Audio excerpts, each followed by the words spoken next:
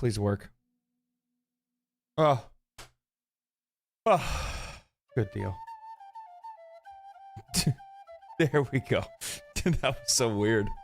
I like it. Like, I turned on stream, and I don't know like what happened. It like started stream on like a different. YouTube's weird. It's one of the reasons why I really like streaming on Twitch, because streaming on Twitch, it just goes to Twitch. You know what I mean? It just goes to my Twitch page. That's it. There's just nothing else needed to be done. But if it goes to YouTube, like YouTube, you have to have a thumbnail, you have to have a stream already scheduled and set. You have to do all these like extra things, and sometimes it won't necessarily go to like the stream won't go to where it's supposed to, and then what ends up happening is that like what just happened right now. Yeah, it was kind of weird. Like, it basically like started a completely different stream on YouTube, and then I had to like reset it and redirect it. But we're good now. We're here. Everything's fine. Everything's fine. Sorry about that, guys.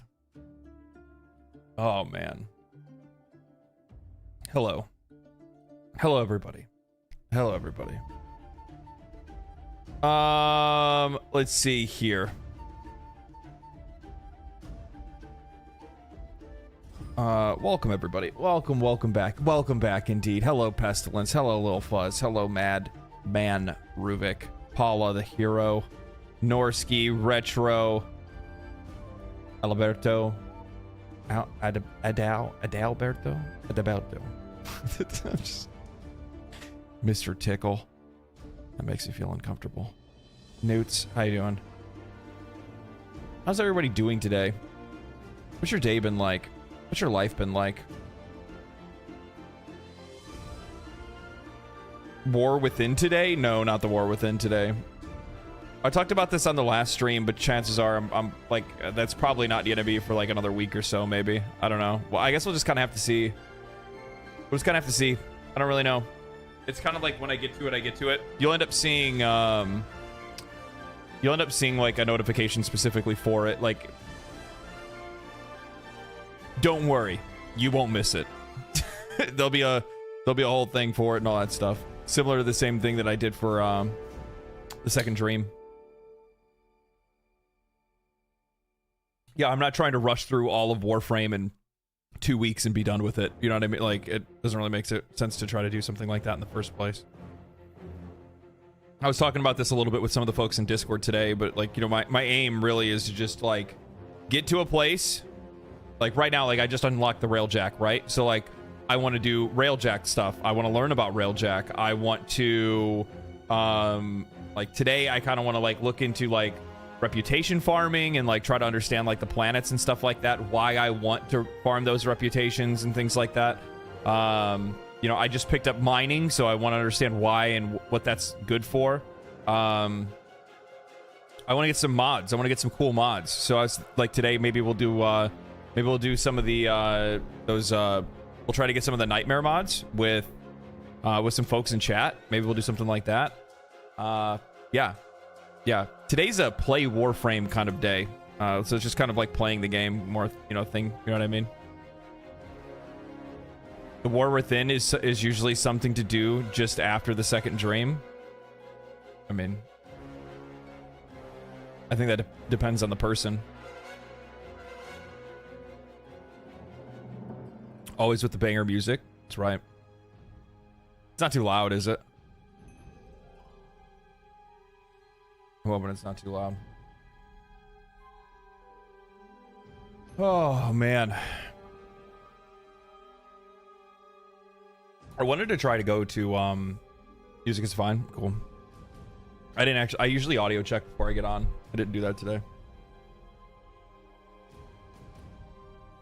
Yeah, I'm playing the game at the pace that I want to.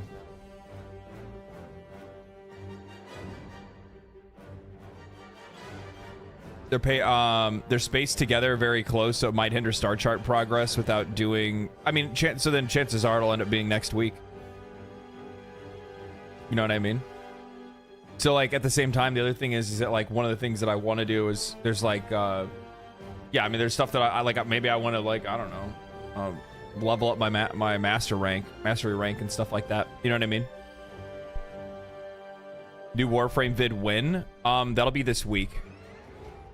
So I would probably, if I had to take a wild guess, I would probably say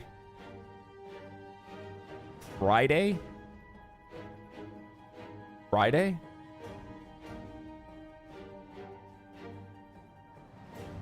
What's a good video to watch to understand Warframe? You're asking the wrong guy for that one. Honestly, if I were you, I don't know, like, obviously I'm just going to plug my own videos and say, you know, it's probably not a bad idea to watch, like, perspective from somebody else that's playing the game and, like, figuring stuff out, obviously. But yeah, I mean, I think the problem is, like, there's way too many things in Warframe to ever, like, point to a video and say, hey, this is how you play Warframe. And plus, on top of that, like, people are going to have their own way to play the game as well, right?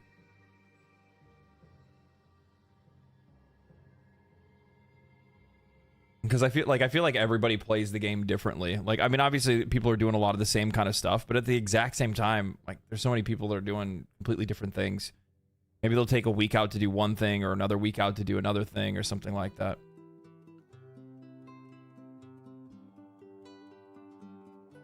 To understand Warframe, I suggest watching another new player play,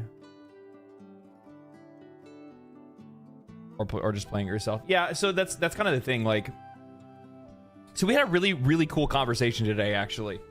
Like, I popped into Discord because people are kind of just hanging out in the voice channel in Discord, and I thought it was a solid opportunity to just hop in, just kind of talk to people, see what was up. And you know, one of the things that we had talked about was just like, you know, new player hand-holding and things like that, and like what's the best thing for a game like Warframe to have. And you know, in a lot of occasions I've pointed out there are things that are missing from Warframe, information that would be really good to have. And also at the same time, it kind of goes like beyond that a little bit, because it's not just like, there's some people will be like, oh, there's the codex. Codex doesn't tell you everything. And nor does the game ever really direct you to the codex either. That's another thing as well. But there's systems that you get or you come across and you're like, well, so just as an example, yesterday we unlocked the railjack, right? Why do I want to do it? What's the purpose? What do I get from doing it? What unique thing do I get from doing that I don't get from anywhere else? Do I get mastery for ranking up my ship or something? I have no idea. I have no idea what the purpose of that system even is, because the game didn't explain it to me. It was just like, you got the railjack, and it's like, okay, that's cool. You know, yeah, fun. Yeah, which that kind of thing can be fun, but I think just even having like an infographic, just a splash infographic, nothing crazy. And I realize a lot of people skip that kind of stuff. But even having the option to have something like that does really go a long way for a lot of newer players. That was me, not you. It goes a long way for a lot of newer players. Just something that gives you a little bit better introduction to a game system. But at the exact same time, when you're playing games like this, I also recognize that you don't want to handhold too much, because the problem is that if you do that, then the information doesn't really sink into the player. What I mean by that is that when you guys are in school, or if you're in school, maybe you've heard this before, but one of the best ways to be able to absorb information is to hear it, to see it, to write it down. It's the idea of like, you know, I'm seeing it, so I'm trying to understand it. I'm listening to it, so I'm being explained to it. You know, something's being explained to me. And then I'm writing it down, and that's me practicing whatever that is I'm learning in some way, right? And it's really difficult for a game to be able to do those things effectively, but you kind of have to figure out a way to be able to do that without it ruining the overall experience of playing a game. You know what I mean? And one of the hidden benefits to a game that doesn't have a lot of hand-holding, like Warframe, is the fact that you have to actually do the things to learn the system. So it tends to sink in a little bit better, a little easier than it would if they literally walked you through every single step. So you don't want to handhold the entire time, because the player's never going to learn, right? You need the player to learn. But I think that there does need to be like some level of direction that's missing at the very beginning with some of these systems that would go such a long way, and it would probably really help with player retention across the board. Only saying this because there are people in chat that are wrong about it not giving you anything. I agree it should be emphasized more, but certain frames, weapons, and companions are locked behind Railjack rewards. Oh, okay. Well, then there you go. And here's the thing.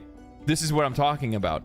That would be really cool if it popped up and it said, you know, hey, you know, this is the Railjack, this is the you know, Railjack game mode or whatever the fuck you want to call it. I don't care what you call it, but it would pop up and it would say, you know, hey, you're going to be able to unlock unique mods, frames, weapons, all these kind of things by doing these kind of activities. And, you know, this is how you progress it. And then that's it. You know what I mean? Nothing complicated. It doesn't need to be like a book of information.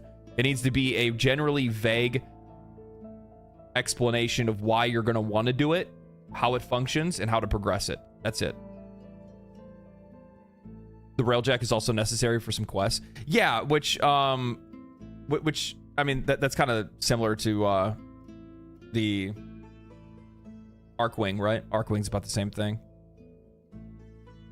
Will you look at Warframe lore after you get to the end of Warframe? Also, Warframe does not really have an end, question mark. Yeah, I'll probably like get more read up on some of the lore and stuff like that, because obviously it's a game that you could pretty much see just by looking at the you know, the experience that I've played so far. How many hours do I have in the game now? 136 hours in, and I still have no idea what this game is about. So yeah, it's probably not a bad idea to do a little bit of lore read up and stuff like that. I know somebody shared like somebody shared a video for like some Cephalon stuff or Ortis or something like that, Ortis backstory or something that they said I could take a look at. So I might check that out on my own time. Don't read up on lore until you've beaten the story quest and spoil yourself. Yeah, I'm not going to be spoiling myself. That's not what I'm going to do. There needs to be a codex page that shows you the rewards for everything. No reason that's only on the wiki. I'm so all up in on that. I'm with you 100%. Like I think that wikis should be there to be able to detail like very explicit or very very complex language for certain things, like really complex explanations on things. But I don't think it should be there for very basic understanding. Somebody brought it up actually today when I was talking to some of the folks in Discord. They were talking about how something that's not really explained in the game or in the codex, as an example, is how rewards cycle when you're doing like defense and survive missions, right? Like I have to be told that by other players, or I have to watch a YouTube video on it, right? Nothing in the game, from at least what I can tell, explains that the rewards shift from thing to thing. You know what I mean? From my perspective as a new player, I just thought it was random, because there's nothing in the game that tells me otherwise. Yeah, the AABC rotation is real. Yeah, exactly. So that's the thing. Like, there's nothing in the game that tells me that. You know what I mean? So as a new player, you just think that everything you get is random.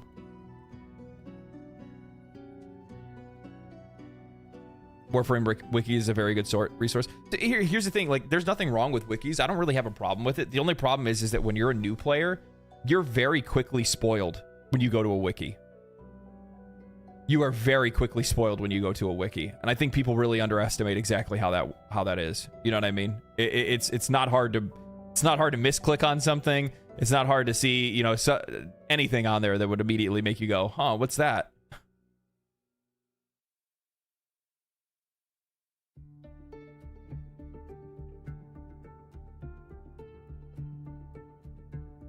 When is the second Dream video? That's this week, later this week, Friday probably. So I see Warframe is free to play. So what is the catch in terms of cost? Is it pay to win, or does it rely on cosmetics, on a cosmetics market? What is the catch?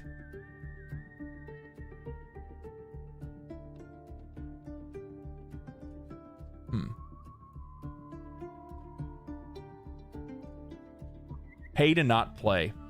That's a really good way to say it. Yeah. So in Warframe, the vast majority of things you can purchase with real money is mostly cosmetics. And the other thing that you can do is basically, push the grind, right?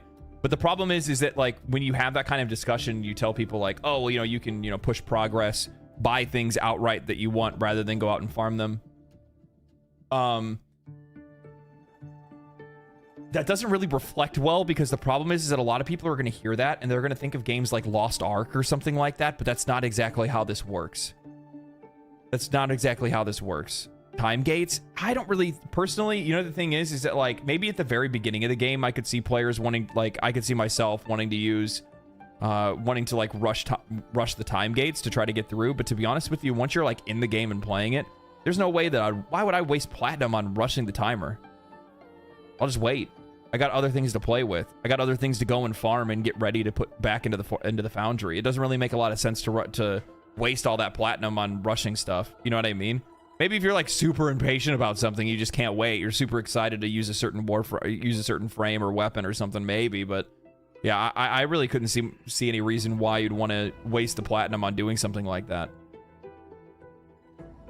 That's probably one of the things that's like really difficult to explain for a new player, man. Like that's one of the things that I'm having a really tough time with, and it's going to be a challenge for me to really try to put it into words.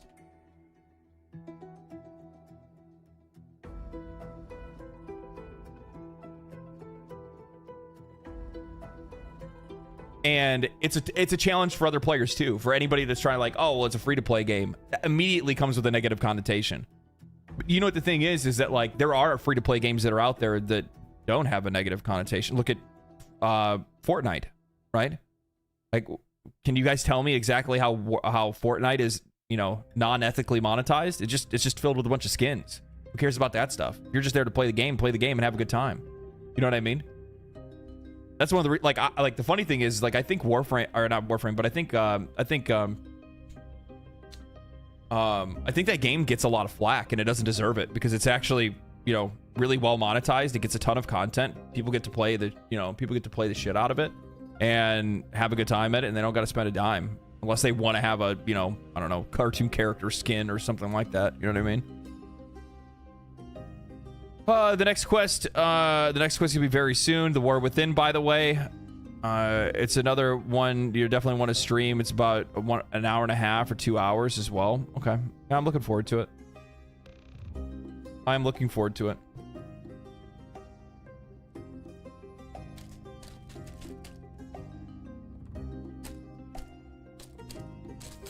Fortnite players are eating good all year round. They really are. They really are. So that's kind of the thing to keep in mind, is that like while I realize like a lot of people have a bad taste in their mouth when it comes to free-to-play games, not all of them are bad. Don't get me wrong, a lot of them are. No, a lot of them are, especially any of the ones that are coming from Asia.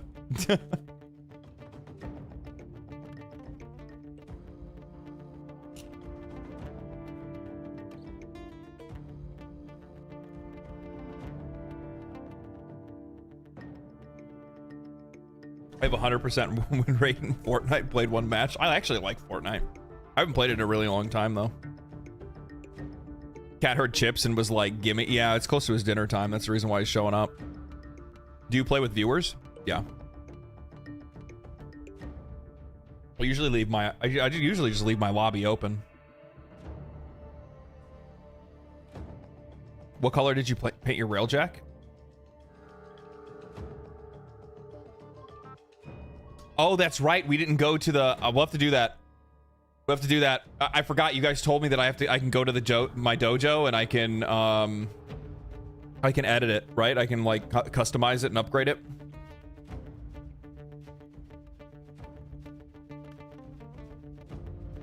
Asia like Genshin, famous bad game. I don't think Genshin Impact's a bad game, but the problem, like, it's just gacha, dude. Like, gacha's just not, it's just not good, man. It's not good. Gacha's, you know what the funny thing is? Gacha is super fun when you don't have to pay for it. For me, at least. This is, you know, I'm talking from my perspective. Like, gacha's super fun when you don't have to actually pay for it. Like, as an example, like, I've been playing a ton of Balatro, right? And in that game, you know, you have card packs that you rip open. You're trying to get a chance. You get these shops that you go in to be able to buy cards and stuff like that. And that's all random, right? It's a roguelike. So it's like, that stuff's always really cool and really fun. And it's really like, it's, you know, it's fun to, you know, play a game of chance, but at the same, it's not fun when like the best content in the game is locked behind you needing to pay to be able to get that stuff.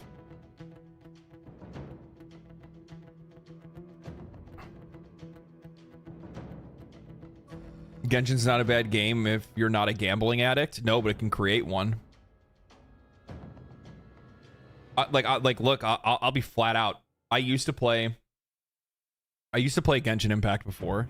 I also played, I've played a few gacha games in the past.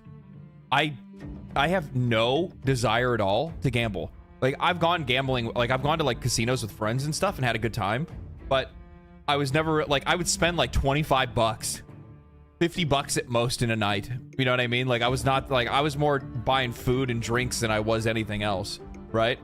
And gambling in general, like I don't buy lottery tickets. I don't buy scratch offs. I never have bought any of that stuff. I have no interest in buying any of that stuff. And I go and I play a gacha game and wallet flies open all of a sudden. Next thing you know, I have to stay away from them. I have to.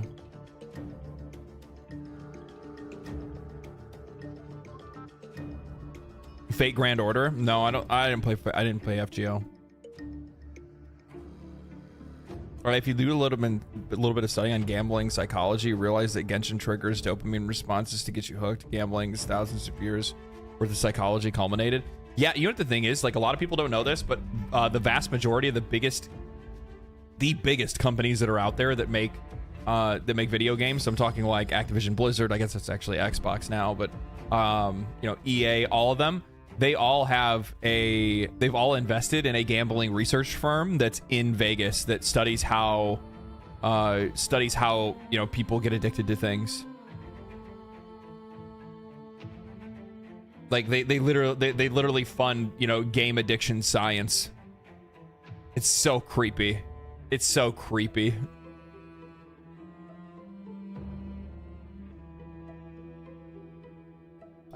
Oh my god.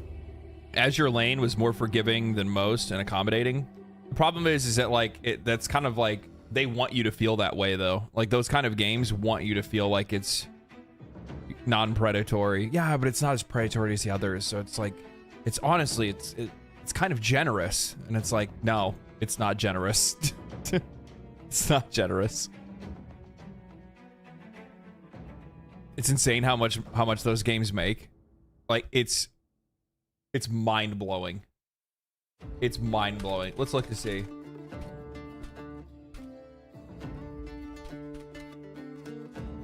How much did gacha games make in 2023?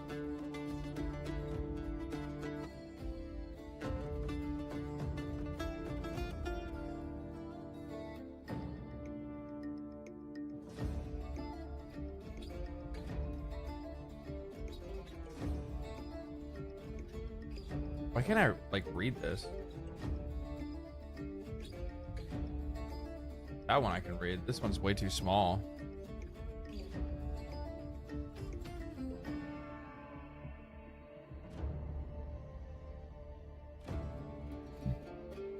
Genshin Impact. Oh, this is just for a month. $54 million in a month. What the fuck? Maybe I can do it like this. If I save the image, we can look at it. Yeah. Okay, here we go. Yeah, look at this. Genshin Impact just in like November of 2023, $54 million. That's wild, dude. Nikkei, which is like relatively newer, $30 million in November of 2023. Honkai Star Rail down from 45 million to 200 to sorry, from 45 million to 20 million. That's so funny. Have you unlocked the Kuva Fortress and Lua and such? I don't know what Kuva is. I do not know what Kuva is. Thank you for the $2 though. Appreciate that. Thank you for super chat.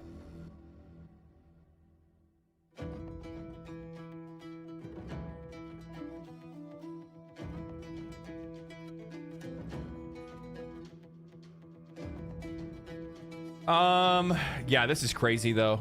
I mean, like, it would be interesting to see the totals of these games, but it's like so many of these are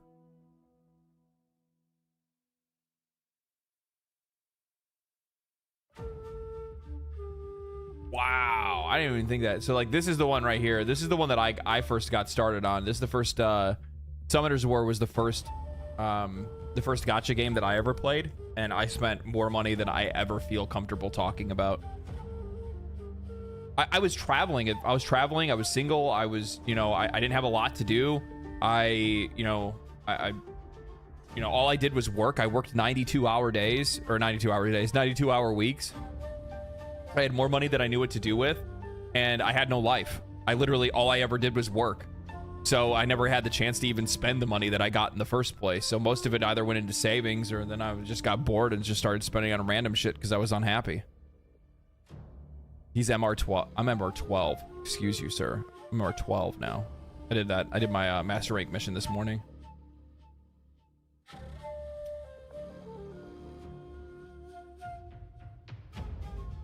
That's crazy though. That's crazy though.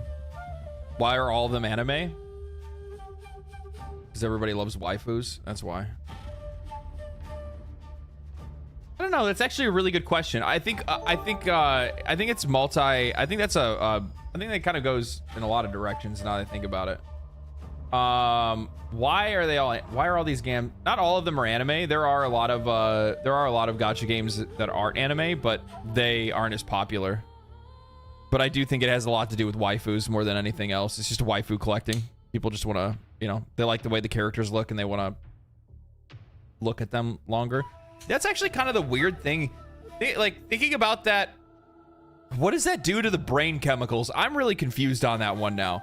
Because it's like, you can look at the image all you want. What does it matter if you have the character in the game? You don't get to look at them, you know, in any different way than you would if you just looked at pictures of them. You know what I mean?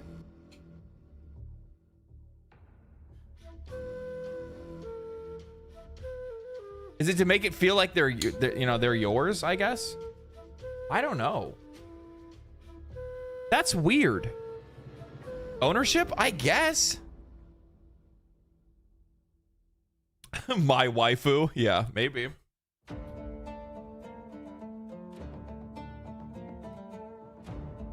Yeah, that's really weird now that I think about it.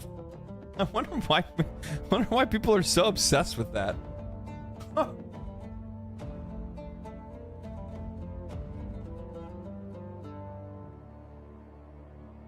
Shin Megami Tensei 5 joins download festival. I haven't played Shin Megami Tensei in a long time. I really want to play that Metaphor game. When does that come out?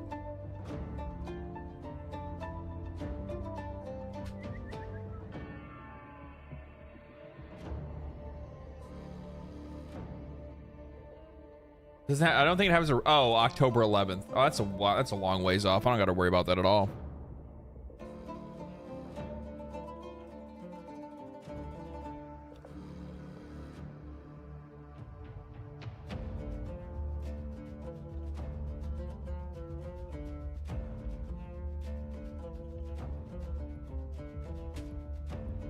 What are you doing?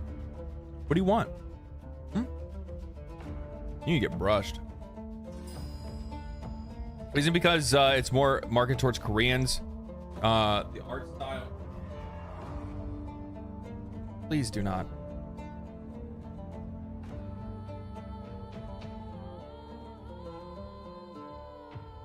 I don't know. I don't exactly know. I don't know what the reasoning behind it is, to be honest with you. Part 1 of the No Clip documentary today? Yeah. That's what we're gonna do. Part 1 No Clip. Part 1 of the No Clip documentary. We're gonna watch that. Warframe's No Clip documentary. That's one of the things that's on the list today.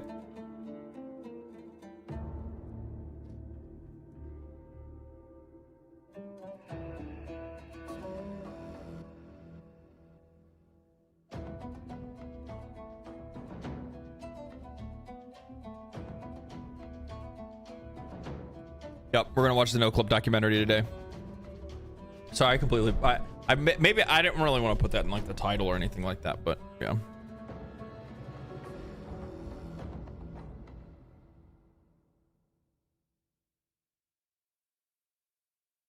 I just made a mess.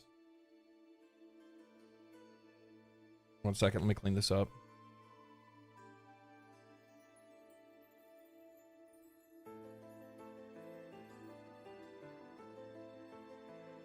I spilt.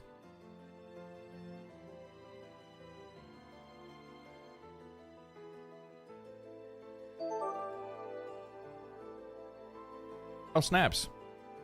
Resubscribe 2 months, Sabbath. Thank you, brother. Appreciate that. Thank you so much.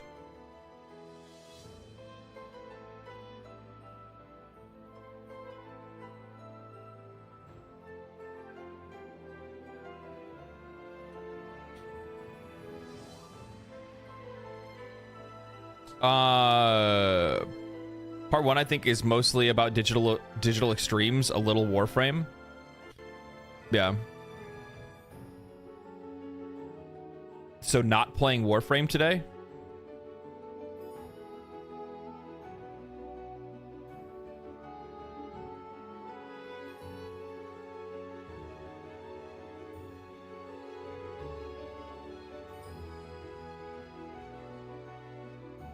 Oh my god, so dirty. All right, I need to watch this today, or like wash my my mat. Am I late? I just woke up. Yes, you're late. I can't believe you're late.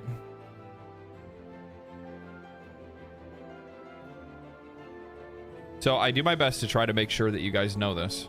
Okay, so here's the deal. There will never be a day,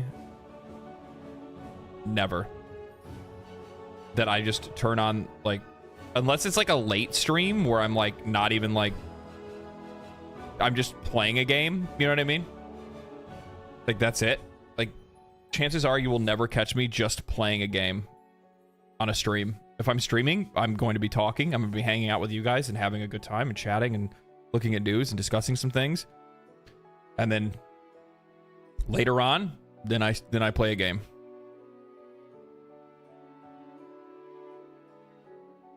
Why do you think the Warframe's community is so positive compared to other games? What about the game encourages it? And what... That is a fantastic question.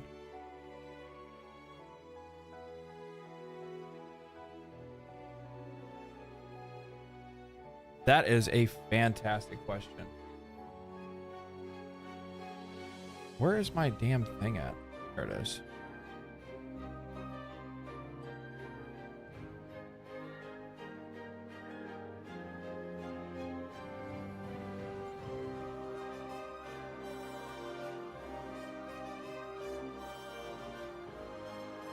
Wait, like, fucking go.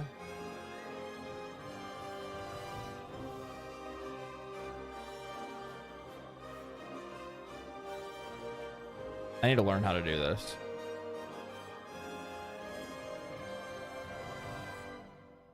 Okay, I don't understand. I'm just gonna close that. Okay, sorry about that. All right, I was trying to do something real quick. So Sarah loves archery asks, why do you think the Warframe community is so warm and welcoming? What do you think actually causes that? So I'll be real. I don't think it's the game.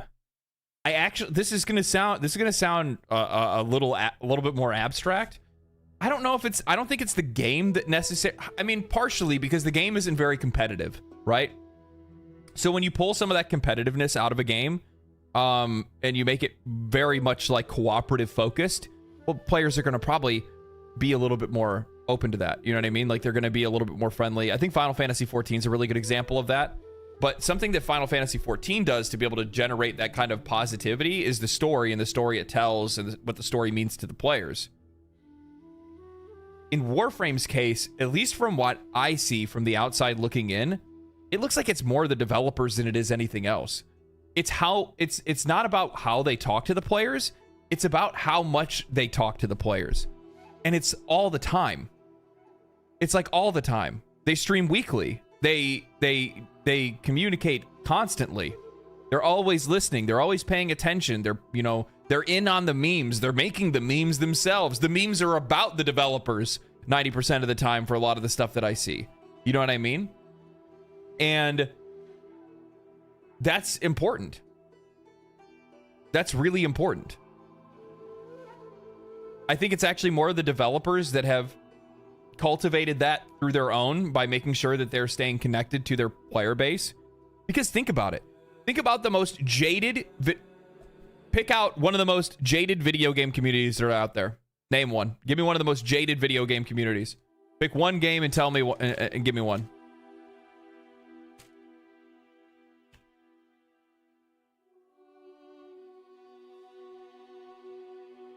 World of Warcraft, League, Riot Games. Okay.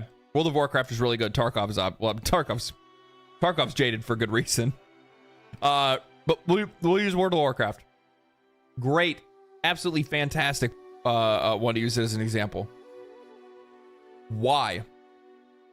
Why is World of Warcraft so jaded?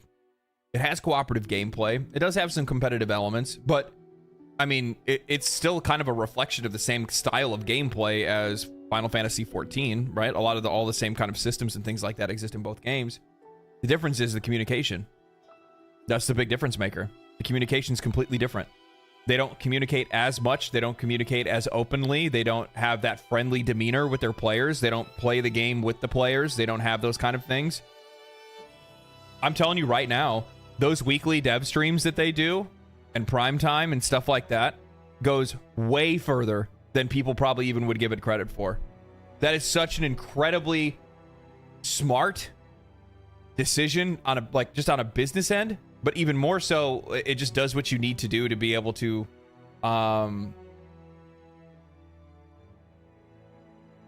this goes back to that video that I put up today, right? Where the developers from Larian Studios came out and said they think that marketing is dead. And I truly believe that communication is the future for video games specifically, probably even other products as well. But communication really is the king for video games to get people more invested in the game, but also to make sure that they feel heard and understood, right? World of Warcraft players don't feel heard or understood. Call of Duty players don't feel like they're heard or understood because those developers don't talk to them. They don't communicate with them. They don't care about what they think, what they feel, what they want in the game or anything like that. They ignore it entirely, right?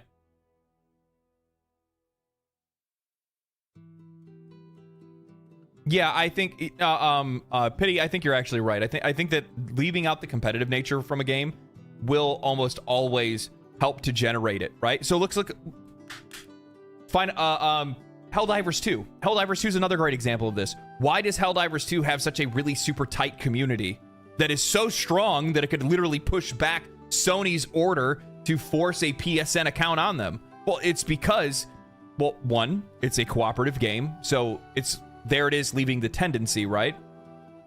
But at the exact same time, the game itself is community focused. You can't overcome any of the objectives unless the entire community is working together on a major order for managed democracy to be able to accomplish a goal together. That's the reason why the community is so tight. Then you add on top of that the communication from the CEO is really good, right? The communication from the CEO is top notch. There's nobody's better. You know what I mean? Nobody's better. I mean, definitely probably use some work on that community managing team, but that's a whole other thing.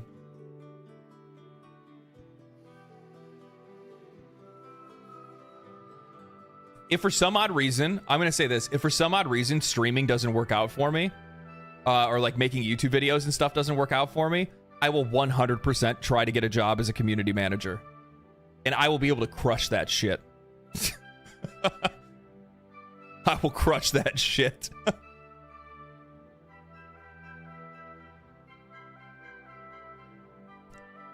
I think there's I think that these companies have a philosophy, when you're happy, we're happy. Yes, and that's how it should be. That's how it should be.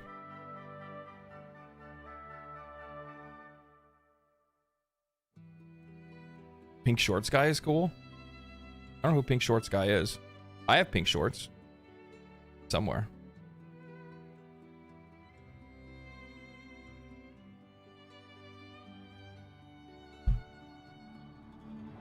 Steve is the CEO. Oh, okay.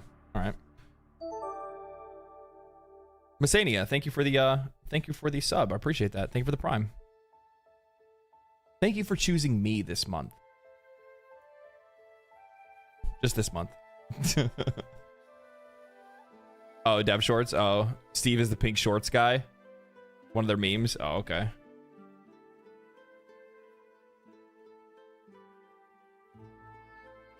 I had like spilled stuff on my... Little did you guys know this entire time I've been like cleaning this. I have to clean my mouse pad tomorrow. It's not a mouse pad, it's a desk pad. You don't realize how dirty it is because it's black, so you don't realize how dirty it is at first glance until you get it wet, and then you like wipe it and you're like, ew, ew, ew. I really hope they make a commemorative cape. I really hope they do too, because that really would be one of those situations where it's like them just going that one step further that really does go to show that they are a step above the rest. Not necessarily every company, obviously, but yeah. When you accidentally scratch the mouse pad, we've all been there. We've all been there. I remember how the community manager for Star Wars Battlefront 2 basically saved the game and the community. Yeah, and that's the thing, like, you need to have people that are like that. That's specifically why I say that, you know, I really do believe that community managers are the future of keeping these games successful, and then even more so, I think that they're the reason, like, they're the best way to be able to like sell them future products and services, and like figure out what they want and what they like. You know what I mean? I made a video. Thank you for the prime. Appreciate that. Thank you so much. Did you see the article about Arcane? Before our closure, Arcane had been looking to return to its roots by pitching a new single-player immersive sim from the Bloomberg article. You know what? I want to talk about that really quick.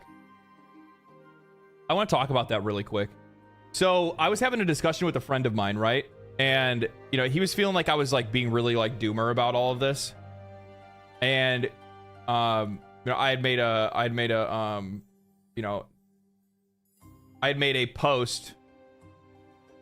I made a post on the Twitter, right? I made a post on the Twitter, and I said, if Hi-Fi Rush wasn't available or wasn't enough for Xbox, then I can't imagine that Pentiment and Grounded are either. If Avowed doesn't push Game Pass subs or sell enough, and it doesn't prove to be a massive game, which Xbox thinks it's going to, or thinks they need to make, then Obsidian is probably one of the next studios that we're going to see have layoffs. I don't think that they would close Obsidian necessarily, but I definitely could see them. I could definitely see them, you know, laying off from that studio if they felt it was necessary. And, you know, in that conversation, you know, when we were going back and forth with one another, one of the things that I brought up, if I can find it real quick, you know, like my buddy, I was talking to my buddy Fonzarelli. He has a podcast here on YouTube, and he's just saying that, you know, he's not defending their actions or anything like that, but he's saying that the games that those studios were making really didn't move the needle all that much, which he's not wrong. He's absolutely right in that matter. But the problem that I have isn't necessarily with the layoffs themselves, as it is the cycle that Xbox has now started in the video game industry, and I'm not a fan of it. I'm not a fan. And it's not just them, it's a lot of these other like large publishers that have been doing these kind of things. Newts, thank you for the sub, man. Appreciate that. And basically from my perspective, what I see is Xbox doing this. Xbox sees small game studio, or, you know, medium-sized game studio, middle market studio doing well, and they go, wow, those guys are doing good. People like their IPs. Let's buy them. Xbox now has spent money, right? So now they're in the hole. They've now created some debt, right? Because they spent the money to buy that studio. So they're in the red. Then they invest money into that studio in hopes that their next game is going to pay off for that venture, right? Pay off for that purchase that they made. That game that sells as well as whatever game they made in the past, or maybe a little bit more. But that's not enough. It needs to sell way more than that. The next game does the same thing. It sells well, but not well enough. It sells well for a studio that would be independent, but doesn't sell well for a studio that's owned by a company that looks at them as a cost, right? As an expendable cost. So from my perspective, what I see is, company has success, they buy that studio, games that they release don't perform enough to justify the purchase, they kill the studio, keep the IP, and then sell it off later. I fucking hate that. I hate that so much, because that's exactly what's happening with all of these studios. It's the same thing with Embracer Group. It's the same thing with Tencent, Xbox, Sony. All of these companies are doing the same thing. They see something nice, they grab it. It doesn't make enough money. Kill it. And from my perspective, because people are super quick to say, oh, well, the games didn't sell that well. How would that company have done if they stayed independent?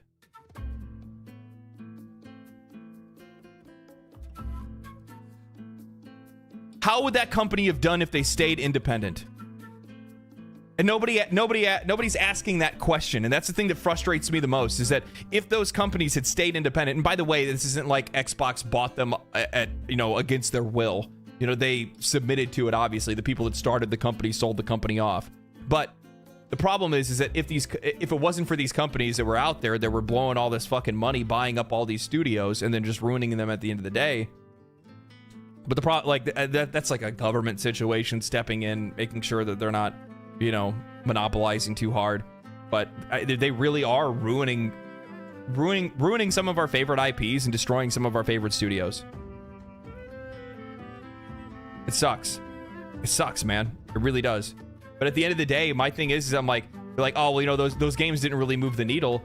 And here's the thing, like, the vast majority of games that are out there today don't need it, man. They don't need it. They don't need to be blockbuster games. They just don't.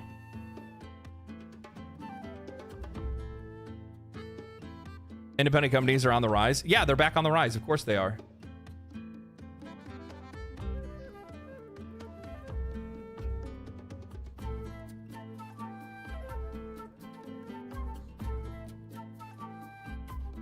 NG changes.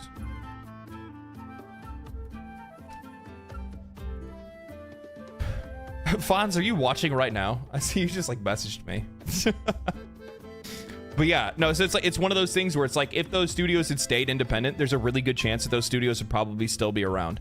Because I look around and Owlcat. Look at Owlcat. Owlcat Games, right? They made Rogue Trader 40K.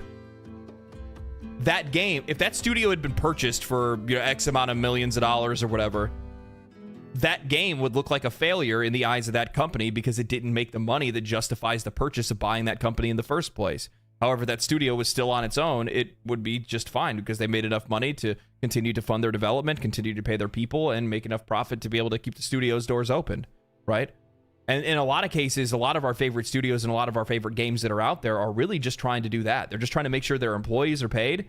They're trying to make sure they get a little bit of profit. They want to make sure they can fund the next development of their next game. You know what I mean? Not every single one of these companies is looking to try to, it would be nice if they popped out a game that just shattered records and went crazy and made, billions of dollars and sold hundreds of millions of copies. But that's a rarity. You know what I mean? That's a massive rarity to be able to do something like that. How many independents have ended up like corpos, like the corpos you're critiquing though? Take Bungie for example. Was an indie with Microsoft, then third party, then back to indie. Bungie's not indie. Bungie's owned by Sony. They started off as a solo developer. They made Halo. Xbox bought them. They broke off from Xbox. They were solo for like a couple of years, and then they went to over to whatchamacallit? Then to Action. Oh, you're right. They did go to Activision. They just kept getting sold. Here's the thing, though. Like that kind of stuff comes down to the owners of the company that just keep selling it back and forth, just trying to roll the money over and over and over again. You know what I mean?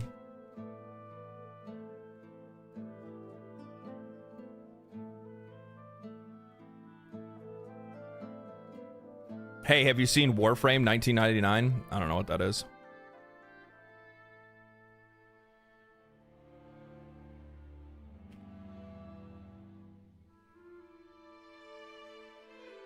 Staying independent can be a blessing in disguise as well. Yeah. Too soon, don't search. 1999 is huge spoilers. Chat, shut the fuck up. Remember what I was telling you guys? Spoilers all over. 1999 is a huge spoiler. You should watch it.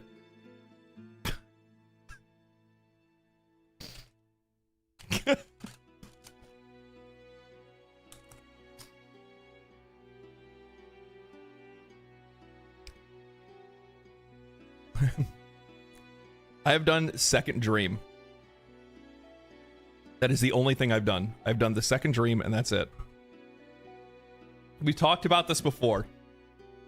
Veteran players don't know what the timeline is on the early play of the game. So yeah.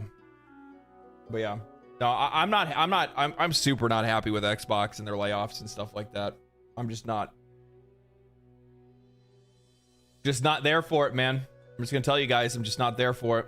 It's not something that I'm very happy about. I'm not happy to see, and it sucks to see, because like some of those studios have made really good games before. Prey. Excuse me.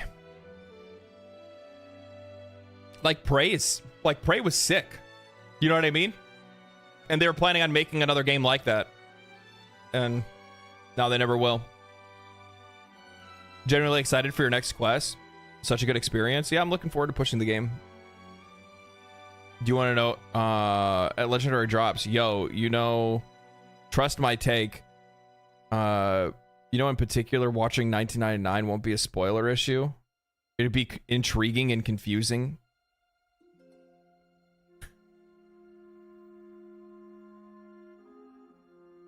I'm not gonna do that though. You know what I mean? I'm not gonna oh, you know you trust my take. Yeah, I'm just there's just no reason to do it though. You know what I mean? There's no reason to do it.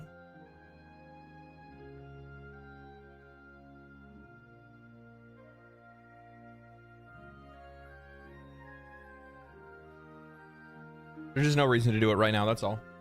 Let's see, there's one thing there's another thing I was looking at really quick.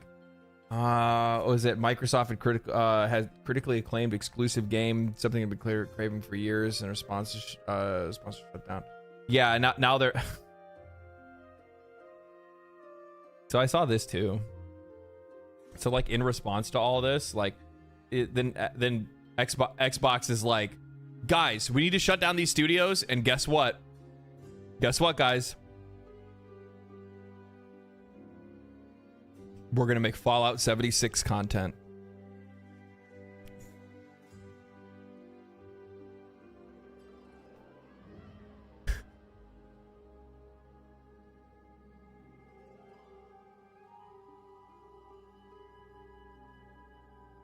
God damn it, Matt. I know.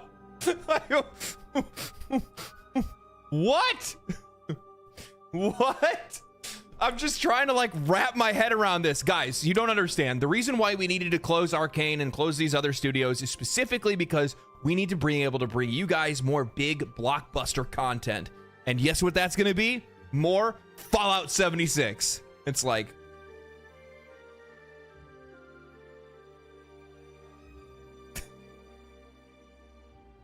huge W. Man, that is just goofy. That is just goofy. Well, Fallout 76 is not really related to it. They released Fallout 76 content consistently for years. And Bethesda is going to make more after the show's success. I mean, hey, if it works and they can keep the players, good for them. If they can't, I don't know. It never really interested me. Is Fallout 76 good now? Does everybody really love it?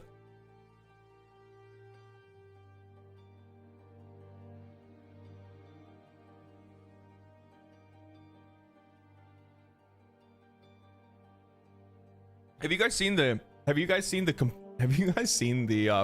the revisionist takes? Like the people that are like, Fallout 76 was always good.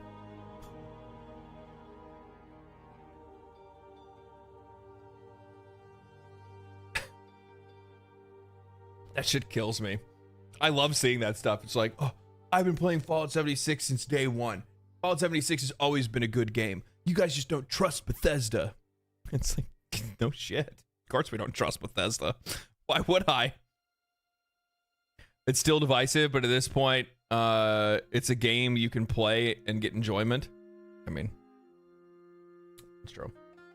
Tango Game was pitching a Hi-Fi Rush sequel. Said the people who asked about identified discussing as non-public information. Yeah. Oh, this is so funny. This is so funny. So like, you got dude like saying that like PC player, like, so you have these. God, I fucking love it. So you have PlayStation players that are elitists, right? And they hate. Oh man, they hate the PC players are playing their game. Oh, yeah. Ew, PC players.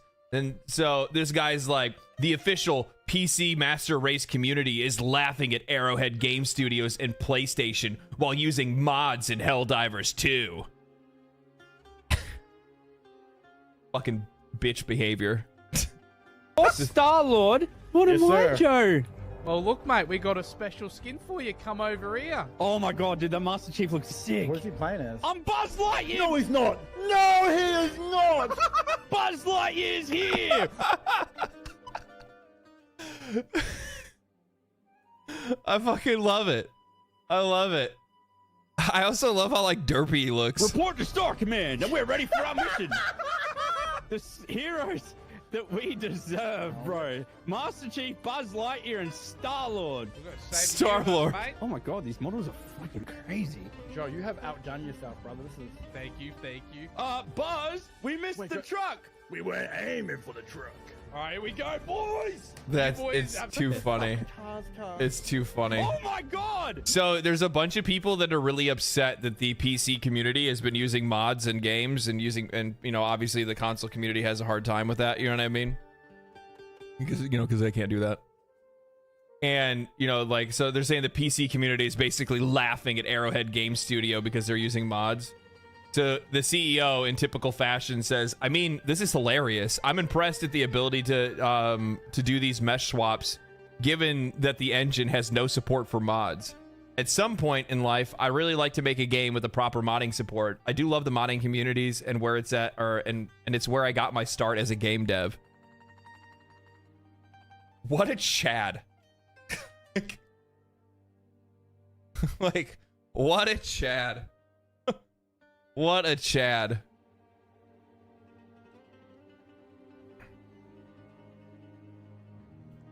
Can this man be even more, any more based? I don't know, dude. I don't know.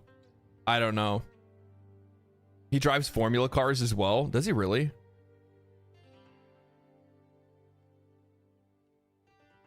I watched the formula race last week. That was sick. That was so good. I gotta watch it with my dad and my brother. Yeah, I mean, this is just too good, dude. This is just too good. People said carrying Arrowhead PR on his back so hard. He really is. He really does wear that company on his sleeve. He really does. Is there any game that actually has that is actually worse with mod support? No. The only problem is that, like, so this is like an opinion of mine. I think that, like, I think Bethesda's too reliant on it, to the point where they know that they're going to release their games in a shit state and they just expect the modders to fix it for them. So, like, I could see some games being too reliant on mods, right? Another really good example of a game too reliant on mods is Ark. I think Ark's too reliant on mods. The game's damn near unplayable if you don't have mods. There's a couple other games I could probably think of too. WoW with add-ons. Yep, that's another really good example. So World of Warcraft allows add-ons rather than just adding quality of life into the game themselves. Yeah, for sure. For sure. That is definitely a thing.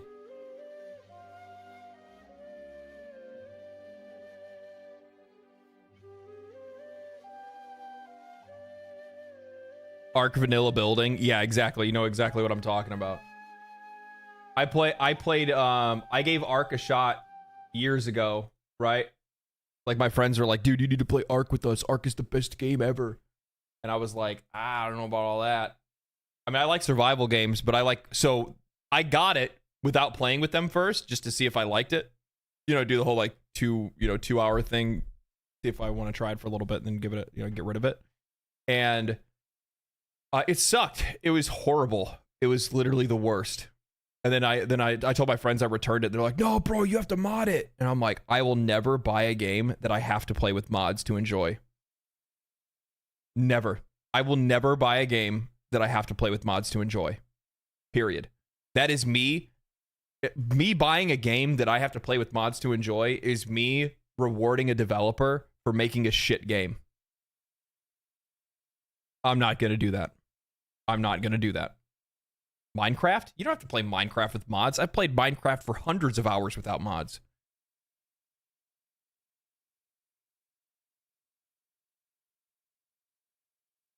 Did you ever watch the No Clip documentary about Warframe? We're going to be doing that right now.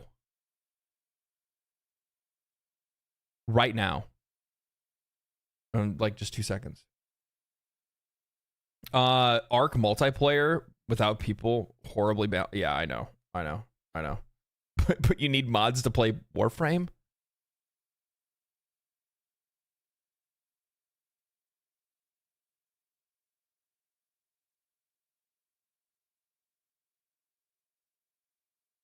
Fair play. Fair play.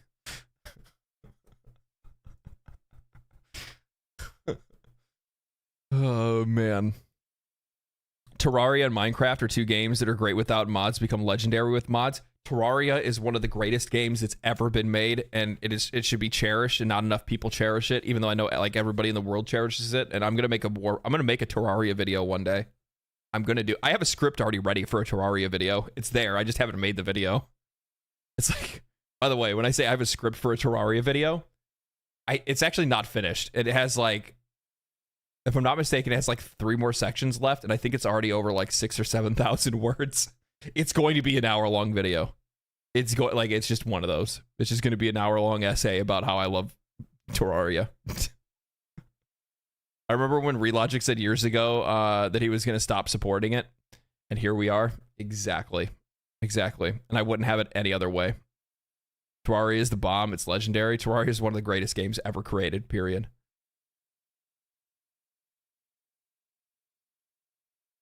I would love to do a RimWorld video one day.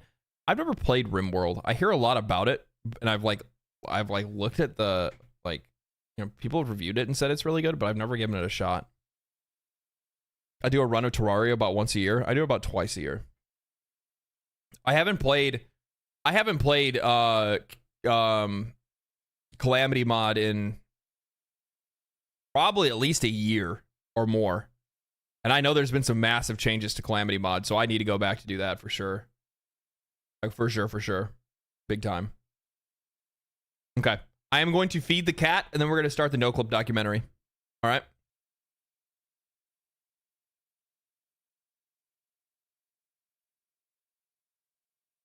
Oh my God, I have headphone hair. God.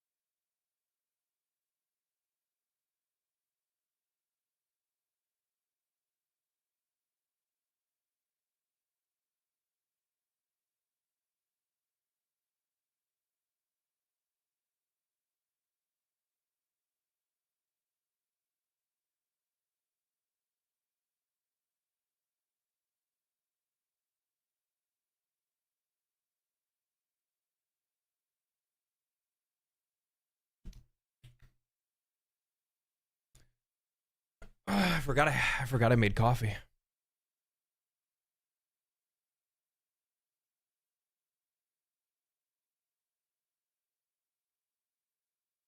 All right. All right. Keep in mind the No Clip documentary is 6 years old at this point. The game was roughly 5 years old. Okay. All right.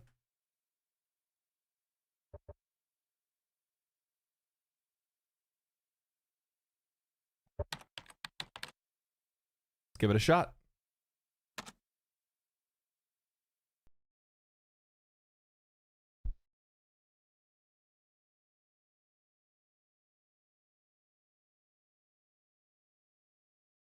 Is this their offices? Bro, I don't have nearly enough. I still remember the first time I played Warframe. I just treated myself to a launch day PlayStation 4, and during a break playing FIFA or Killzone Shadowfall or something, I wandered onto the PlayStation Store just to see what else was available. And it was then that I came across this curious looking free-to-play game. I wasn't quite sure So, to a where launch is it at? day Hold on. PlayStation. I still remember So the first time. one, I want to say this. I don't have enough or like not action figures, but I don't have enough statues and stuff like that. I would love to have more because I fucking love them. I think they're sick. I only have a few.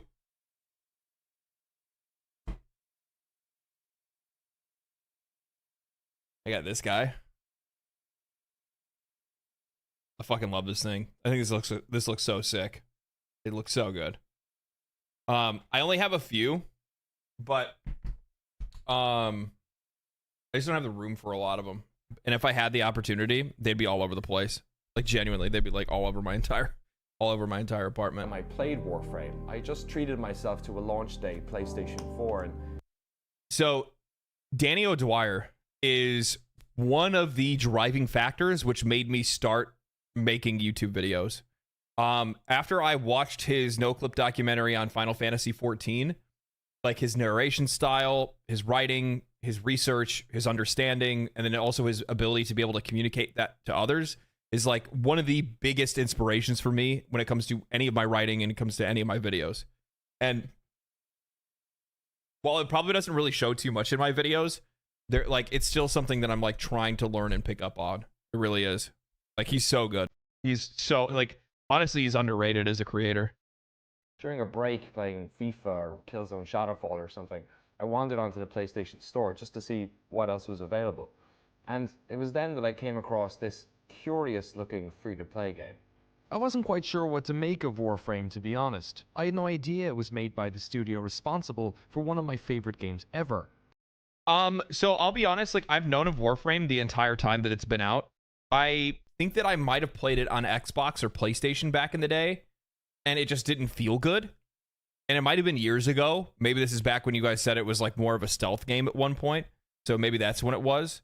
But it wasn't until like just recently that I was like, you know, I see a lot of people play the game. I see that a lot of people love the game. So maybe it's time for me to give it a shot or something like that. And yeah, like it was a really interesting looking game before, but it just didn't catch me back then. It just didn't catch me. Unreal Tournament. I had no idea that it was a game that Digital Extremes had been trying to release in some form or another for over a decade. And I certainly didn't realize that this curious little free-to-play game was the studio's last chance at survival. Warframe's Really? been out for 5 years now on Xbox One, PlayStation 4, and of course PC. In fact, it spent most of its time on the PC in Steam's top 10 most concurrent players chart. Really? It's also a game that a lot of people know absolutely nothing about. So Yeah. we thought, what better candidate for a no-clip retrospective than the remarkable story of Digital Extremes and Warframe. This story starts 3 decades ago in the Great White North.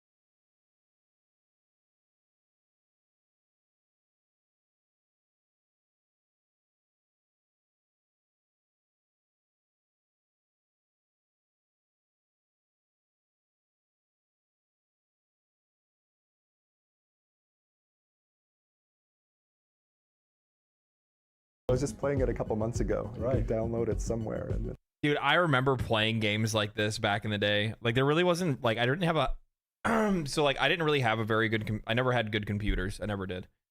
Except for at my dad's house, because my dad's wife was like a, I think she's a computer science or something. She's like computer science major or something like that, but she worked at a computer repair place for years.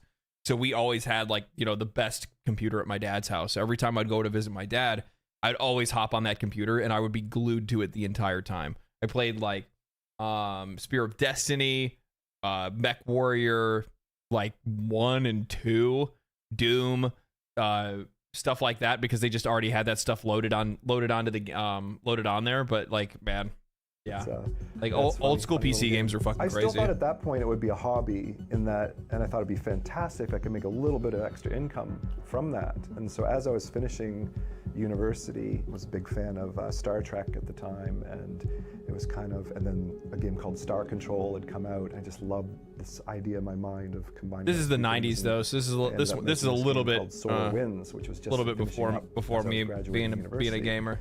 And right around that time, I knew this game was a little bit bigger, a little bit more interesting, a little bit more viable as a real product. And so I remember playing Hugo's House of Horrors, which was a shareware game at the time. I actually physically wrote an actual letter to David Gray. I do believe his name is. I can't believe I remember that. And I sent the letter off to him. I asked, you know, can people make money from shareware because you're giving it away for free? And he wrote back and he told me about CompuServe. There's a good online area where people discuss games and shareware and stuff like that. And he said, yeah, some people make a few bucks and some people make $1 million. And of course, that, wow, you know, my mind exploded. And I think from there, that's where I got onto CompuServe and I found out about Apogee and Epic Games. I met Mark Rain, and the first game ended up being published by Epic Mega. That's so cool. So back in the day, he was literally just like, he wasn't even getting into making video games. He was just making them as like a hobby, like a side job to make a little bit of money. And then he just kind of like fell into it over time after he figured out that he could make a little bit of dough off of these like shareware games and stuff like that by sending it either through like publishers, I guess. Is that what these other companies are supposed to be? That's what it seems like. Then he ended up getting with Epic. That's how you do it? Yeah, no, it is. The other thing is too, is that like, I'll be honest with you, for a lot of people, that's how, like, you know, when you see people like follow their dreams and stuff like that, you hear those kind of stories where people are like, oh man, like, you know, I almost every single time, it's never like it's never something that they had planned to do. It was something that they fell into. You know what I mean? It's always someone's golden era. That's actually a really good way to see it. Yeah, for sure. Games at the time. I think I was making about $1,200 a month from Solar Winds, and I was like working on my next game. It's like, oh my god, I'm going to go from $1,200 a month to $2,400 a month. So I can actually live reasonable on that. And so yeah, I mean back then in the 90s, yeah, you could easily live on that. The work and the game that came after that. Isn't that crazy to say? Is that wild to say? To hear somebody say, "Oh, I can make $2,400 a month, and I could actually live. I could live on that." It's like, really? Really? Man, that sounds like a great place. Good lord. Good lord. $2,400 a month, I'd be living in a box. Yeah, $2,400 a month, I could afford a house. And so as I was making, I was like, okay, this is good. This game is my best yet. It's going really well. And so I was really quite excited about it, thinking, yeah, maybe I'll make more than $2,400 a month. Maybe I'll make $3,000. It's like in my mind, oh my God, $4,000 a month? That would be living in luxury. And of course it comes out and it was $4,000 a month? I'll be living in luxury. Whoa. We could only hope, my friends. Not in Cali? Well, I mean, yeah, obviously not in Cali. Honestly, not even anywhere. There's not a whole lot of places. I don't know, man. There's not a lot of places in the US that you could live for $4,000 a month. Epic Pinball? Was Epic Pinball DE too? was I didn't know a that. monster. Like for individual, for one person making it was a monster hit, and I just remember my first check was like $50,000. So it was it was a whole new world, and that was kind of the Damn. start. 50 G's was his first The check. upward climb. That's huge, dude. Holy.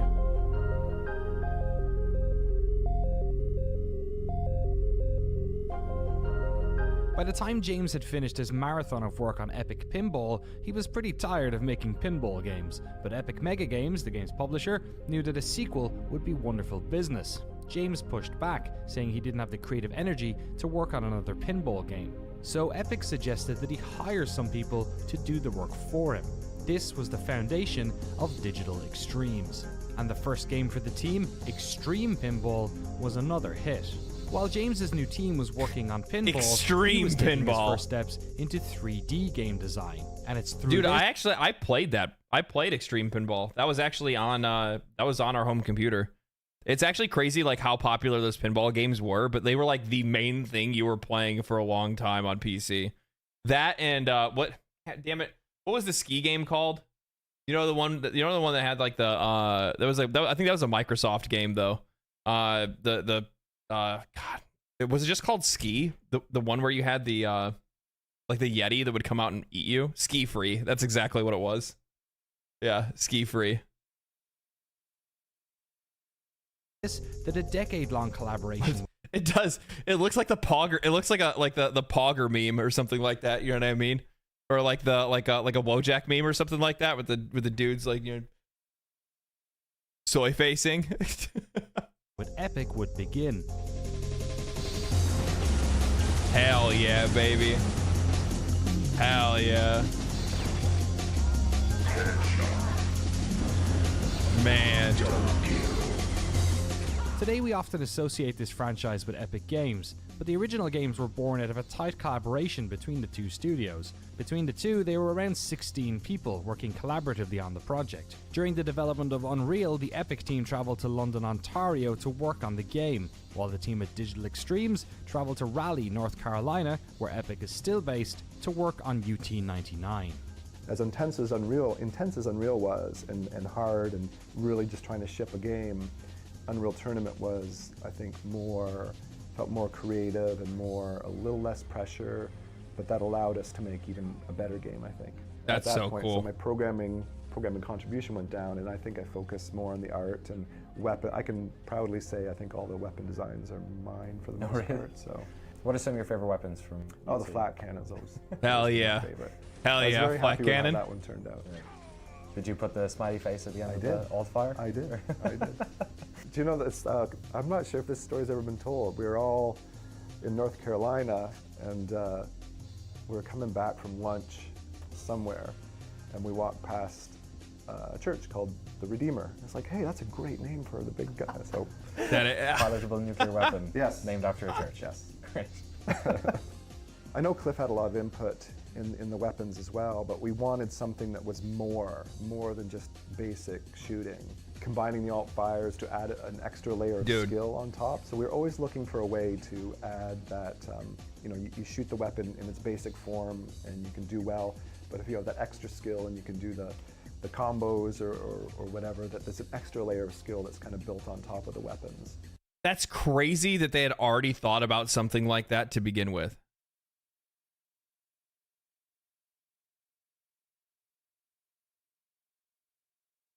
That's crazy. Like that they had that much foresight to think about having like combos and weapon combos and things like that in a first-person shooter all the way back then. There are 3 alt skins in Warframe that are modeled after Unreal Tournament weapons. Really? Wow. That's cool. That's cool. No, I'm kind of like I'm a little bit blown away by this because I didn't realize, like, I knew that they were obviously the ones behind it, I knew Digital Extremes made Unreal Tournament, but man, I played the crap out of that when I was a kid. My brother and I, we would stay up all night playing Unreal Tournament, all night. That was like one of the main games that we'd play on our home PC. It's just crazy to see like where they started and where they are now. So that was definitely the intention, as much as we possibly. It's also sad to see that, like, when was the last Unreal Tournament game that we had? I don't remember. It's been a long time, hasn't it? I think I remember. Wasn't there one on Xbox 360?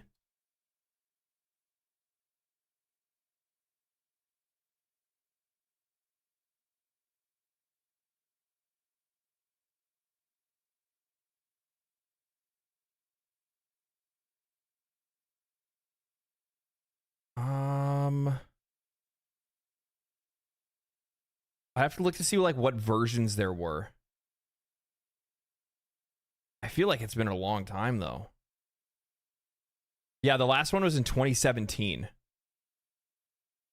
least that's what this is telling me. But it was canceled. It was in 2014 they had a reboot, which is a UE4 or Unreal 4, Unreal Tournament 4 that was canceled back in 2014. 2007, so I think I was about right. I thought there was one on Xbox 360 or Xbox, or just the original Xbox.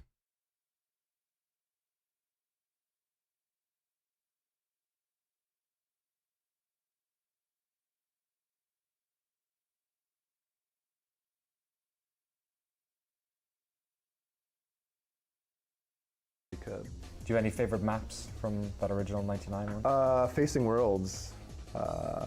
Cedric's map was definitely one of our favorites that we played in the office. There was a lot of really good ones. I like Deck 16 was awesome. It was Nisha's. I like that map too. Very memorable. On Championship, pretty much everything. I worked on weapons and progression. I'm a programmer. Was how I got my job here. So I programmed weapons, I programmed game modes, I programmed bots, bombing run, like all those kind of things. I remember one time when we moved offices, we had to have an electrician come in, and he had to come in late. I was the only one in the office, so I let him in. And he said, "So you make video games here?" And I said, yeah. He's like, "Whoa, any video games I might have heard of?" And I'm like, "Yeah, you know, Unreal Tournament 2003. He said, "Oh yeah, you know, I really wanted to like that Unreal Tournament 2003, but you replaced a sniper rifle with that god-awful lightning gun." And I'm like, "Yep, that was me." After you two Could you imagine? Could you imagine being the guy that made a change that all the players hated?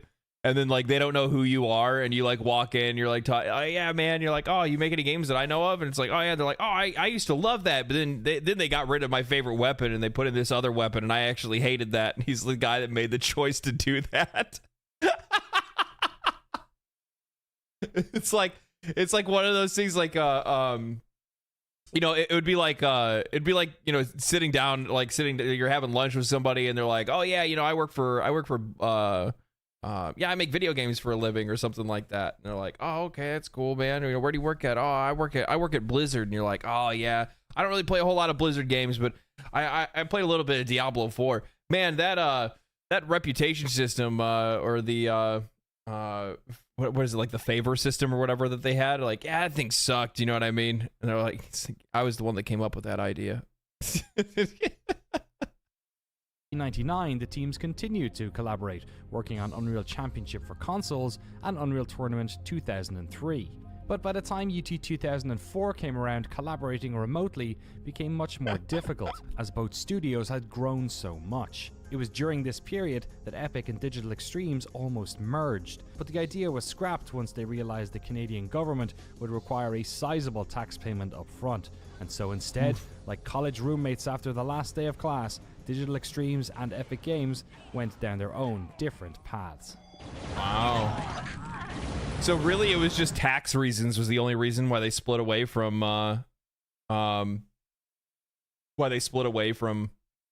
Epic Games. Like all things. I mean, obviously it worked out in the end. You know what I mean? And probably the best for both. But yeah, it always ends up being something like that. F taxes. Who are you telling? I'm not looking forward to it this year. After the release of Unreal Tournament 3, Epic would go on to partner with Microsoft Studios to create the Gears of War franchise. Hell yeah. And Digital Extremes... Bro, I remember being there for the midnight launch of Gears of War. and I have never been so excited in my life. I was such an Xbox guy already. I was dialed in. I was ready for it. And man, there was just something about that game that, you know what it is? It was just like that ultra hyper masculine, bloody, crazy game that just like tapped into like all of your neural receptors, and you're just like, give it to me. The minute that you hear that chain, oh dude. I had the standee from the original from the first Gears of War Midnight launch. I had the standee in my bedroom for years, and then our basement got flooded, and then it got ruined, and then it was moldy, and my mom made me throw it away. A big idea of their own, a sci-fi action MMO they were calling Dark Sector. They poured their creative energy into this project, hoping it would be the key to a new era for the studio. That's a cool name for a fact, game. It was. But instead of sending them down the path of creating an entirely new franchise for them to own, the demo kept securing them work-for-hire projects. So yeah, the old DE that I worked at made some cool Unreal games with Epic, and then we hit the pitch circuit, right? Here's our idea for games. You know, we tried to make this crazy sci-fi game that was called Dark Sector, that wasn't the Dark Sector that shipped. And that was, I remember that was living out of a suitcase for 6 months, traveling Europe and West Coast with a tech demo and a cube PC. You walk in, you show this tech demo, and they say, this is awesome, this is great. How would you like to make the sequel to this game instead? This is exactly what happened to Larian Studios. This is the exact same thing that happened to Larian Studios. I don't remember exactly what the name of the games were, but they initially, I don't think it was Divine Divinity, it was something maybe before then, but they had a game, like they were trying to work on their own game. However, they just kept getting, like, other companies just kept making them have work for hire jobs more than anything else, just to be able to get by. And they just kept doing that and kept doing that for the longest time, until finally they actually got over it. And I think Divine Divinity got released, and that did really well for them. And then the next couple of games did really well for them, up until I want to say it was Divinity Original Sin 2, which actually almost bankrupted them. It was a gamble. At that point, they'd basically spent all the money that they had. It was like, you know, they're probably going to have to shut the business down and just go back to working for other companies or something like that. And luckily, Divinity Original Sin, no, it was Divinity Original Sin, the first one, not 2. The first one was the one that ended up saving the company from bankruptcy. They were going to go out of business if it wasn't for that. And yeah, and it's crazy to see two companies on, like, quite literally the same Divinity 2 Ergo Dracanis. Was that the one that made them pop off? I'll have to read back on my notes for that, because I had a video that I was planning on doing that was like a history of Larian Studios, but I never got around to actually doing it. But yeah, it's crazy to see companies that are like this, that they crowdfunded Divinity Original Sin 2 or Divinity Original Sin. Bankruptcy after. Oh, okay. Due to it. Okay, yeah, that's right. Ergo Dracanis, or Ego Dracanis, sorry, was the one that actually ruined it for him, or not really ruined it for him, but almost put him out of business. They crowdfunded. Yeah, they crowdfunded Divinity Original Sin, and that was the one that kind of like took them to like basically where they are now. If it wasn't for the wild success of Divinity Original Sin and then also Divinity Original Sin 2, they wouldn't be around. We definitely wouldn't have Baldur's Gate 3, that's for sure. But the crazy thing is like, think about this. And I guarantee I'm about to hear that it's going to be the exact same thing for Digital Extremes. They held on to the same people. Even with all of that, even with, you know, potential bankruptcy and all that stuff, they kept holding on to the same people, and they kept that institutional knowledge to make sure that they could, you know, just get better and better at making games. And I think that's really important. Do the Larian history? Yeah, I need to do that at some point. Right. So, you know, that wasn't really, I mean, it was very creatively upsetting and kind of soul destroying, because you're putting everything into this, but it got us work. Publishers have their franchises and they want to build on that. And so we did that. We did what we call work for hire. Work for hire is, we're going to pay you a lot to grow an extreme amount to your breaking limit, so that you have all these people to take care of with their families, their mortgages, and their hopes and dreams. We're going to pay you just enough to get to the end of the project, you better pray it earns out so you can get your royalties back. If I look back on my career, it was probably my biggest. And by the way, like, that stuff still happens today. That still happens today. Like, that's one of the reasons why, you know, there's some of the discussions that I hear around like layoffs. Some of them are justified when they do have to lay off, because it's just kind of how it works. They're working on a project, they hire on a bunch of people, and then once that game is finished, you just don't need all those people anymore, because it's going to take a long time for them to be able to make their next game. In some cases, you are going to have to let some people go. That's the reason why they do a lot of contract work, right? They bring in contractors to do some of the work, so then that way they don't have to hire and then fire them later, lay them off or anything like that. But yeah, that's how a lot of this goes. It's one of the reasons why some of those companies, some of the younger companies, lose a lot of their talent pretty quickly. Larian sailed both high and low tides. Super interesting history. Glad Baldur's Gate, glad BG3 gave them the deserved acclaim. Yeah. Well, I mean, personally, I also feel like Divinity Original Sin 2 did give them a pretty considerable amount of acclaim too. Like, DOS 2 was pretty popular. It was pretty popular. A mistake was to, you know, we had some good money coming in. We weren't that big. We were quite successful, but we had our eye on, like, you know, let's make something like the next Halo, like something huge, right? Because the games were at that point were getting bigger and bigger, and that was exciting to us. And we wanted to be, you know, AAA, huge, biggest games. And so we'd come up with a demo or pitching ideas to publishers looking to use their money to make some product. And it was definitely a challenge that went on with us for many, many years, looking for that product of our own, when possibly the better decision at the time would be to have been taken our own money and made our own small little product that was fully funded ourselves, that wasn't striving to be that big, massive blockbuster. Then that's your own money. It's more risky. More risky, but then you have full control over it, because just when you're doing a work for hire project, I mean, it's their money, so you're doing what they want, and maybe you never know exactly what they want, or they don't know what they want. And if you look at our history and most independent studios' history, when they have full control, complete control over the product they're making, yep, which often only comes if you're funding it yourself, you will make a better product. 100%. Holy, so relevant today.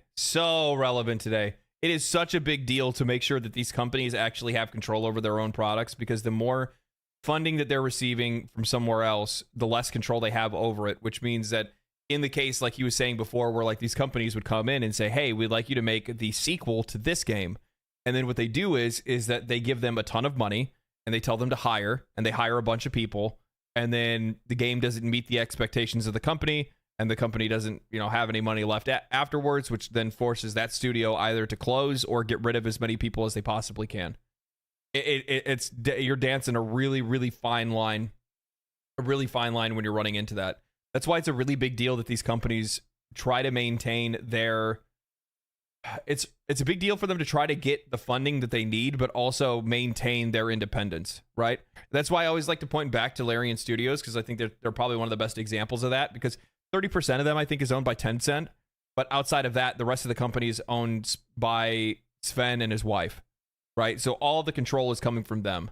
Then outside of that, what they do is they fund the rest of their games through early access to be able to give them a little bit of extra float money. And then, then they bet on themselves. And sometimes that's what you have to do. But one of the things that he brought up there that I think is really important as well is that in a lot of cases, and this is something that I think this is something really relevant even for the bigger studios that are out there today, which is, you know, you're saying, well, maybe we probably should have, you know, funded a smaller game ourselves rather than trying to swing for the fences. And he's right, because what you can do there is you can actually, you know, make something a little bit more realistic that, yeah, okay, it's not going to make like explosive profits or anything like that, but at the very least, you can get something that's going to be able to give you a little bit more namesake, get your name out there a little bit more, build up your fan base, and then prepare you for the next game that you could put out there. And one of the problems that I see in the industry today is that you have a lot of studios, a lot of mega studios that are out there, Xbox and all them, a lot of these bigger publishers, that all they want to do is just pump hundreds of millions of dollars into a single game and then hope that it works. And then when it doesn't, they get rid of everybody. and all of a sudden it's an industry problem. The industry's messed up. That's what it is.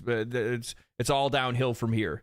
And it's like, you know, as an example, if you're going to pour, let's say, $200 million into Halo right now and expect that you're going to get a better product because you're putting more money into it, you're out of your mind. And that's one of the biggest issues that I see in the industry today, is that a lot of these companies are not diversifying. They're not making smaller games. They're not making games that I think are well within the reach of more players. They're not making more games that are accessible to more players. And that's a huge problem. That's a huge problem.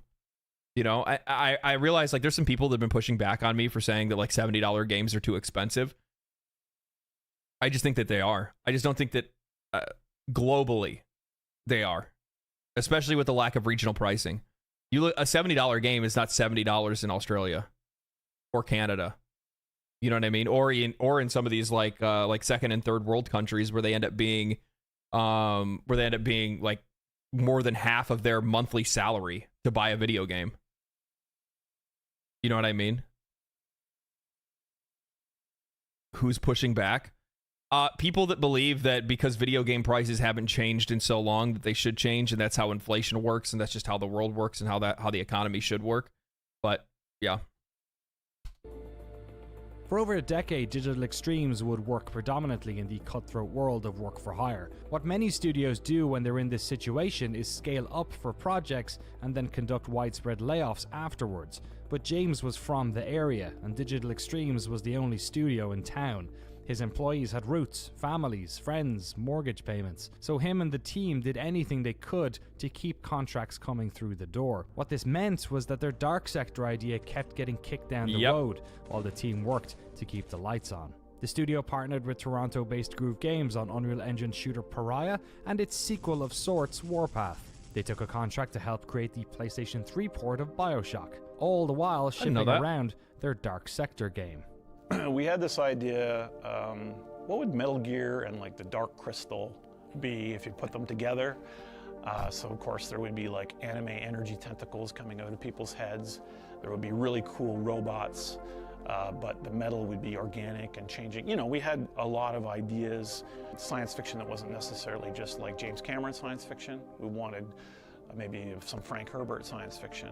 So we had these kind of ideas, and I went off and wrote a whole bunch of stuff about these characters and the artists. Dude, I love the design these beautiful, kind of very interesting. I love this concept art. This looks so good. And Jeff, you know, worked on the original kind of what became our Excalibur suit, and we went around and pitched it. And this was kind of when Halo was sort of a thing starting to emerge. But every publisher said no one likes sci-fi and they won't sell consistently every time.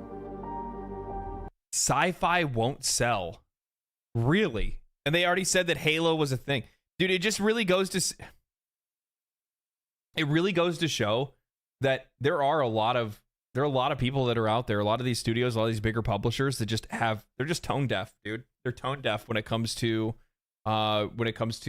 what players want or what players are interested in. I don't even know where they would even get that from. Why would you say that people wouldn't be interested in something like this when Halo was popping off? That doesn't even make any sense.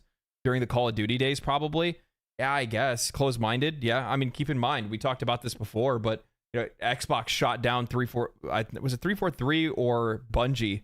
I think it was ex-Bungie devs. There was ODST devs is who it was that, you know, came to them and said, hey, we'd like to do a game that was kind of like Helldivers 2. And they shot it down. They said, nah, nobody wants that. Nobody wants that. And instead they made like, I guess Halo Wars wasn't that bad, but they made like Halo Wars instead at the time. Halo was the game that broke the sci-fi curse, but much of that is self-defeating bad marketing. Probably. I wouldn't doubt it. Yeah. 343 management. Oh, it was 343? Oh, 343 turned down proposals. Man, they can't stop catching L's, huh? Jesus.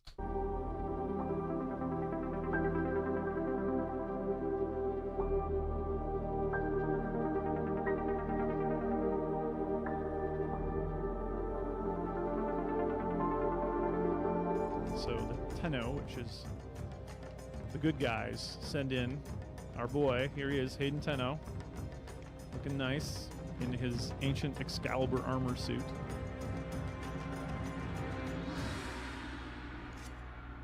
All right, so there he is, and this is the perspective of our game. It's sort of an over-the-shoulder mixed third-person, first-person type control scheme. We've got on the left analog stick, we have move and strafe, like you might have in a game like Halo. And it's crazy how much of this has like remained still in the game. Like very much, like a lot of the similar artwork, designs, everything is still very similar to like what Warframe is today. You know what I mean? Fun fact, Excalibur in Warframe says Hayden Tenno on his shoulder in Oricon text. That's cool. That's so cool. Yeah, and the one thing that I've said this before, you know, when I was doing like one of my review videos, but Warframe is probably one of the most unique sci-fi universes that I've imbibed, that I've consumed. It's so damn distinct. Their art style, everything about it, like everything about the game screams Warframe and not other games. You can see some inspiration in some areas, but the game is just so damn unique looking. It's so different. on the right stick, we've got look, aim. So we see the suit at all times, but we have essentially what is a first-person control scheme. Back then, you were really beholden to publishers to get your games out.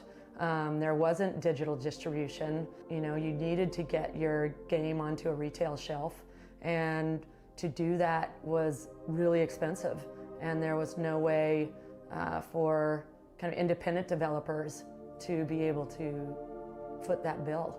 You know, you have to manufacture a certain amount even to get onto store shelves, and you have to pay all of that up front, along with, you know, the licensing fees that come with that. And being an independent developer up until about, I'd say 5 to 7 years ago, was really difficult. I mean, you talk to any kind of mid-sized developer, even these days, I think it's and especially back then, it was a huge challenge because the games are becoming bigger and bigger. And the mid-sized games, it was really even more hit or miss if they were to even gain any traction in retail. As that runway was running out and I was getting desperate and we were getting chain yanked by publishers, you know, one publisher said, well, we don't like the hero, he's too feminine, can he have an eye patch? Like literally crazy things like that.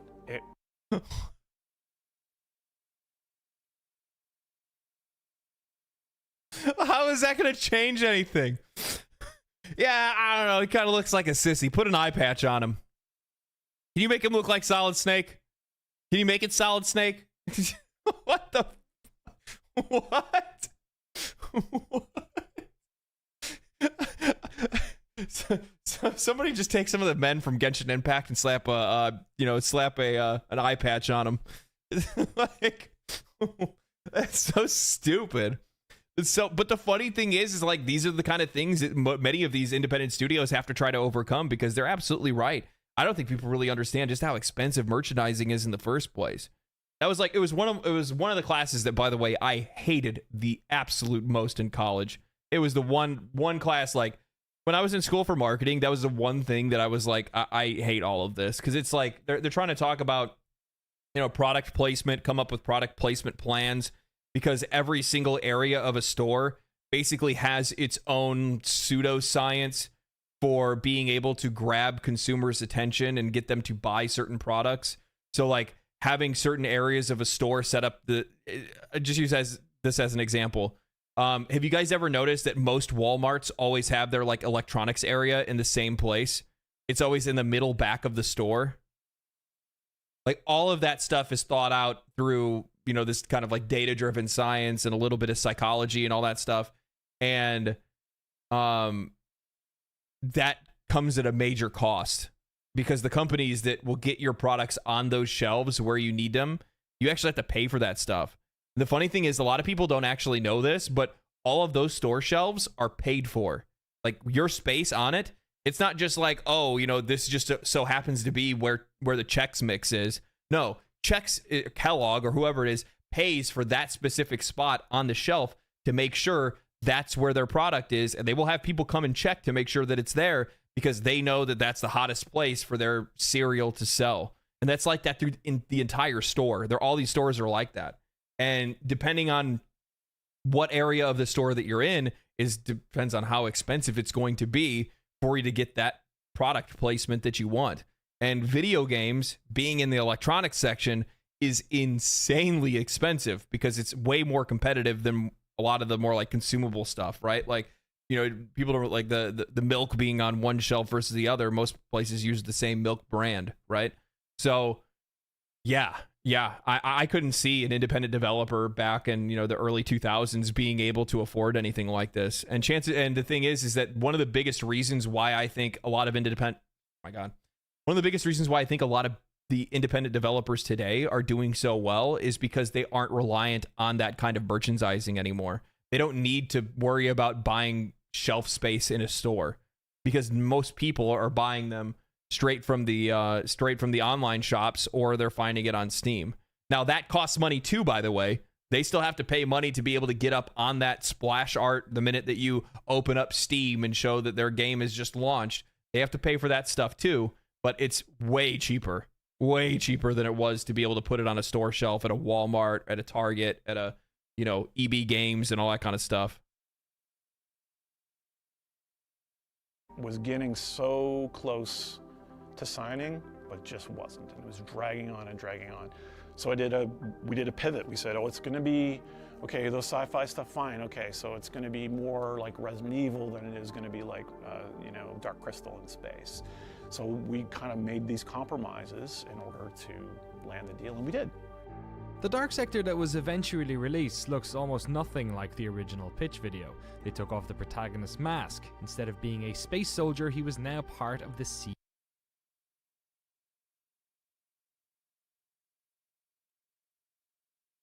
I didn't even realize this was the game they were talking about.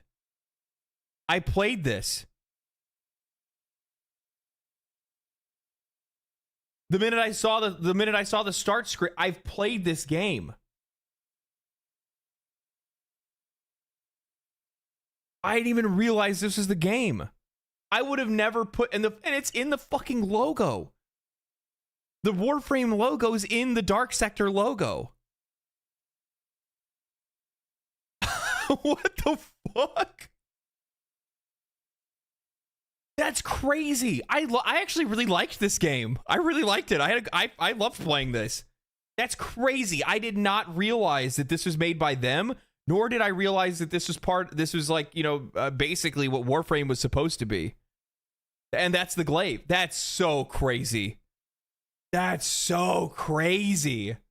EIA. It played less like Metal Gear and more like Resident Evil 4. Yeah, I could. You guys don't know this. I don't really talk about it very often on this channel, but I love survival horror games. They're like some of my favorite games to play. I'm a huge Resident Evil fan. I'm a huge, yeah, that's it. I'm just a huge survival horror fan. I guess it's mostly just Resident Evil. I'm a huge Resident Evil fan. But they did keep the name Hayden Tenno, yeah, a term they'd use again in the future. Dark Sector received above average reviews when it was launched in March of 2008. Yeah, it was sick. It came out in a tough market, as it was an incredibly popular time for third-person action games. Flailed around for a while trying to find its footing and find what the actual gameplay was and how we integrated the glaive with the gunplay and the cover system that was in existing games like, you know, like Gears was inspiration, but we wanted to do something a little bit better, a little bit more fluid. I mean, that's the difference between what the publisher at the time wanted with the game. They wanted something that was more grounded and more kind of set in. Is that frame in the game? Because that's not Excalibur. That looks like something else though. It looks kind of familiar, like I've seen it before. Nyx? It's Nyx? That's crazy. That's awesome. That's so cool though. That's so cool though. That's still super cool. The thing is that they're absolutely right. At this time, right when this came out, action games were popping off at that point. And the funny thing is, it wasn't just that third-person action games were doing really well, or sorry, that they were like super popular at the time. It was also that there were so many really good ones to play. There was a ton of really good third-person shooter. Like this is like back then it was like Army of Two. You know, a game that doesn't get a lot of recognition, and it really should, because it was an absolutely fantastic third-person shooter. I'm not kidding. I'm not memeing right now. 50 Cent, Blood in the Sand. It was so good.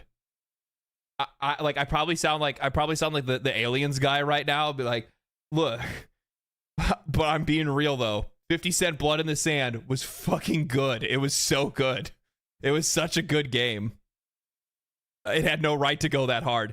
It did not. It did not. And not only was it like super sick and fun to play, but it was also like hardcore meme content because it was 50 Cent did a concert in like Africa or something like that, and his payment for doing the concert was a crystal skull, and it got stolen because of, you know, this like crime warlord, and then him and the what was his gang called? I forgot what his troop was called, but they all got together and had to hunt that crystal skull back down. G Unit, thank you. Yes, 50 Cent and the G Unit had to hunt that skull back down. It was the goofiest thing in the world. It was hilarious, but it had great gunplay and it had super sick mechanics. Like basically when you guys would be playing, out of nowhere, the game would just pop up these challenges randomly. Like none of it was, I don't think any of it was scripted. So if you were playing with a friend, all of a sudden it'd be like, you know, the first to be able to kill 50 guys in, you know, X amount of time, you know, wins extra points. And then you at the end of a story mission, it would total your totals, and then you and your friend would see like who did better than the other one. Yeah, it was so cool. It was so cool. It was such a good game. It literally had no business being as good as it was. Reality that people could relate to.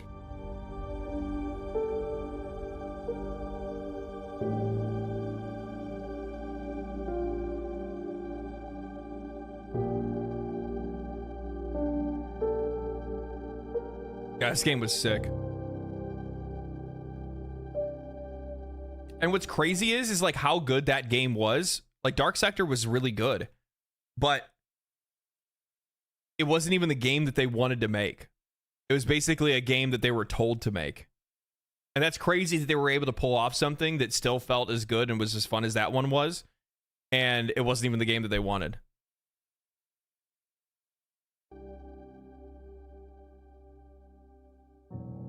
Digital Extreme's Dark Sector project hadn't gone exactly the way they wanted to, but at the very least it had been competitive at market. Plus, the team had another game out the door.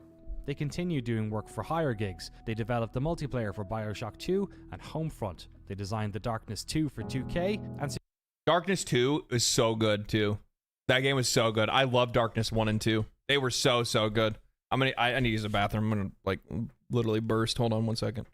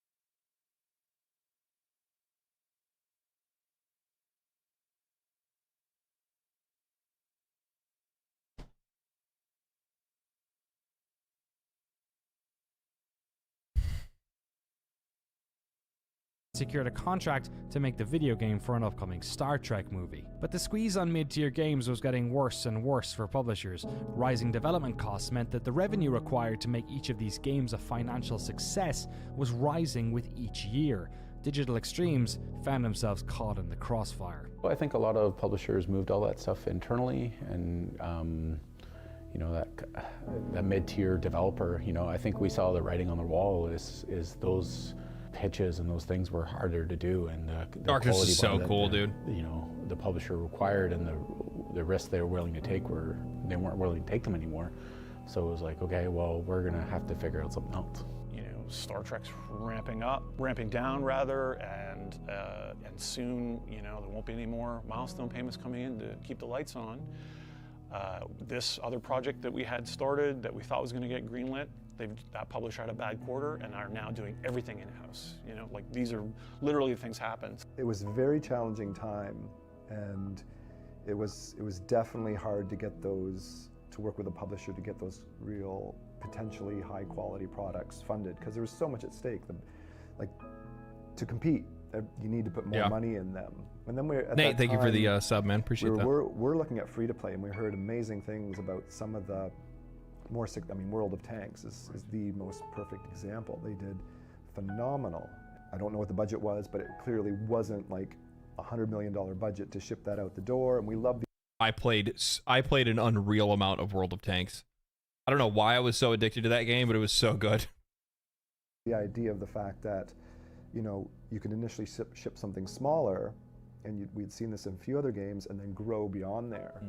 So it really seemed really appealing to us, that concept where you could try something out, see if the fans like it, and then grow as needed.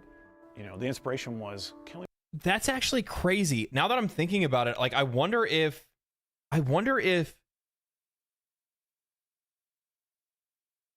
World of Tanks was free, wasn't it?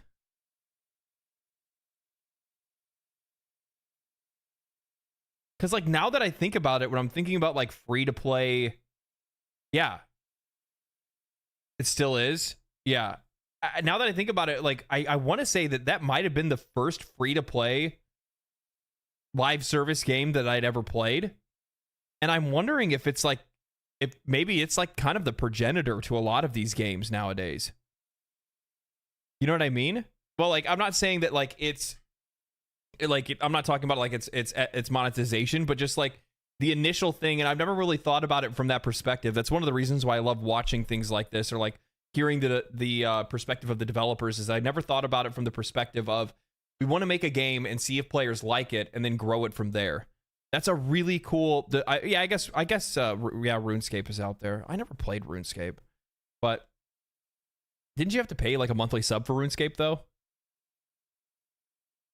World of Tanks review incoming. Oh God, no. So yeah, that's a really interesting way to like look at it, as, you know, we want to make something. Let's see if the players actually want to play it. Let's make it on a smaller scale and put it out there, and, you know, figure out some other way to be able to monetize it, and then just grow it if players want to continue to play it. And it seems like that's exactly what is going, like what happened with Warframe at the very least. But you had only like 40% of the game if you were a free-to-play player. Yeah, see, that's like one of the things. Like, you know, a monthly sub is, you know, without the monthly sub, I thought it was like really limiting to be able to play RuneScape.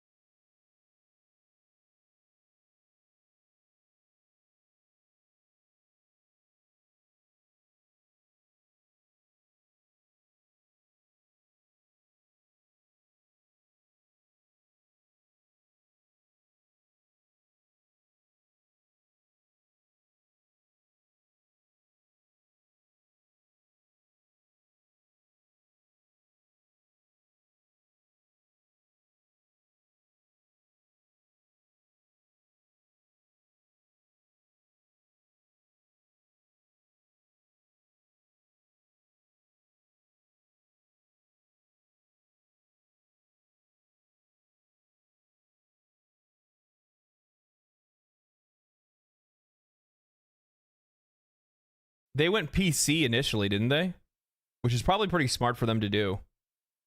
Especially because, like, I feel like for a long time, especially when consoles were at their hottest, like the PC player base was very underserved. From my perspective, one of the reasons why I never really got into PC gaming was because it just didn't seem like a lot of games were on PC. Like, all the best games at the time were all on either PlayStation or Xbox, and nothing was coming out on PC. And, like, sometimes you'd see some games that would get released, but, like, all the, like, biggest, coolest games at the time were all on console. So it didn't really make a lot of sense to, like, buy it or to play on PC. So if you're looking at it from their perspective, if they put it on PC, an underserved market, and a game that, you know, could really do well there, yeah, that's super smart. Unless you were an RTS guy, then it was PC or nothing. Yeah. This seems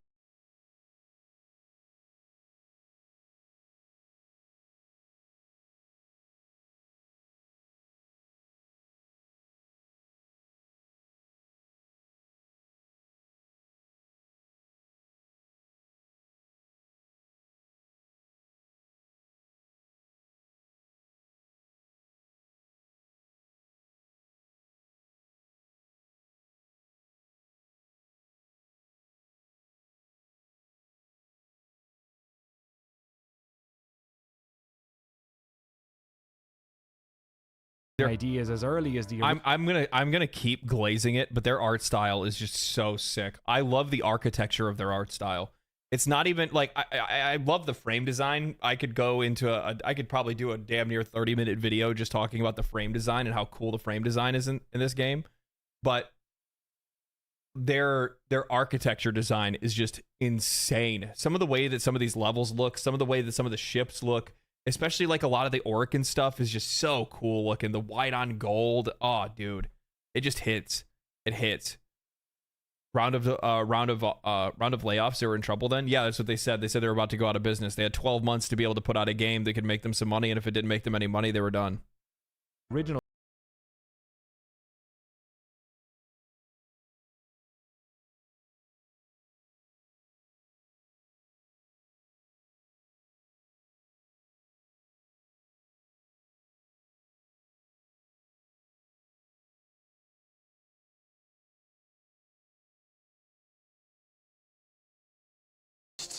free-to-play publishers in the world, the richest. You know, I don't need to name them, but you can just like Google, who's the richest? Here they come.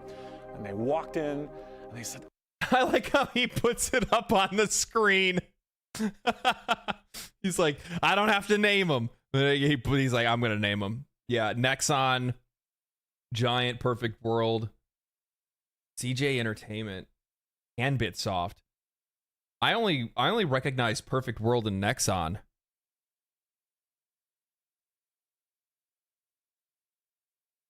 That pause though, yeah, that's I might actually use this as a thumbnail. this is great. I can't believe this. What an exciting meeting. I'm so good. And in slow motion, and the record needle scratch because it was sci-fi. Right. And they just walked in. As soon as they saw that it was PvE and sci-fi, it was, yeah. And we were like, what? I mean, at that same time, I remember one of those guys that came to the studio, they did the tour, they looked at what we've been building, and his reaction was interesting. It was, this is the best looking free-to-play game I've ever seen. You will fail. Dave and I just looked at each other. Oh, kill me now. So why are we gonna fail? Well, because the game can't look this good and update as often as you need to build your community. And of course that was like branded on my ass, like frequent, fast updates. How are we gonna do this? So a lot of early tech in Warframe, like the procedural levels and that sort of stuff, completely geared to that kind of idea of frequent updating. Those publishers didn't bite. And so it was, can we make money before the end of the year? And that was like, okay, so 9 months to make a game. Damn, so 9 months to make a game. That is crazy because everybody wanted Call of Duty. So sci-fi was really that big of a deal. They shit on sci-fi before Star Wars even got bad. Yeah, like that's just crazy to me, especially because like nowadays I feel like, I mean, like sci-fi still has a space and you can still do well with a sci-fi game release right now, but I would say that if I was a publisher and people were coming to me and you were trying to pitch me a game, 9 times out of 10, if I would probably be picking the ones that are fantasy, right? Because like fantasy's been popping off over the last few years. Basically, like especially ever since like Game of Thrones and stuff like that, you know, really took off in like popular media. Same thing goes for like Lord of the Rings movies did a lot to like kind of propagate the love for fantasy. But yeah, that's crazy. I just wouldn't have expected publishers to turn away the game, especially with how good it looked.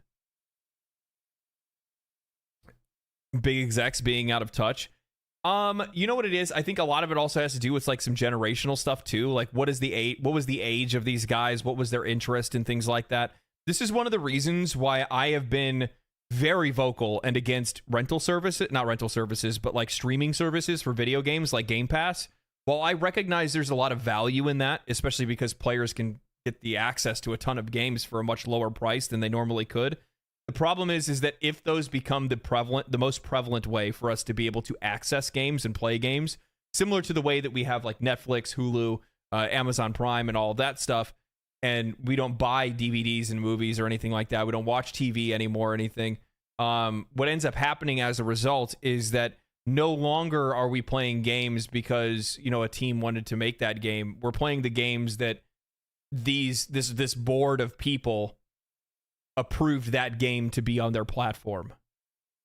So you're giving more control to people outside of that game studio. And remember what we talked about at the very beginning of this, which is that when too much control is taken away from the developer, they end up making something that's just not what the players want, and it's definitely not what they wanted to make.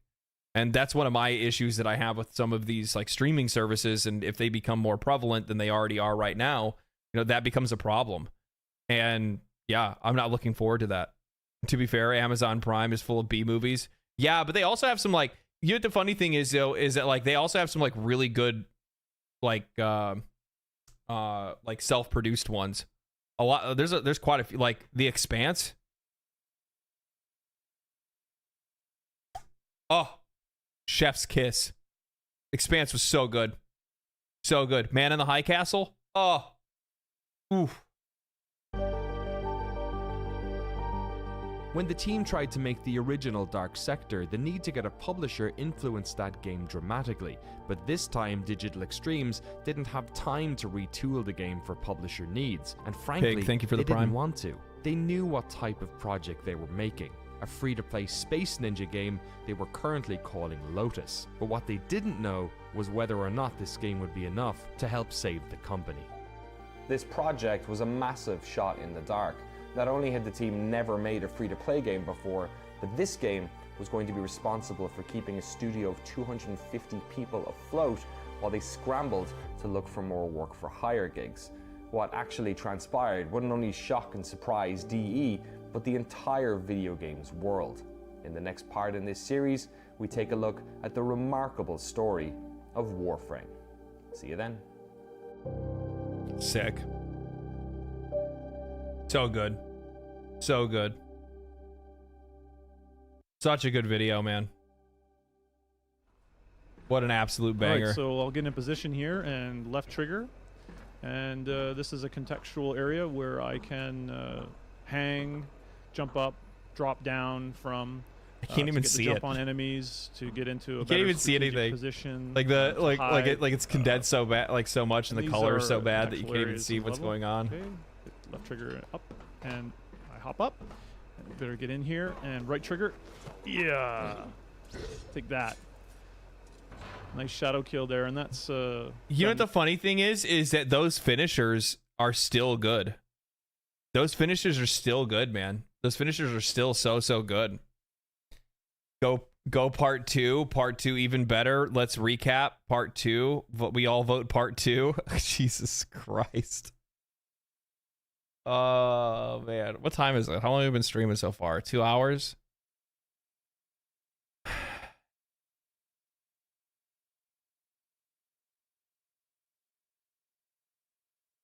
Part two. Now we're invested. I don't know. How long is part 2? Let me see how long part 2 is. 34 minutes. That one was 28 minutes. This one's even longer.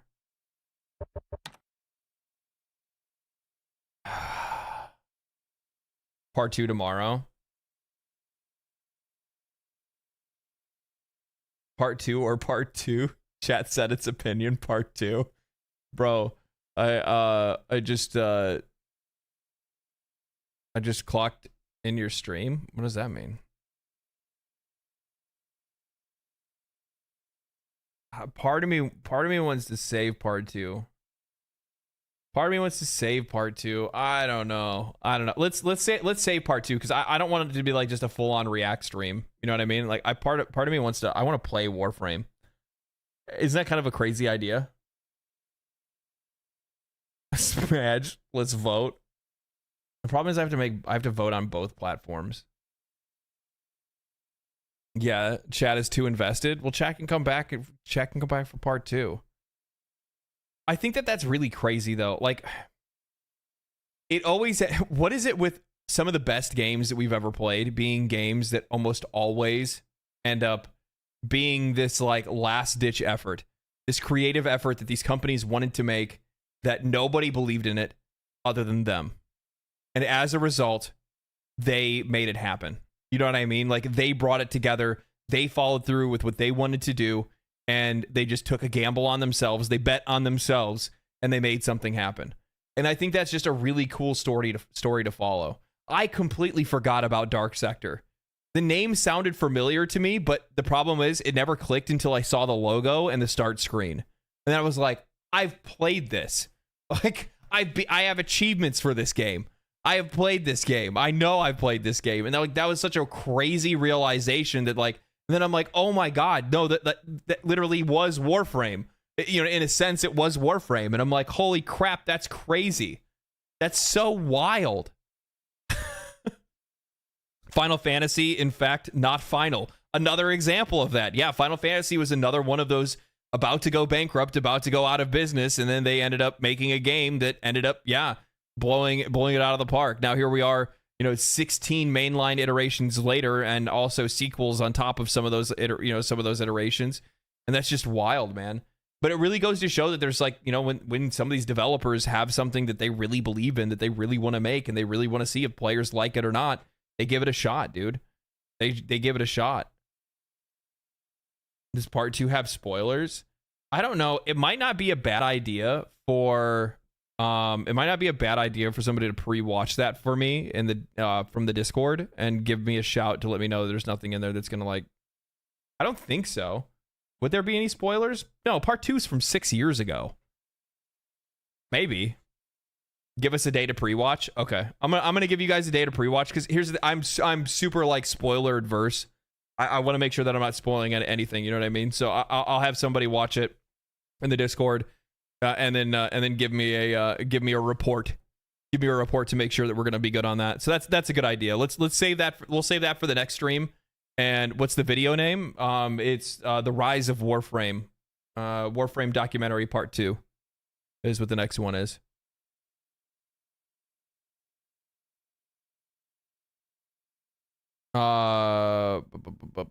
Maybe after the War Within. Yeah, maybe after the War Within. That might be a good idea.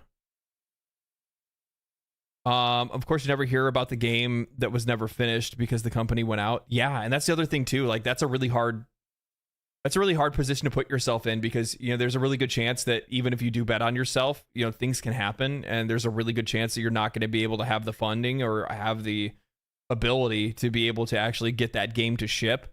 And then, it is what it is. It's one of those things though. It's one of those things where it's like,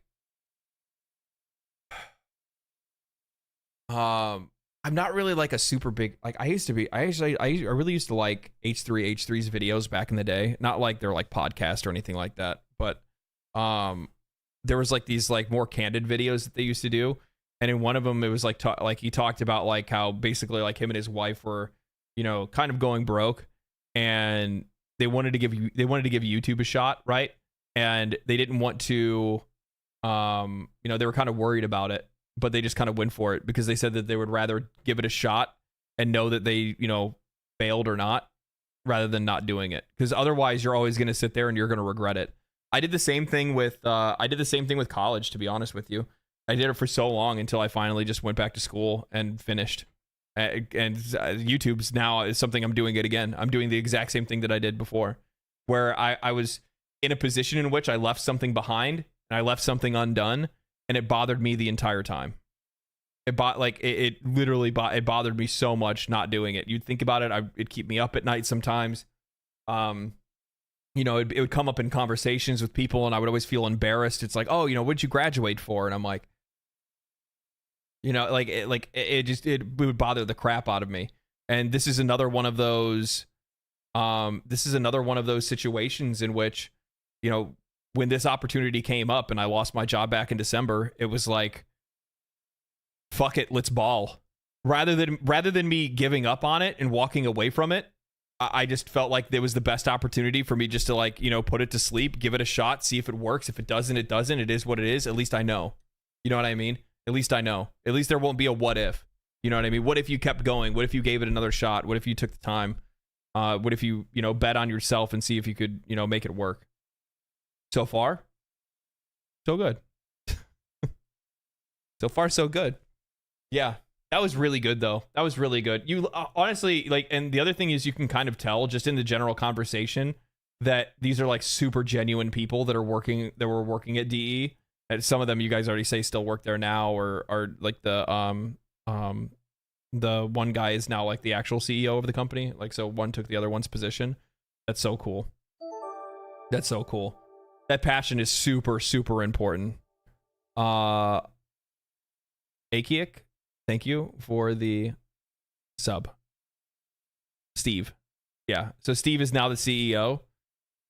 The devs are the same devs moved to Soulframe. That's cool.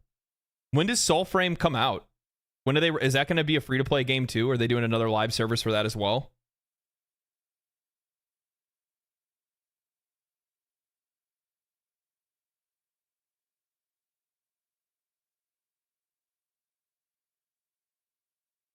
When it's done.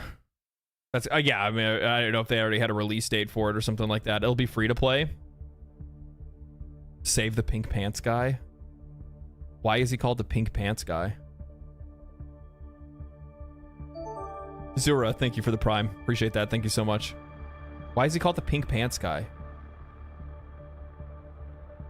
Did he just like wear pink pants one day and then you guys just like latched onto it, and then ever since that he's pink pants guy? Pink shorts guy or whatever. The first their first dev stream, he wore pink shorts because he wears pink pants.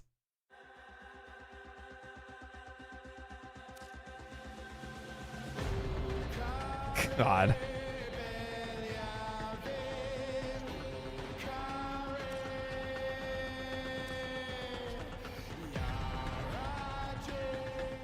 You seek rewards, huh?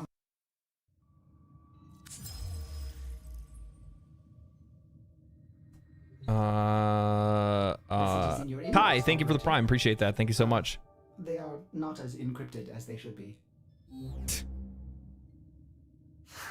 The song is a banger. It is a banger. Hold on, I gotta turn my stuff back on. I was recording footage earlier, so I turn off all my chat stuff and my displays and whatnot. You seek rewards, Hunter. Yes, I did. They gave me a resource booster for 4 days. 4-day resource booster. So, by the way, I did play a little bit today, and I did a little bit of trading and some other things, and I got a bunch of stuff in the oven. So we're cooking right now. We're cooking. I don't really have a lot to. I don't have I don't have anything to level today. I don't think. I think I'm out of things to level. Oh no, we could level a frame today. I'm sorry, my wisp is looking fucking clean. Tell me that's not clean. Oh, you guys saw the Volt Prime? Yeah. I mean, you know, there was a 50% discount on Platinum, and I wanted it. I took myself to the marketplace and was like, give me it. Give me it. Operator, Audit has been interfacing with the I'm just looking AI fucking. I don't know what to say. Like this just looks so fucking. I just look so fucking clean right now. I kind of want to play as. I kind of want to play as her, but I think I actually still have another frame I could play. You can form something. I've formed like this. Operator, you have remembered well how the Tenno arm themselves. I have like 3 forma in it right now. I don't really like. There's not really a need for, because I don't think I really even have anything else to put in this right now. That's the problem. Like maybe sawtooth clip. I don't know if I see. Here's the so right now. So on my, I don't even know if this is even good for the Soma, to be honest with you. So I'm running Hunter munitions to give me slash damage, right? Serration for damage, Point Strike for critical, Vital Sense for crit damage. Then I'm running Viral on it and Split Chamber for multi-shot. Heat?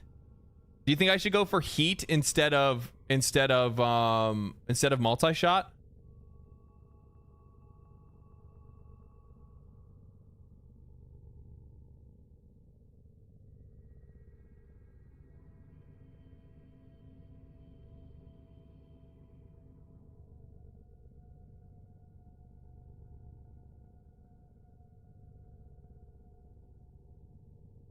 Heat strips armor.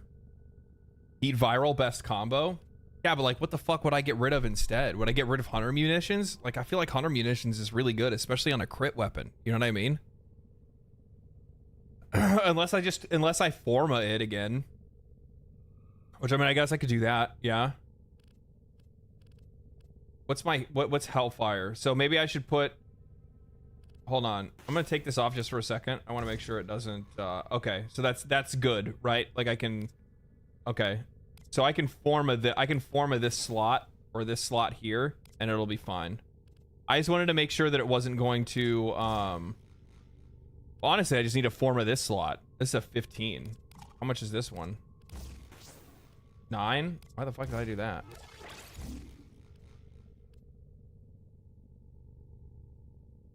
How much is heat? Hellfire. It's a 6.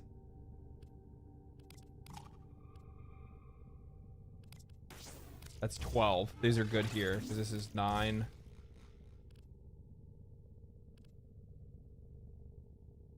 $6.11. Get the 0 heat mod. It's 6 though.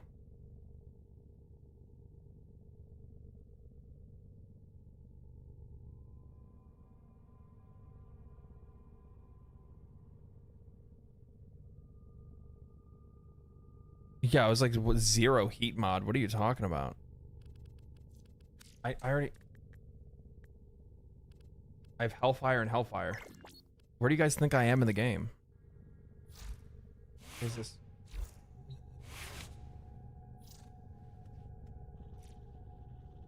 Oh.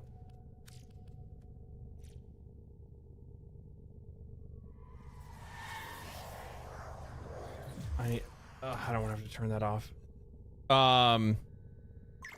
Thermite round spot. Guys, please, if you message me during stream, I need to like probably mute that or something like that. Oh, okay, I see what you're doing. Mod config. Yeah, I don't have any of this stuff. What are you guys showing me mods that I don't even have access to? I feel like I don't have access to any of that stuff. It's not worth the hassle. Your build is good. Thank you. That's all I needed to see. Jesus. People are like, bro, hey, look at all these like look at these corrupted mods and prime mods and all these other. I don't have any of that shit, man. What are you guys doing? Yeah, actually, thank you. I keep forgetting to D&D.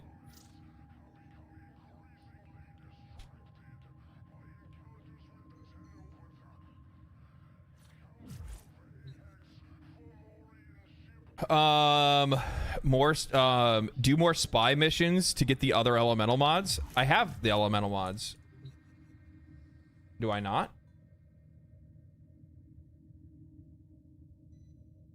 Very important poll. Pink shorts. What is wrong? What kind of polls are you guys running? Yeah, I'm not buying mods. I'm just right now, at least right now, not unless I come across like mods where it's like I can't get them because like, you know, like literally I can't get them. Maybe like there's event mods or something like that that I don't have access to. If it's stuff like that, then yeah. I mean, I guess we should actually we can level another frame. I can level Nyx or Saren. What do you guys say? Nyx or Saren?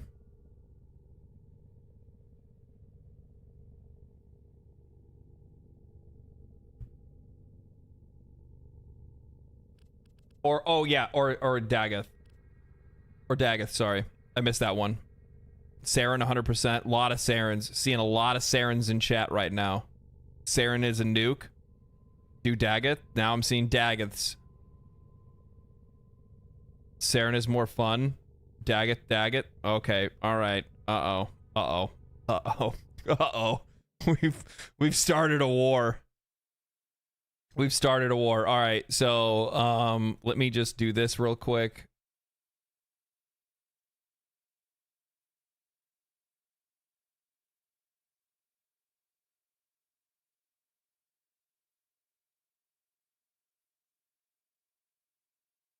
There you go. You guys have a poll that's live now. Let me go over to Twitch real quick. I'll do the same thing for you guys. Or can you guys can you post a poll on Twitch for Saren or Dagoth, please?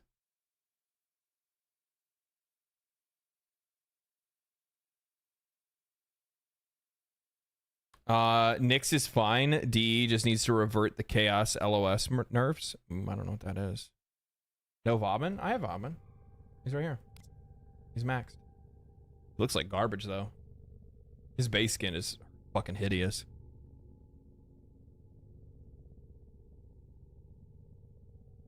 Getting a chance to see you for the first time on stream. Greetings from Germany, and I love your videos on about Warframe and that you really take the time to look into it after reviewing it. Well, I'm still reviewing it. The problem is like with the live service. By the way, I also really appreciate that. Thank you so much.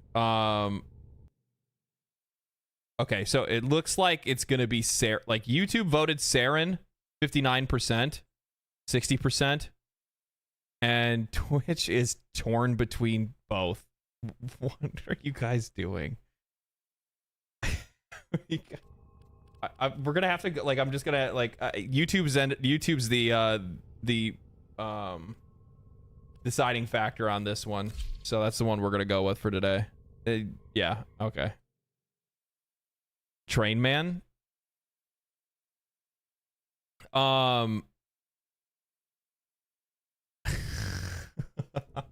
All right. Let's not make her look. How do I feel about like?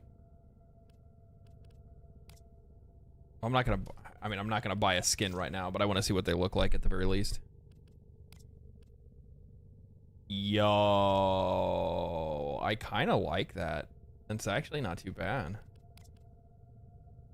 Okay, that's just kind of like a reskin. I like the helmet on that one. Helmet looks sick. Headpiece in general just looks really sick on that one. The rest of it looks pretty similar to the rest though. Ooh, that one's also kind of cool. I like how it's like an actual like it's a hairstyle. That's kind of sick actually. It's kind of like kind of looks infected. I kind of dig it. I don't like the headpiece as much as I like this one. That headpiece is really cool. We looked at that one already. But they did a really good job with like all of her helmets. Like her helmets look really cool. Like they're like hairstyles. I dig it. I like the shiny. I like the chrome effect on this.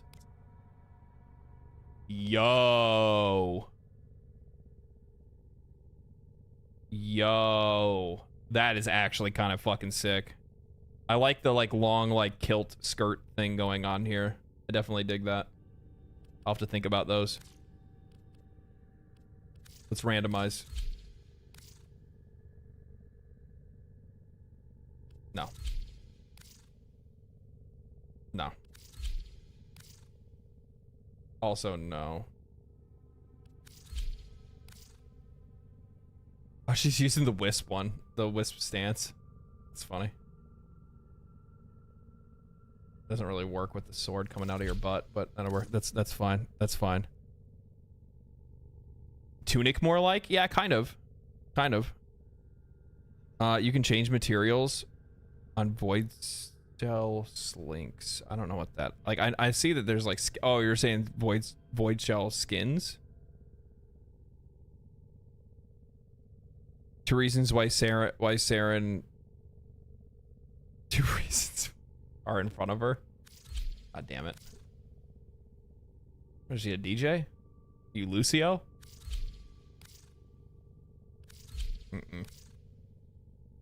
Actually, this is a really good base to work off of. Except for the, I don't want that. I don't want just this because it's easier for me to. Yeah, we'll do this.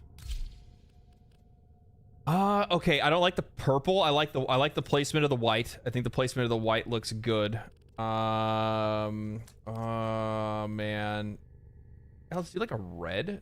Okay. And then yeah, let's do a red, white, and black actually. That actually probably look pretty good.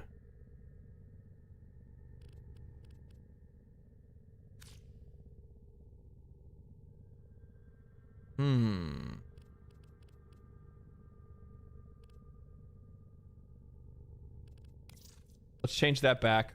Hold on.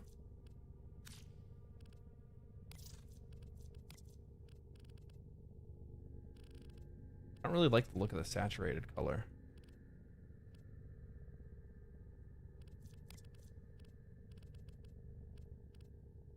It's like the placement's just really weird. Hello, world.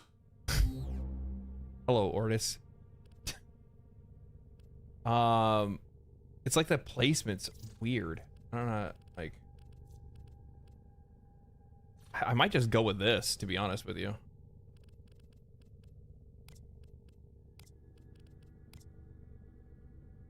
Like, I know it's pretty basic, but the problem is, like, her accents are, like, so large, it takes up so much space, so it's kind of like you kind of have to go with something like this, almost.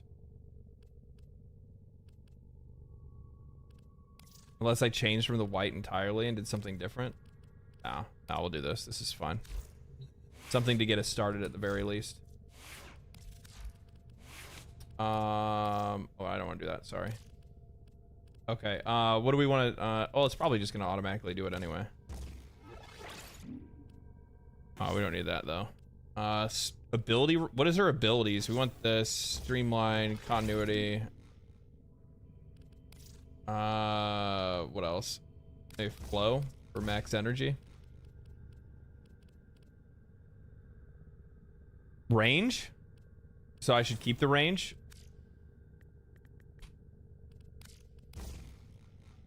Okay. All right, let's look at what she got. Status effects inflicted upon enemies last 25% longer. That seems really strong. Inflict a target with a pox of corrosive spores. Spread the spores to nearby enemies by destroying them by killing the host. The spores, the longer the spores spread, the damage will increase. Okay. Shredding her skin like a snake. Saren leaves a decoy behind to draw enemy fire. Okay. While active, attacks deal toxic damage. This effect is doubled for melee strikes, instantly bursting spores when attacking afflicted enemies. So you like spore and then shoot, and then you like spore and then activate this. Yeah. Is that like the combo? I bet she works like really well with comboing like other elements together, right? Like being able to play off, because she's basically priming enemies with corrosive or toxic damage, right?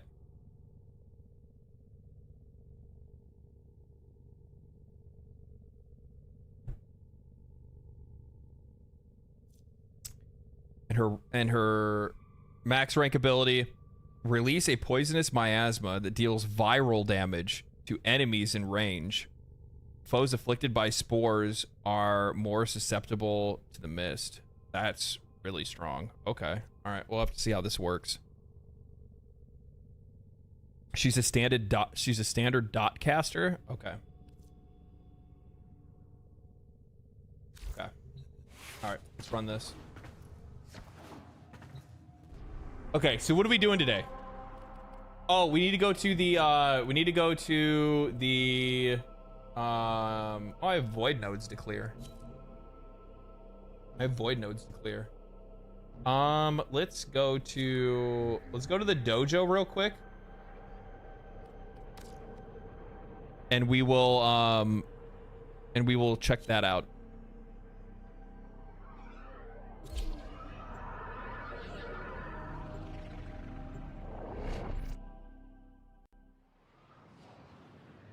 Number 3 puts melee or puts toxin on your melee. That's really nice. That's really, really good. Okay.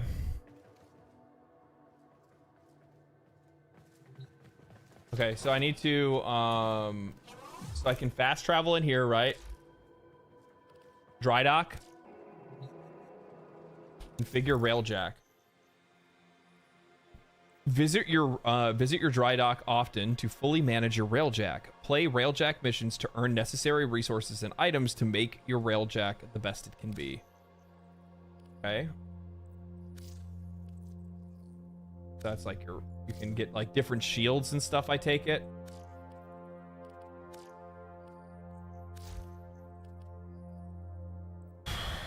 Of course it has everything. It has there's so much customization in this game. It's so crazy. Okay, so I mean this is the only one that I have for this, so we'll take that. Which ones are good? Ordnance, like reload time seems like that would probably be pretty good. Speed when there are no enemies within 300 meters also seems pretty decent. More speed also seems good. Good movement to be able to dodge all of them.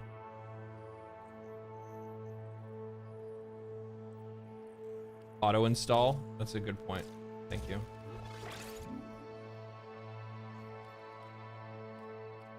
Which ones are going to be the best ones to which ones are going to be the best ones to upgrade first, I wonder.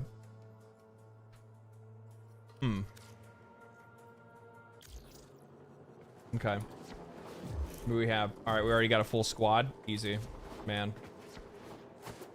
All right, let's do the what is this? Oh, this is for more railjack stuff if I want to make railjack stuff.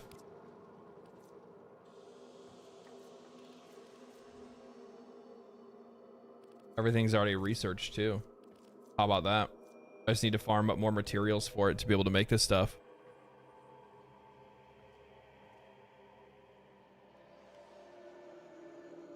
Upgrade the aura mod first. You didn't see the 3 other tabs existed?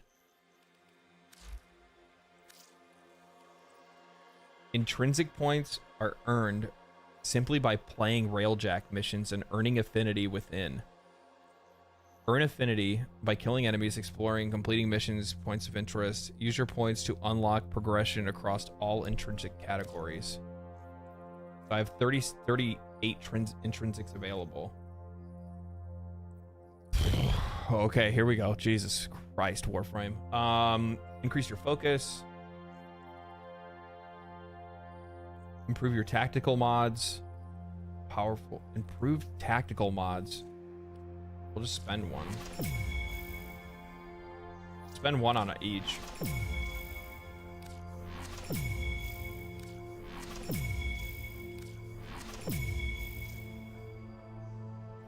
You have a railjack, but you need a crew. Come to Fortuna and let Tinker introduce you to the gang.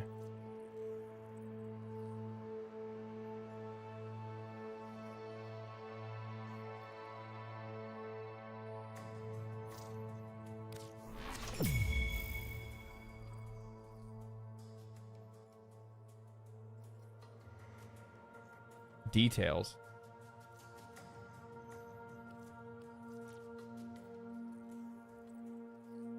Oh. Rank 1 unlocks crew member. Rank 2 gives you competency points to your crew members. What do competency points do? Another crew member.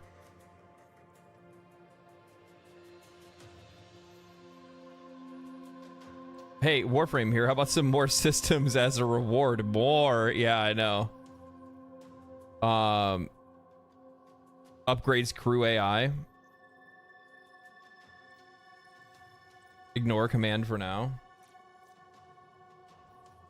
Mend the scars in the battlefield or the battle and feed the war machine. Repair ship damage. Okay, so that one's actually probably really useful. This goes for like my main tool, right?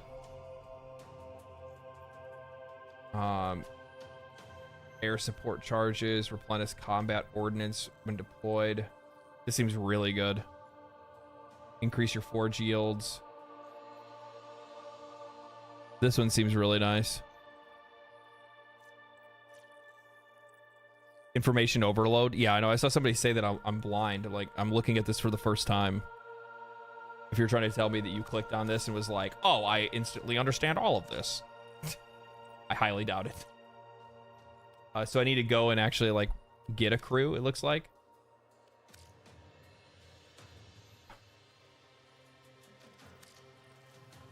Of course.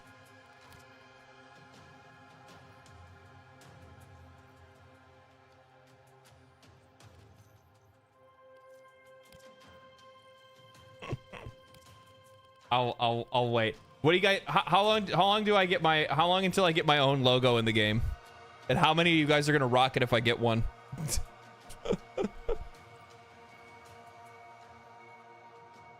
Don't upgrade your gunner all the way. It'll overheat your turrets.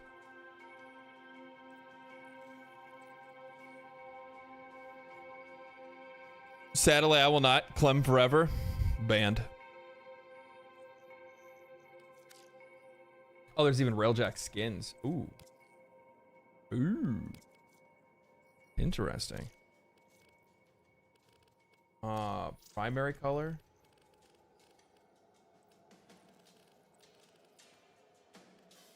I love that, like, it looks yellow in here, so you can't actually see what the color looks like. Toggle interior.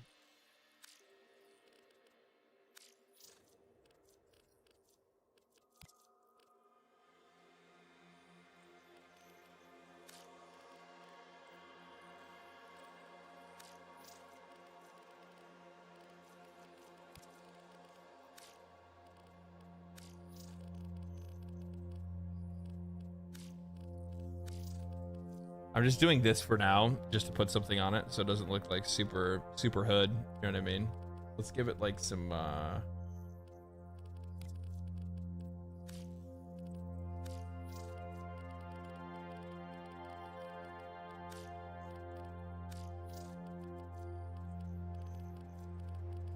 That's like text color. I'm not really worried about that. Okay.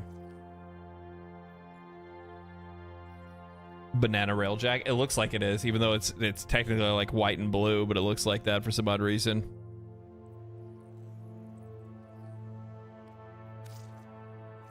Okay.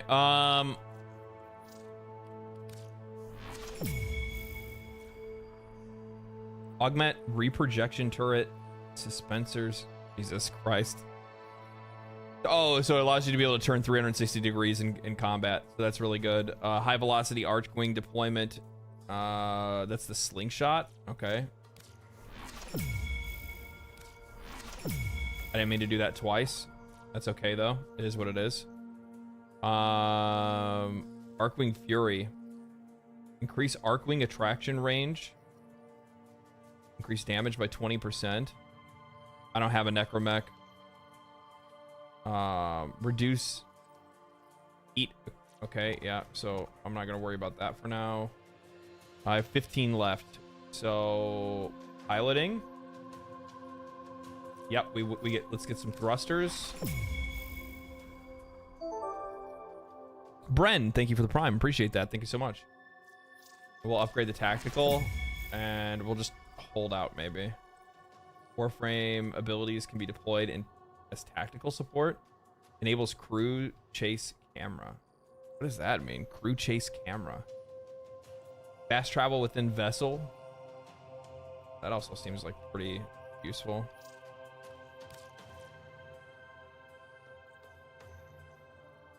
Nearby enemy projectiles lose lock-on during vector maneuver. That also seems really good. We'll do these two. This is the crew, which I have to wait until I can unlock the other crew member. So I have to go to Fortuna, and I have to talk to what's her face. So I think somebody gifted me a crew member already. Back to mods. Why?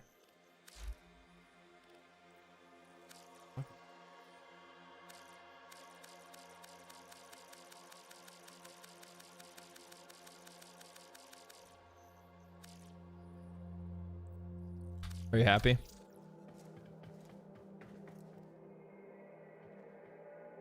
You can edit ship powers. What?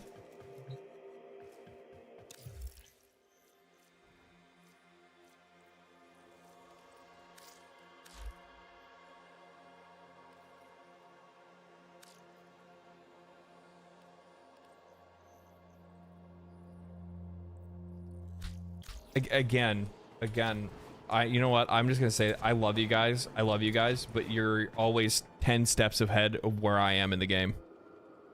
You're always 10 steps ahead of where I am in the game.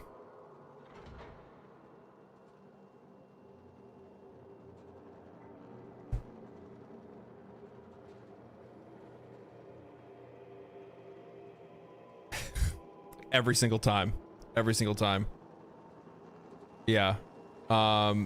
You can, but since your squad, see, this is like one of the tough reasons why like trying to learn like a new mechanic or something like that in front of an audience is difficult, because I'm getting a lot of different things that people are saying. You have like 40 to 50 people at a time. They're talking about 3 different systems or 4 or 5 different systems. I'm just gonna play the damn game. I'm just gonna play the damn game.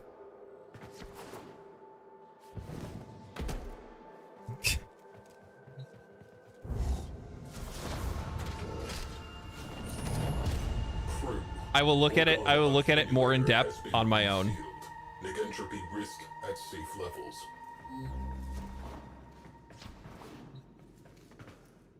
Just like Asmongold? No. You know what? Actually, yes, just like Asmongold.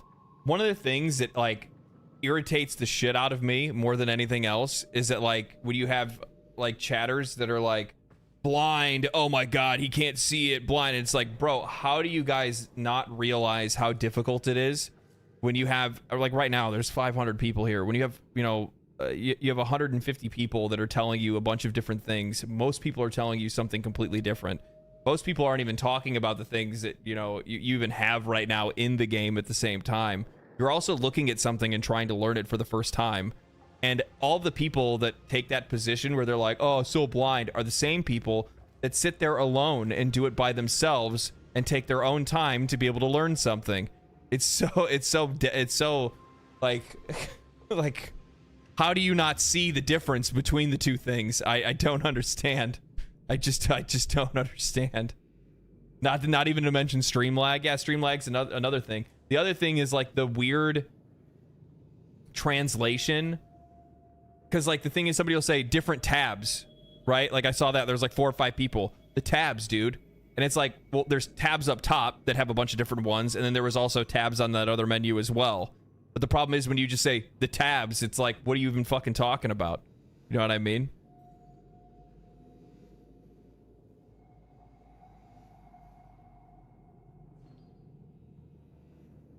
There's always good advice, but you can't catch every there's also there's that too. There's good advice and then bad advice as well, right?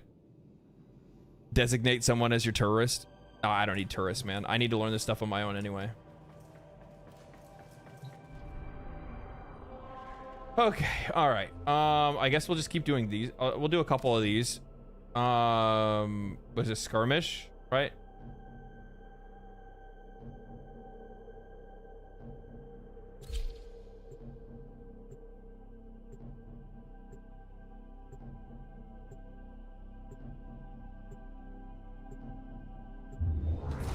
Acting like when they were first started, they weren't blind as well. Yeah, we all are. Just ignore people with autism trying to tell you what they want you to do.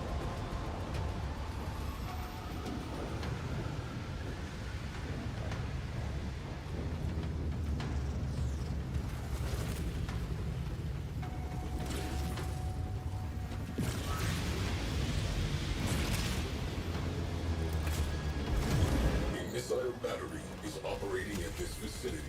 A clear first step in Rainier efforts to control this sector. Neutralize it. Be careful. Multiple bogies. Man the guns. We got them bogeys. God, I changed like I put like a couple. Maybe it's actually it might also be like the color change since I made like the rounds white. Like it just I feel so much more powerful already. Enemy squadrons have maintained pressure. Good shit. Good shit. Well played. Well played, crew.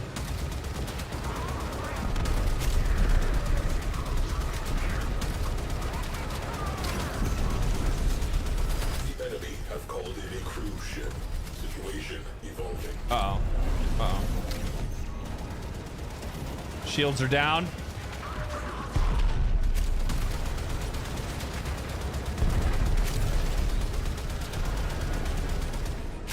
Is that what this is? What's this white thing on my screen?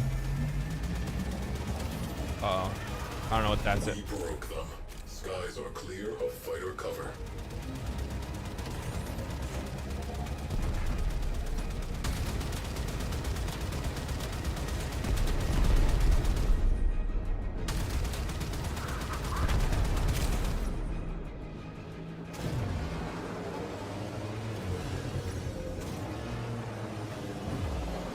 It's a ram? Oh, so you can just like ram into enemies?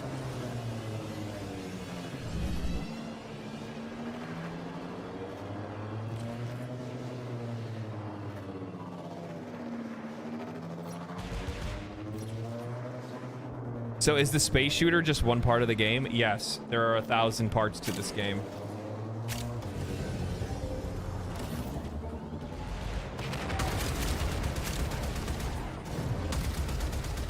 Warframe is like a game that the minute that you think you understand what the game is the most wrong moment you've ever had in your life. You actually understand nothing about the game, and it's going to show you that you understand nothing about it. There's going to be another system. There's going to be a lot of things.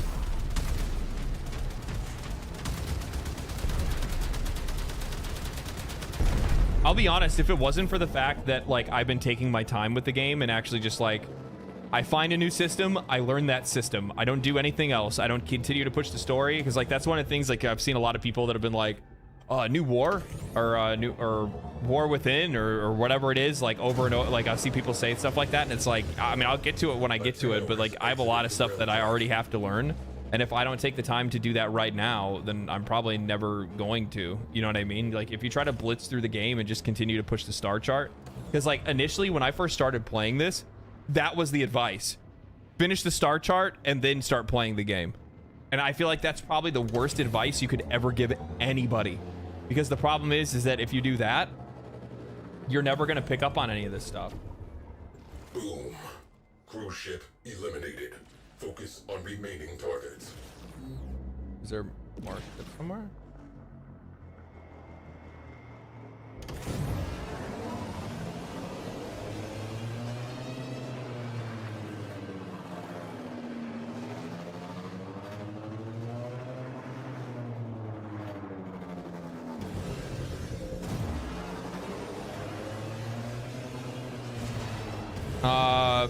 As he said, the true end game is will be fashion frame, truly endless, and the true end boss is region chat.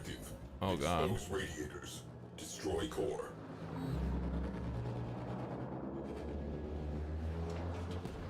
Your squad jumped the ship and is doing the objective. Is that what I'm going towards right now? Optimists inbound.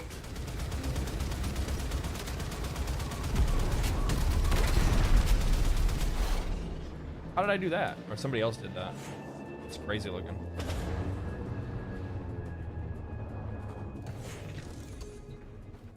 I probably didn't need to pull the ship all the way over here, but I did it anyway because I felt like it.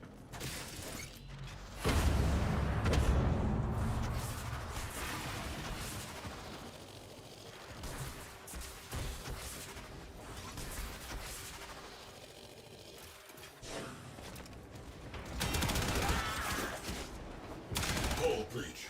Repeat, hull breach. Uh-oh. I'm sure it'll be fine.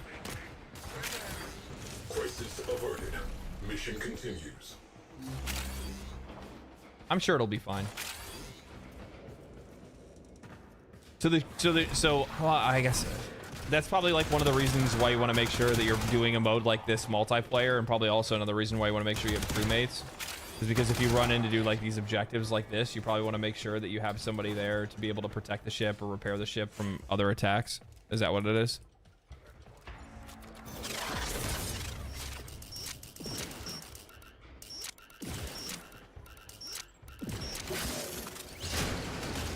There it is. Blast that radiator. Radiator down. Away crew. Expose the next radiator.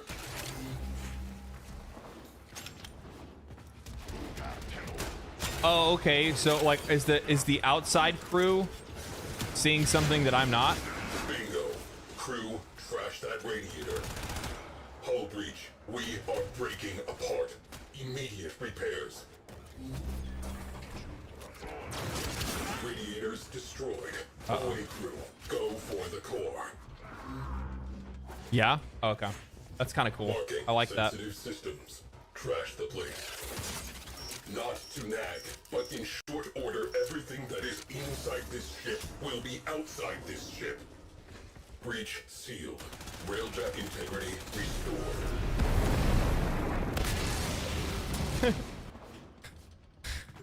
There she goes. Fucking missile battery down. Oh man, Take a breath. I love Psy. Brigadier forces routed from Not to be short, but everything inside this ship will be outside this ship. closing dossier.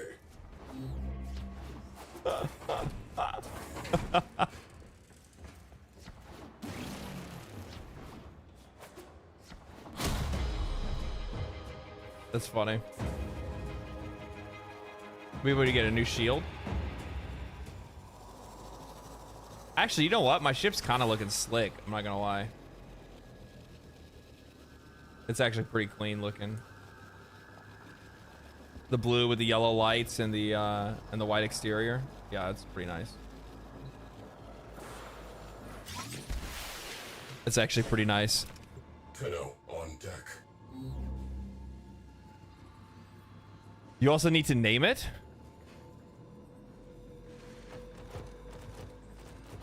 You could say he's well, we know where the dad is in chat.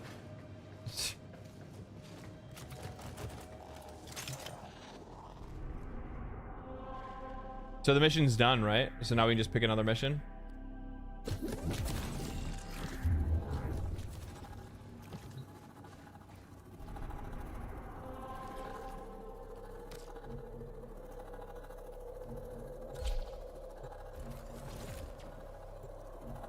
Got found out, yeah.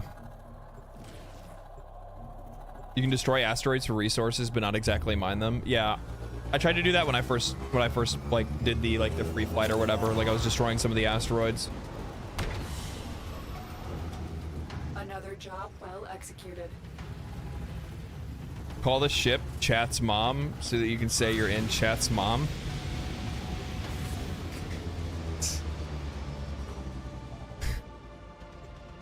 Nullstones, feather. Eliminating priority targets and defensive units will negatively. Oh, I'm actually getting like Arcwing stuff too, yeah. On their boards. Look alive. Yeah. I was looking at rewards.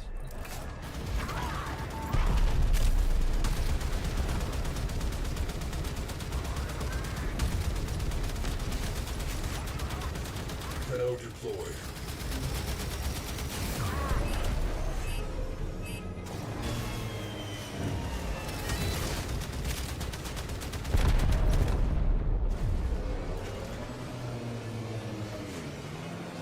Okay, so I think one of our fellow Tenno raided that ship over there, it seems.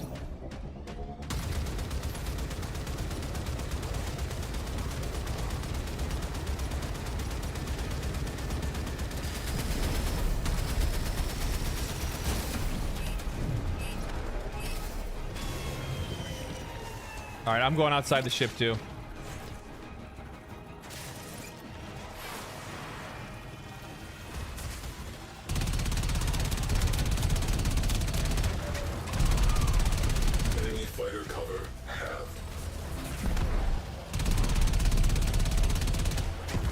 ship down.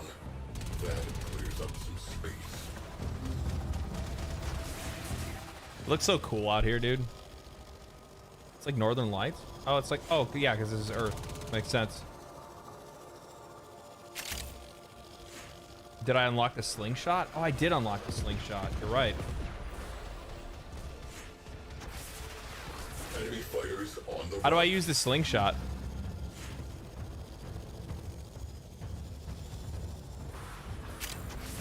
Use it out here, or do you have to go inside to use it?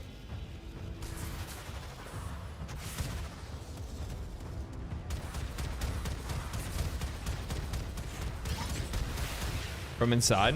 Okay. Welcome back. Where is it?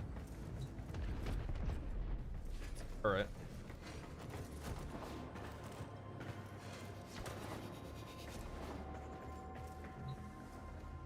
Arquin slingshot loaded. 10-0 in the barrel. Oh, that is sick.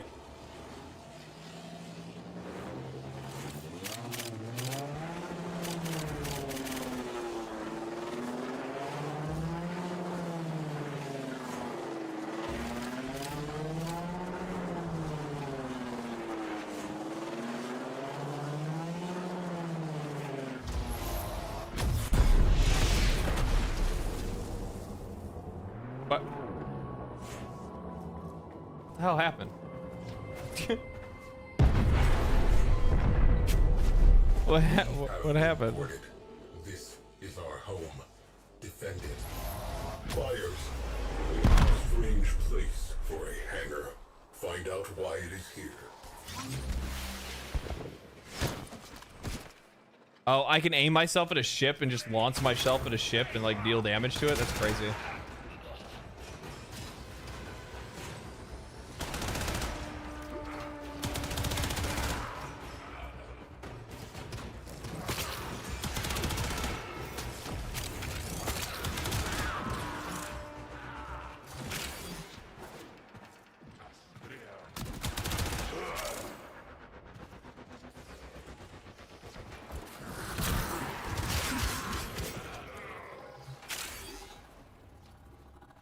Okay.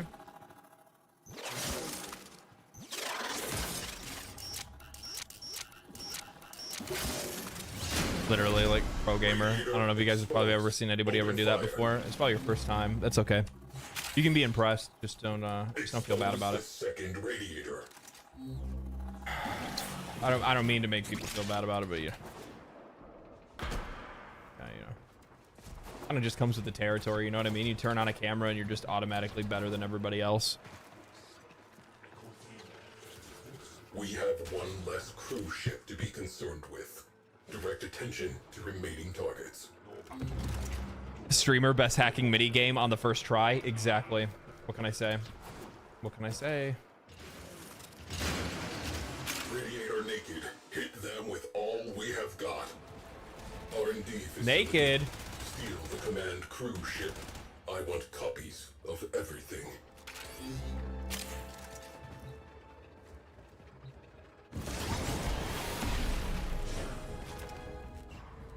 You can cool your jets. Downloading specs. Good work. Enemy in retreat. What are these fucking voice? What are these voice lines? The line under this one. You can cool your jets. Oh, we're just gonna destroy this. Huh?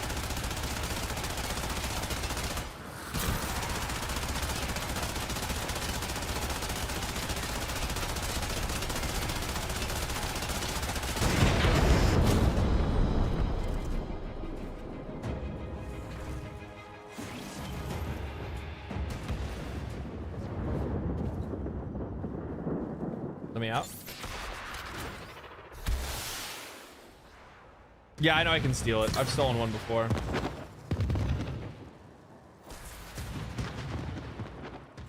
And then can't I like... Oh. Can I fast travel back to my ship or no?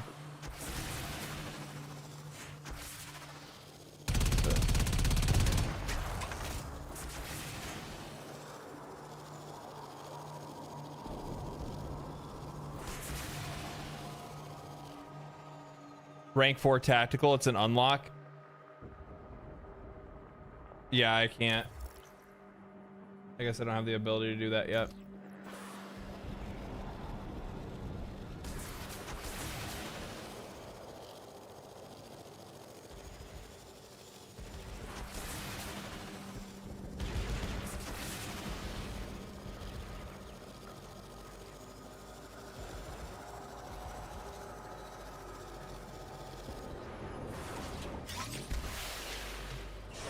Jack, can you stop telling him to use the Omni? He hasn't unlocked that ability yet. Yeah, this. Remember what I was. I love it. You guys literally prove me fucking right every time I say something. Always 10 steps ahead. 10 steps ahead.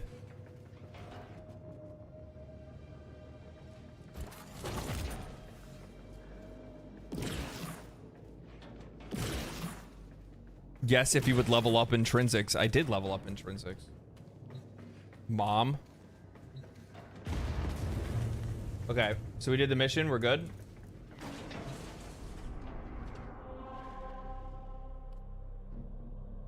All right, we'll do one more, and then I'm gonna do some like star chart stuff. I think that I'm going to. I want to try to learn. So people were talking about. So people yesterday were talking about like corrupted mods. I want to learn how to farm those.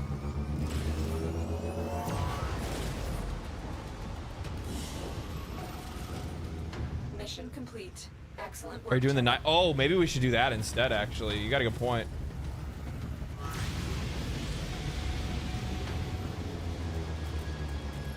Vernier forces massing alongside that galleon. After War Within, you get a mission that teaches you about corrupted mods. Oh, really? So maybe I should just wait for that. Maybe we'll do the night. Oh, do you know what we need to do today? Actually, I need to do circuit. So we'll do circuit and Nightwave. That's what we'll do. Circuit and Nightwave. Enemy cruise ship has arrived. They are powering weapons. Maintain anti-fighter cover. They are about to break.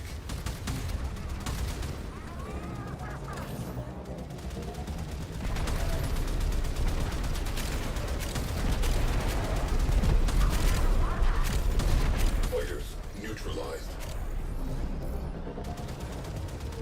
Yeah, we'll do circuit. We'll do circuit, and because I have a new circuit, and I think it has frames that I don't have right now, so it's a really good opportunity to pick up a couple new frame blueprints. A couple new blueprints.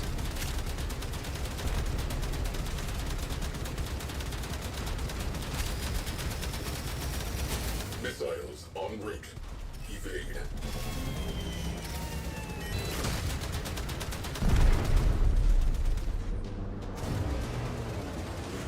What the fuck is that? It's like a massive ship.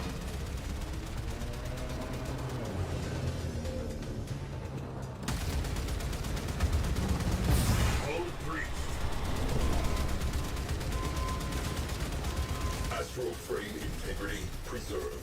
Good job. Return to duty.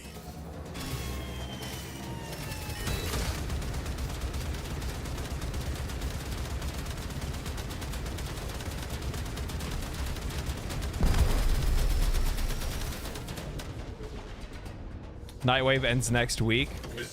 Yeah, I'm not going to be able to farm all the rewards from it because I didn't really like understand the Nightwave until recently. And plus on top of that, there's like a lot of stuff in like from Nightwave that I don't understand, that like I can't get to because it's like locked behind quests and stuff like that.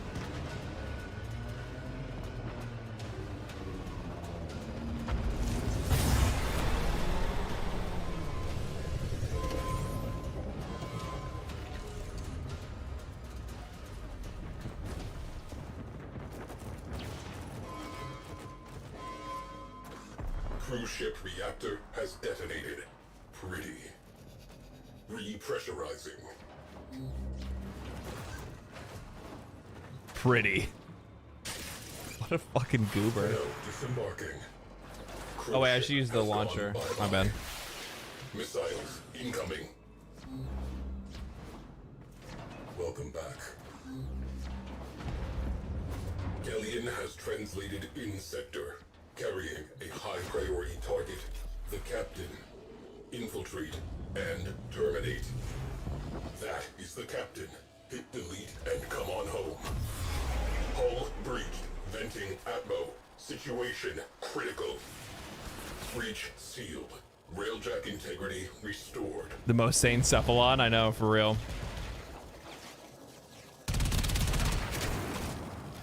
Oh, equip the Omni if you want to search for leaks. That makes a lot of sense. So it almost acts like the mining tool. All hands brace for missile impact.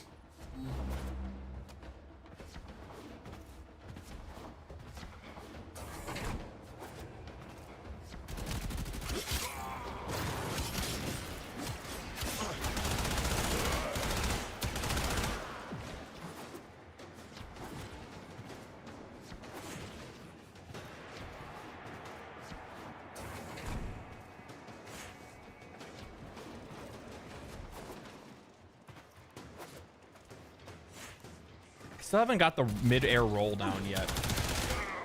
It's kind of a harder one. I almost killed your dog.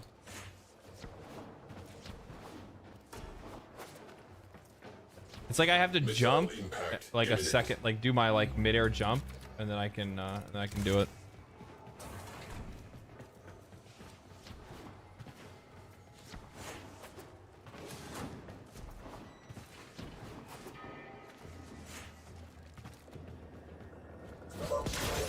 Alien captain is off the board. A perfect outcome. Get wrecked.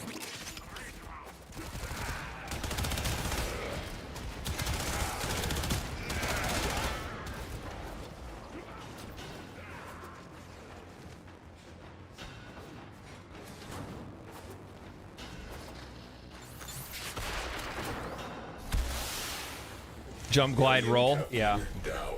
Support. Down. Oh, the glide. Yeah, that's a good point. I always forget to glide sometimes. Requesting new orders. Missile impact imminent.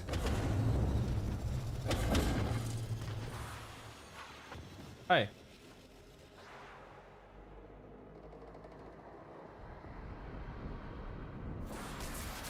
What the fuck? We have stealth? I didn't know we had stealth.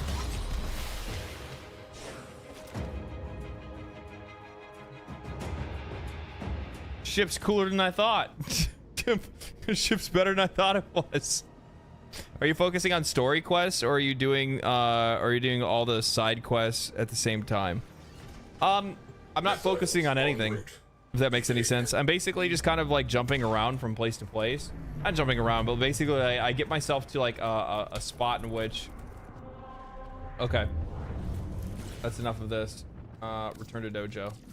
I'm basically, if I had to give you guys an overview of exactly how I'm playing, I get myself past like a major story point, and then I learn whatever systems I was introduced to, and then try to backtrack a little bit and learn systems that I may have passed up a little bit, and then I go ahead and push forward. And I basically just continue to do that back and forth until I'll finish the game.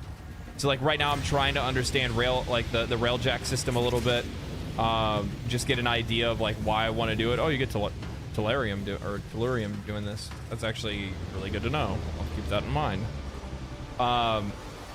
Like that, and the other thing that's really nice too is it gives me the opportunity to put eyes on materials and things like that that drop specifically from this. So then if I ever see something in the future where it's like I'm trying to craft something and the game is like, oh, you need this, then I can hopefully pull from my memory banks and go, oh, that was in Railjack.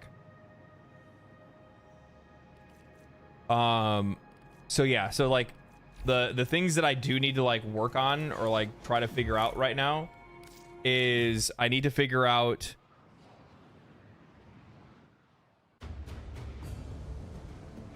mining. I'm working on right now. And then I need to see like what mining gives me. Railjack is another thing I'm figuring out. And then the reputation farms is the other one that I need to actually figure out as well. Because I realize like there's a lot of really like useful stuff that you need from that stuff as well.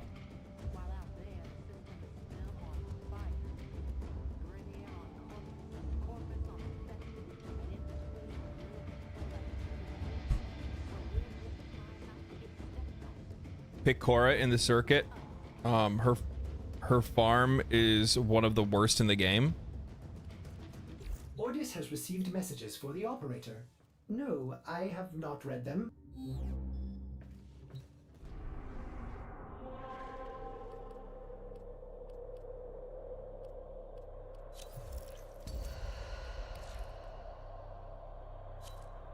Yeah, that's fine. Because I don't think I have Gara, but I have Gara Prime that's cooking right now. And then I think I have Revenant as well. Give me one moment. The other two you got in Cetus. Oh, okay. Everything in orders, operator? Is that a pun? I will attempt to bypass this fault.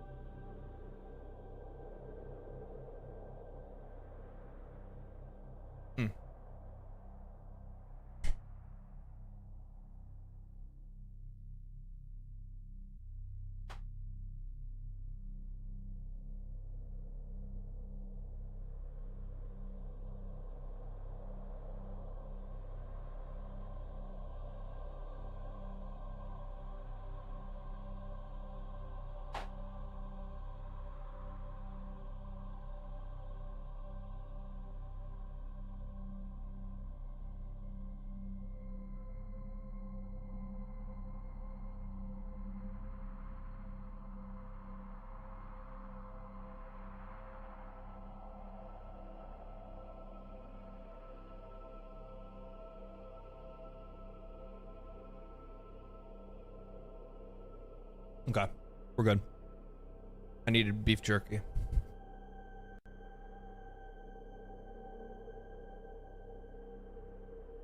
lot of people procrastinate the syndicates, but it's better to start them early, so you can get them started because of time gates. Yeah, I started my syndicates. You're talking about these guys? Give what you can, Tenno. Your humanity is a beacon for all.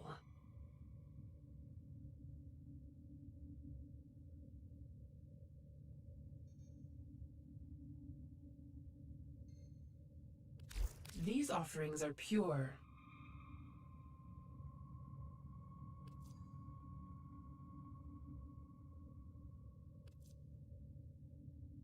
What is purity?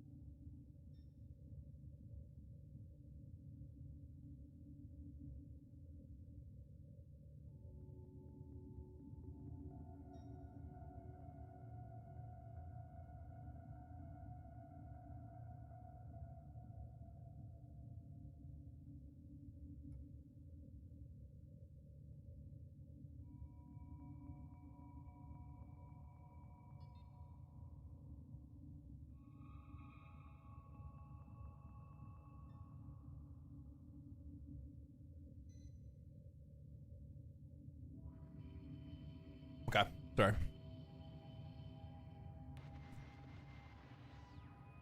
Our Fortuna standing is very important to access. Make certain activities 100 times easier. Purity is a heal. Pick the Furus one. Furus is best.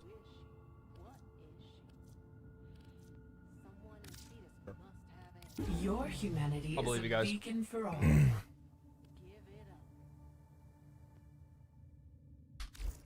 Okay.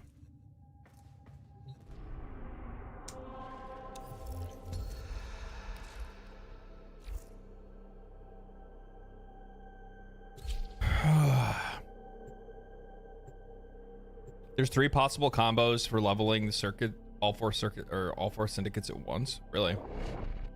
I just took a couple because my buddy told me he took the other one, so I figured it was a good idea for me to take the ones that he didn't take.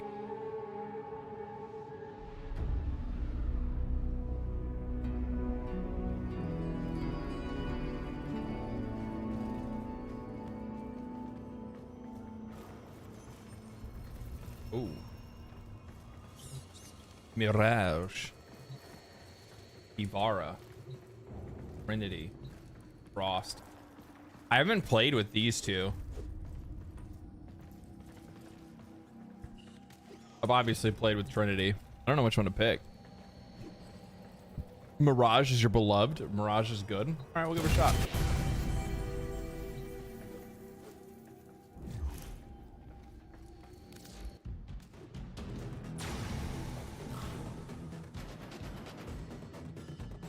Creates an entourage of doppelgangers to confuse and distract the enemy. Okay. Sleight of hand. Booby trap nearby objects while conjuring an irresistible jewel that blinds. Okay. Conjure multiple jewels will help. The help of Hall of Mirrors. What does that mean? Oh, okay. So you can drop multiple if you use Hall of Mirrors. Okay. The other side has assisted you many times. The Undercroft is where you may repay them. Tap. With blood. Tap to reduce damage Mirage takes from enemies. Hold to increase Mirage's damage. Okay. Fires an energy prism that shoots lasers in all directions. Activating again will detonate the prism, blinding enemies' foes. Sick. That's fucking sick. Okay, that seems fun. Let's see here. Stephalos, Carrick, Onkos, Cadus, Halix. If you have the stamina. Okay, we'll take that. I don't like the Cadus. We'll use these. And I don't think I've ever used this, so we'll give it a shot. Of spoiled children. What the fuck is that? Is this like a shotgun?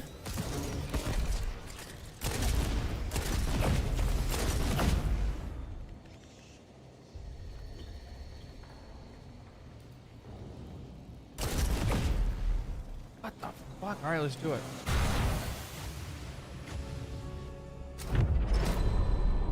After rolling, increase critical damage multiplier by 40% for 4 seconds. Drifter ability, we don't care about that. Ability efficiency, that actually sounds pretty good.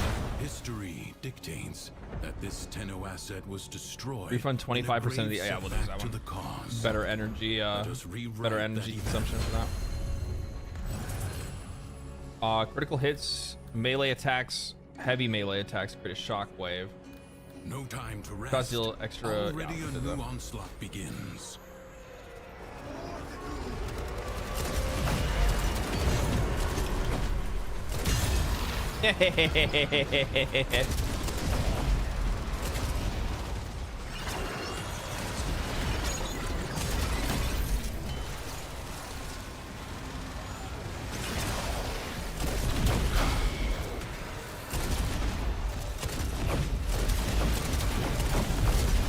Get fucked, son. I'm out here hitting him with my balls. My big old energy balls.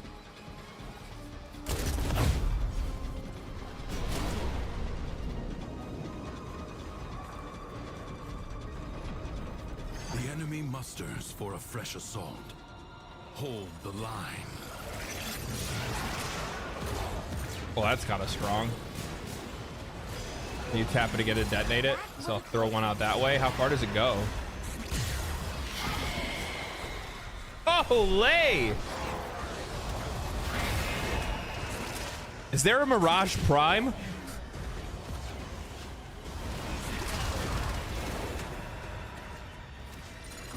Wait, here's another ball. Yeah? Oh, okay. Might have my eyes out on this one. Your resolve is being tested. Do not falter. Prepare yourself. A fresh wave approaches. I love the circuit. I think the circuit's such a cool idea.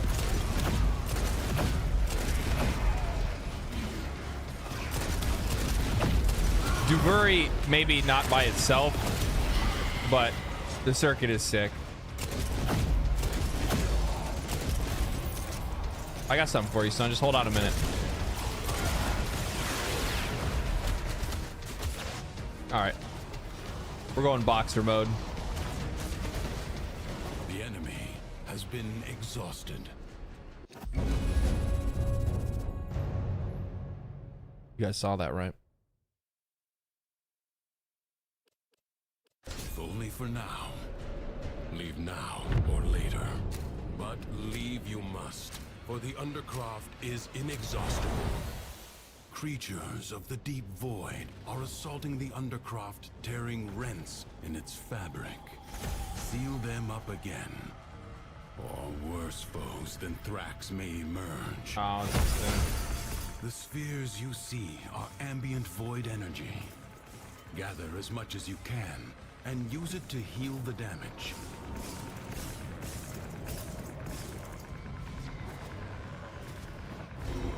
Where's more? Give me more. Give me more.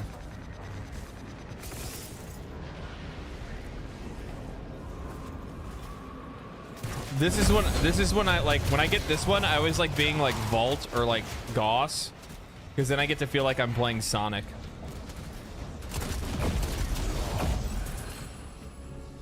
On a melee kill, gain Overguard. Every third melee deals toxic. That feels really good. Shots deal extra corrosive damage and static. We already have that. On a critical hit, gain 30% melee. We'll take this one for now, I guess. And then we'll try to go into melee if we can. Are we taking your moving stack of damage? Sure. Okay.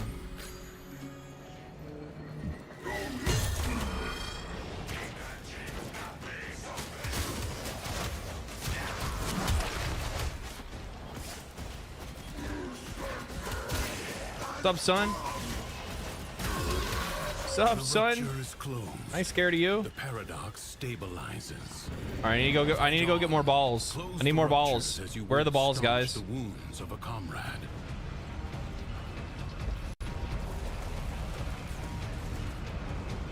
No, there's no balls up there. I see some balls. Blue orbs of delight. They kind of make me want sour candy. If the Void Angels break through the wall, their master will be freed. What is a Void Angel? Allow that to happen.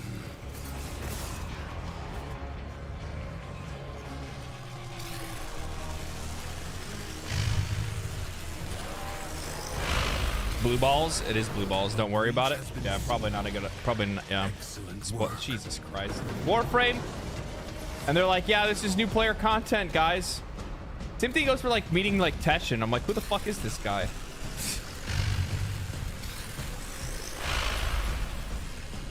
The Void Angels are unrelenting. You are all that is keeping them at bay. Hold fast.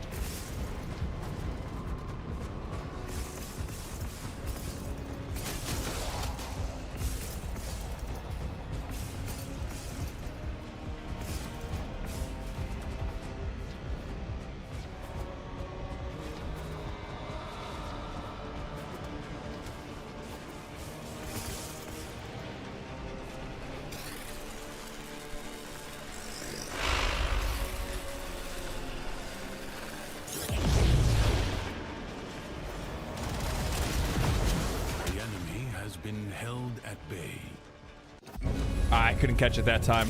I tried to. Teshin is a god gamer. True. He seems like a god gamer for sure. Congratulations are in order. This struggle Wait, goes when on did you for do as long as you can Duvuri? stand. I did it when I was doing my videos before I started streaming the game. I did not want to stream. I did not want to stream my like. I didn't want to stream the game before I had my first impressions of it. All right, let's just go into melee. That's fine.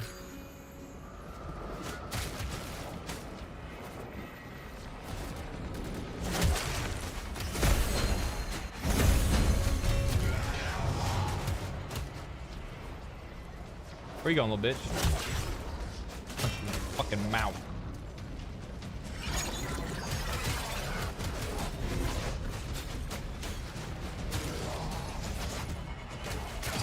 Let's get them toxin kills real quick.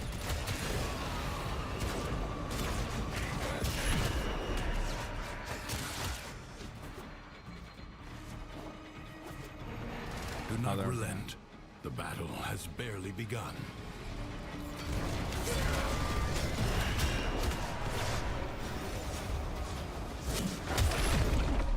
Oh, you can even get focus from this? I didn't know you could get focus from this.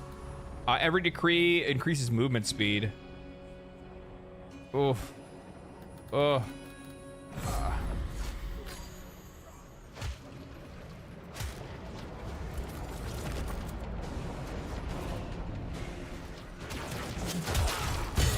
What a waste! Just gone.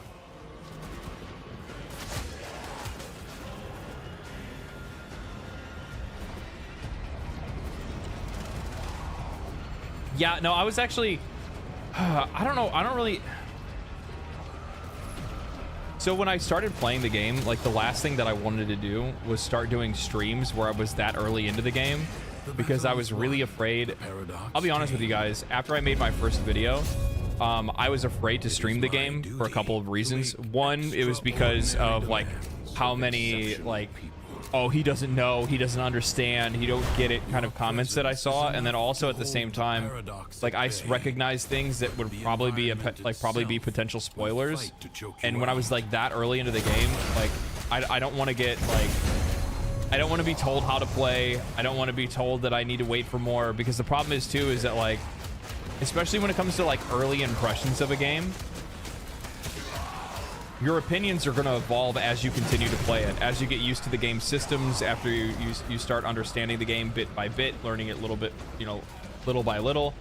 And I also didn't want people to like take my early impressions too literally, if that makes any sense. Because I feel like today more than ever, this is just so fucking prominent, it's so crazy, that like people feel like they have to like, whatever opinion they have, it's a hill that they have to die on. And the idea of like changing your mind is like so foreign nowadays. Like people act like there's just such fucking permanence. It's so crazy. And it's like, I even said in my first video that I thought a lot of the monetization looks, you know, predatory. And for all intents and purposes, I do still think that it is for newer players. But obviously that opinion shifts a little bit once you have more context and once you've played the game long enough. But you also have people that are out there that like forcibly want you to come to that conclusion, right? Because the thing is, you're gonna have people that hear me say that and go, oh, well, you know, I changed my line later. And you'll have those same people that'll be like, well, I tried to tell you. That's what my comments are about, saying that you were wrong. And it's just like, yeah, but like I need to come to that conclusion on my own, not having you tell me how I need to think. And for some odd reason, like that doesn't really, like that connection isn't really made for a lot of people. So like I don't want people's first impressions of my first impressions to be bad, if that makes any sense. So like I wanted to at least have like a little bit of an idea before I really fell into it. And I'm glad that's what I did. Because at least I had like some type of like base level of understanding before I just like, you know, started streaming the game. Plus on top of that, I could easily see myself getting like spoiled and backseated too hard. And I realized like no matter what I do, people are gonna backseat me. You know what I mean? Like I'm streaming, I'm making YouTube videos. People are gonna feel the need to correct me. People are gonna feel the need to try to coach me. It's gonna happen regardless. I'm also gonna ask questions, which I mean, you guys have already seen that already, right? Like I asked plenty of questions, and I didn't want to give myself a crutch too early on, otherwise it wouldn't let information sink in and I wouldn't learn anything. And then the other thing is that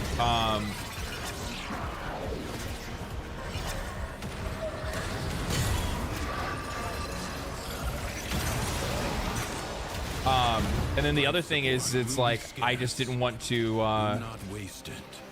I don't know, I felt like it wouldn't be as entertaining or as like engaging, because the problem is that like with how much information this game gives out, I mean, could you guys imagine like just a taste by the way of that railjack section where I'm like trying to read things and understand stuff? Could you imagine that, but it be an entire stream of that? Because that's basically what, you know, my first like 50-60 hours was of me like trying to digest the game the best way that I could.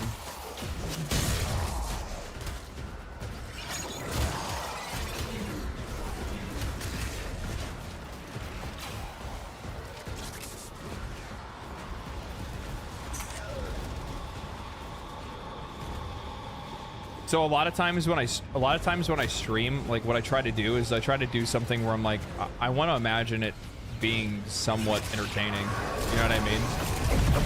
I want to have an entertaining. That's the whole point of the game. The whole point of the thing. The whole point isn't for you to watch somebody play a video game. It's the idea is like watching somebody play the game for the first time, but also making it like an entertaining experience to watch and or listen to. Because I realize, like, I try to think about it from, like, my perspective as somebody that watches streams, right? So, like, as an example, I frequently watch Asmongold. I do not watch him. He's second monitor content. I'm listening to the things that he's talking about, and that's pretty much about it. To be honest with you, the minute that Asmongold starts playing a video game is the minute that I turn his stream off. I don't have any interest in like watching somebody play a game. I want to you know, hear thoughts and opinions and you know, how they match up with my own, and you know, hear about something interesting that I haven't, you know, thought of before, or you know, whatever it might be, right? Because like he has the benefit that he has a community that like sends him a bunch of different things for them to get his opinion on. It's always like random stuff too.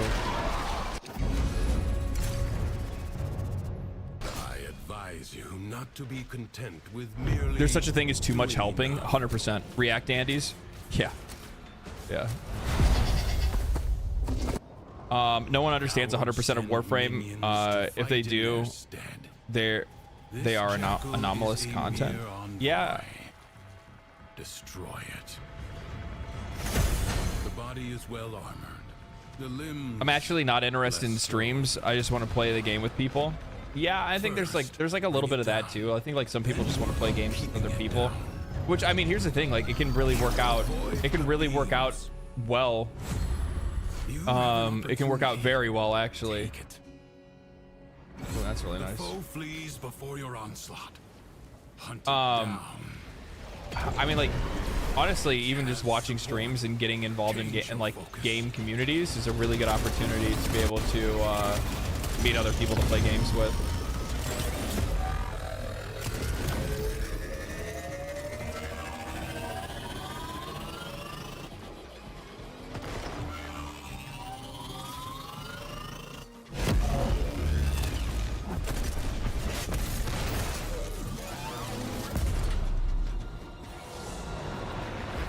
Pay attention to your decrees. They often combo with other decrees. Yeah, yeah. The problem is like I haven't done the circuit long enough for me to like build up a library in my mind of decrees and which ones will work better with other ones. It just takes a while to get there.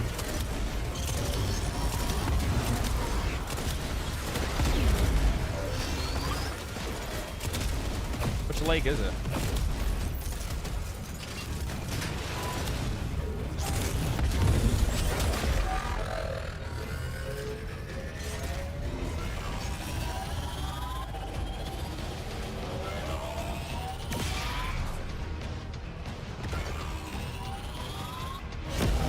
God damn it. The foe has fallen. Stab it to the heart. Let this victory Serve as a ward. Oh shit, you're streaming. Literally found your channel yesterday and was catching up. Didn't expect to come across a stream. Hi. Hi. My favorite decree is running Fleetfoot. Oh, the one that like the more decrees or like the more decrees you have, the faster you run. Is that what it is? And rest or fight on. Secrets lie buried deep within the Undercroft. The Paradox provides the means to extract them. You must protect the excavators and keep them powered. Extractor deploying.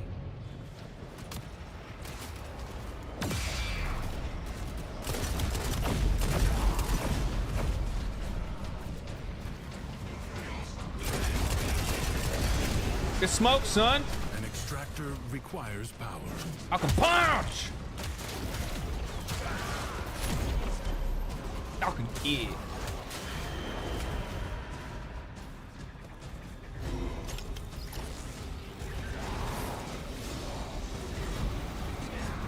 Do you have a favorite game mode so far?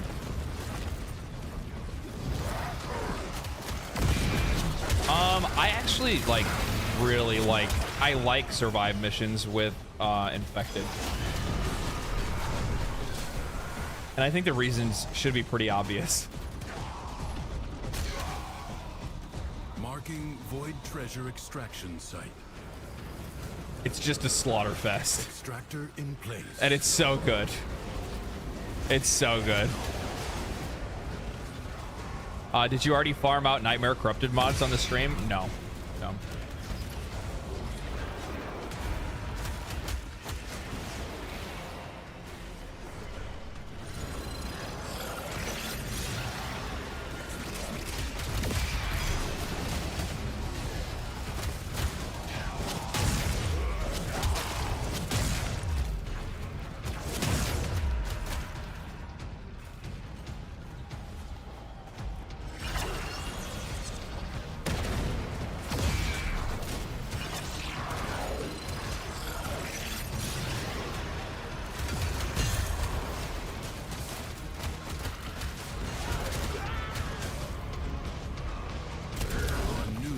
Treasure may now be extracted. Extractor. What am I doing? I totally just like got into a fucking zone. I'm making you guys do the fucking extractor stuff. I'm so sorry. My brain went elsewhere. I went on like complete autopilot there for a minute, completely just disassociated from reality.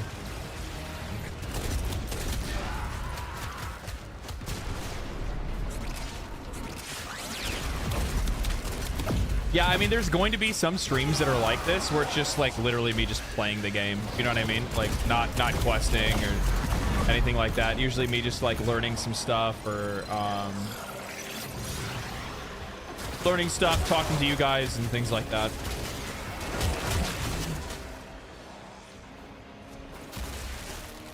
We'll call it everyday Warframe. You know what I mean?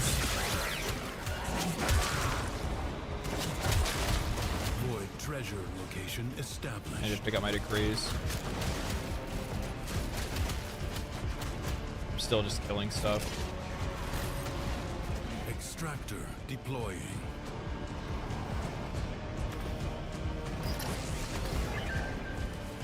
This one is D. Use like one more battery in this one over here.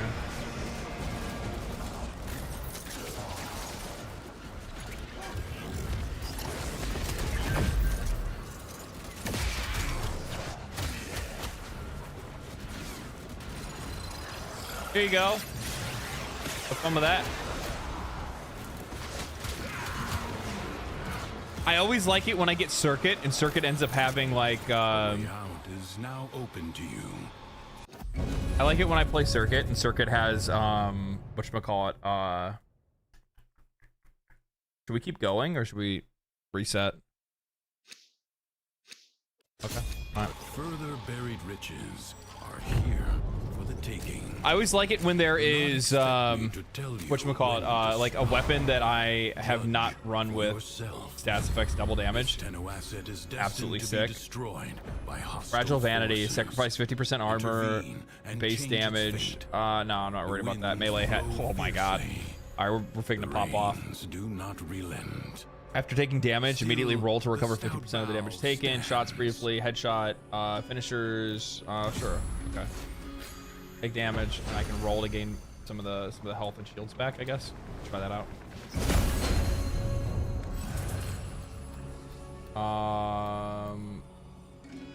Yes. I'm now a health battery. No motherfucker.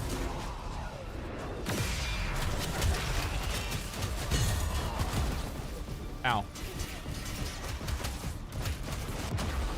Okay, I'm not a health battery. I'm not as strong as I thought I was. I'm not as strong as I thought I was. How do you feel about the roguelite part so far? Not bad once I actually like figure out what like the better builds are and stuff like that, you know what I mean? I'm also playing as a frame that I haven't played as either.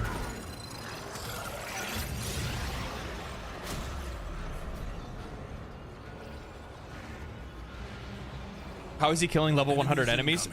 Pro gamer. Literally, that's it. I went to pro gamer school, graduated, valedictorian.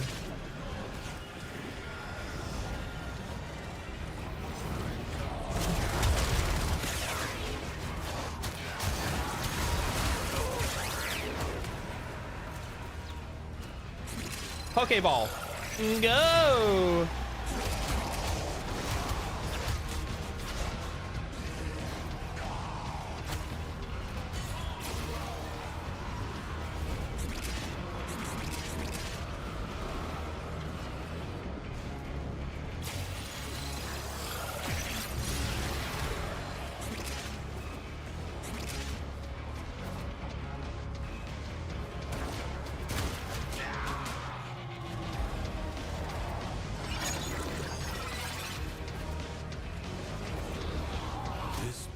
Is already half won. Enemies incoming. Stand fast. Up, punk ass motherfucker. The smoke, son. Gonna catch these hands.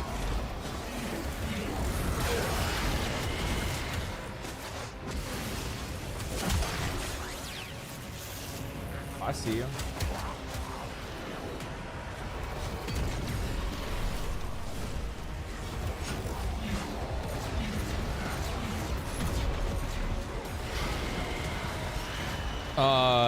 Programmer PhD plus a bunch of OP decrees. I mean, well, yeah, there's like that as well, right?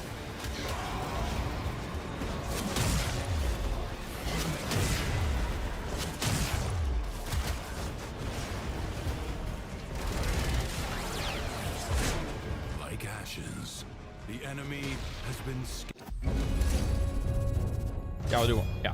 Yeah. To the void. It is my duty. We have that many watching. Extraordinary demand. Where are the likes on the stream? The void. What is wrong with you guys? Have you guys not been liking the stream? 160 likes. I'm so beyond disappointed in you guys. Keep them at bay. The ruptures can be closed. I don't. Only if you collect enough ambient void energy. Seize the globes that float nearby. You guys saying you don't like me? Hey dreamers, we are up and you don't like me? Hard.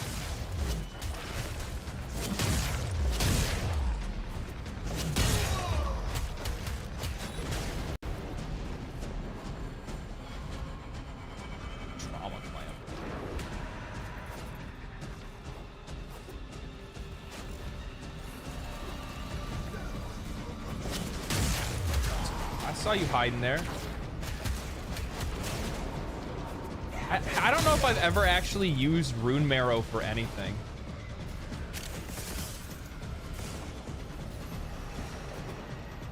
You know, I still haven't made the Sun and Moon sword the schematic that you get for your first playthrough. I still haven't made that yet. I don't know where to get the rest of those materials. Is it just like in the open world?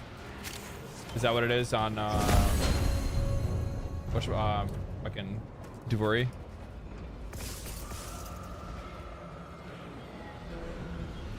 You pretty much everything eventually. Brood Marrow is very important later. Oh, okay. All right, well there you go then. If the Void Angels break through the wall, their master will be freed. Do not allow that to happen. Fight on. Close the ruptures as you would staunch the wounds of a comrade.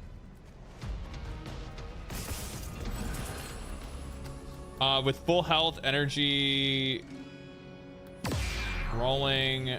The rupture is closed. None of these are really good. I mean, I guess I'll take this one for now. Heavy attacks deal an extra hit for home. Ew. Oh, shit. Alright. Ow, fuck. I wasn't paying attention. The weapons you get from Duri are really good. Really? Thank you. I promise I'll do better.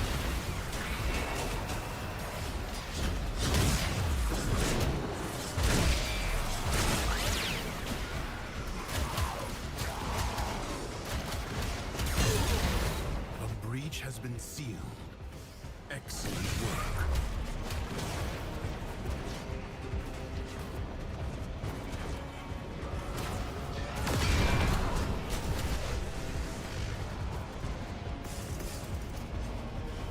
How'd I miss that? How'd I miss it twice? Oh, whatever. The Void Angels are unrelenting. You got that? Okay. You are all that is keeping them at bay. Hold fast. Yeah, oh, there we go. There's some over here.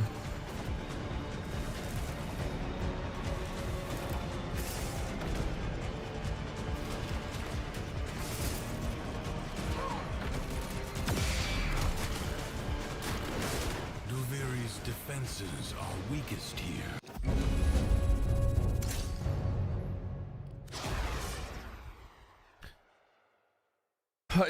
I don't think it applied to heavy slams. I think it was heavy attacks, but for some odd reason, like the heavy attack button wasn't really working. So isn't that supposed to be like my alternate fire button?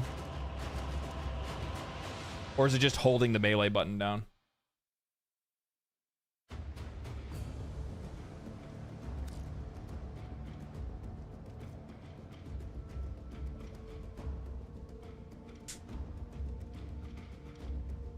Heavy is its own button. Okay, so it was the alternate fire button then.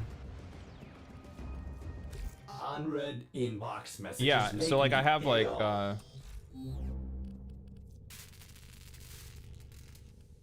yeah, I still haven't got this stuff. So this is just open world. Okay. Keep that in mind.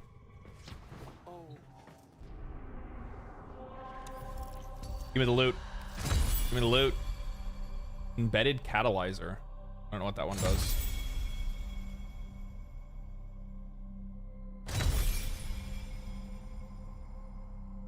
Sun and Moon are unique weapons and are quite good. Really?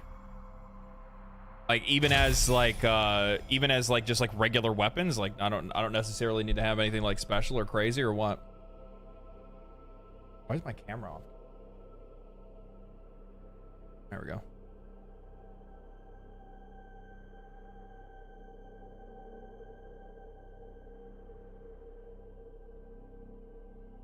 Sun and Moon are the only dual wield katanas in the game.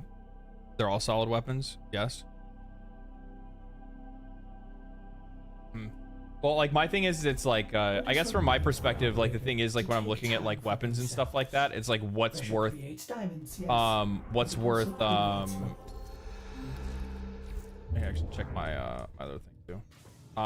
It's like what's worth With the putting like Forma and Catalyst into, you know what I mean? Like I like I put Forma into. You have plenty of time, or you have plenty of Forma. I know I have plenty of Forma. That's not the point.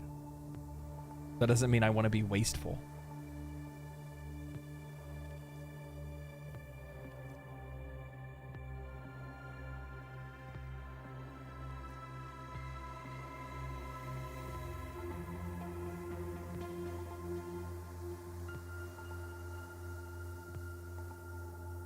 Y or Kaith? I don't know what a Kaith is.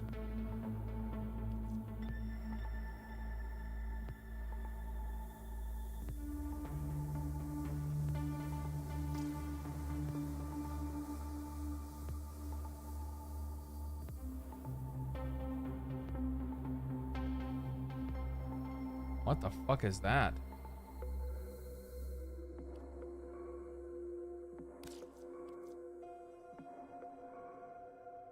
Sortie unlocks after War Within. Oh, okay. Win 3 wagers in a row without letting an enemy score 1 match of the index. Oh, okay. So do index. Yeah, we can do index. Coming up next.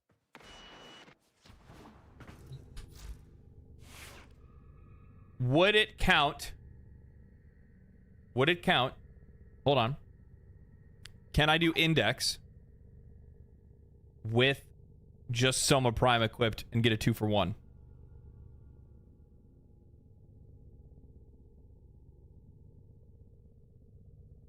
Love it.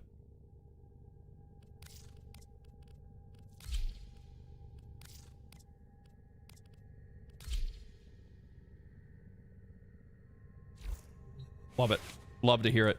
Love to hear it. Love to hear it. Now, where is index? Oh, it's right here.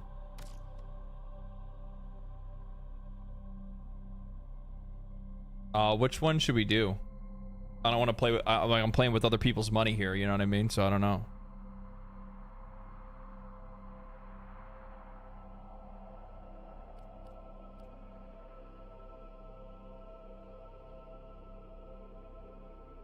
Low risk is faster. Too high, you'll get carried. I don't know. We'll do like the fucking. I'll just do the low one. I don't understand this. I have to look into this one as well. I have to look into this one as well.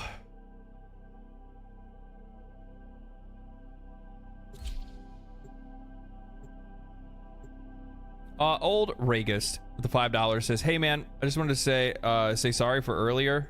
To say it, my man is blind. My intentions wasn't to make you feel uncomfortable. It's all good, dude. Believe me when I say this. One, thank you for the $5, but like I don't really let that stuff get like actually under my skin, so don't feel like that bad about it. Most of the time, I just kind of like I usually just kind of brush all that kind of stuff off because it's like, you know, it's just chatters being chatters. I mean, I'll say some. I probably said some dumbass shit. What the fuck is this? Oh, is it Limbo? Is that what that is? Yeah.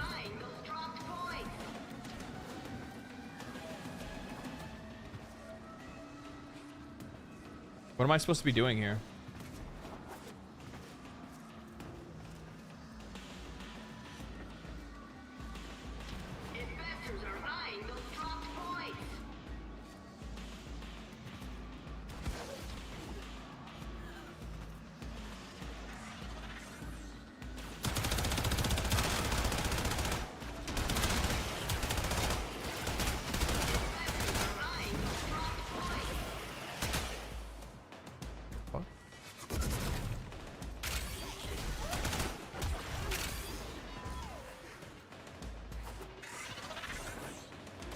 Oh, it's a window. Oh my god, I'm so dumb.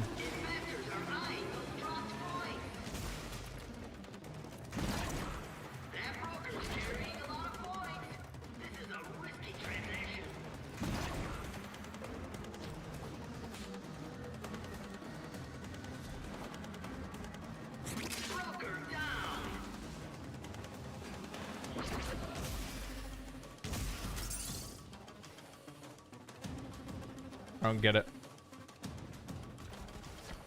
Am I supposed to be like killing targets and then I get points from the targets or what? Oh.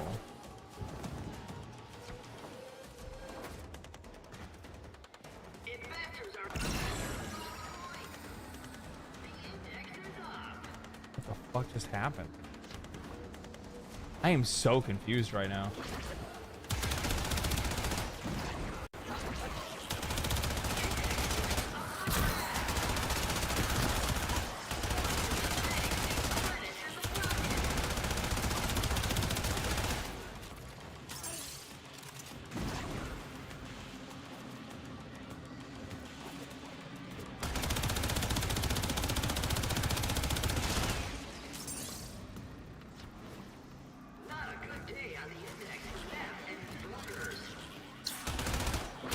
So I kill these guys. They give me stuff, right? We pick up these points, and then we score it in their goal. Is that what it is?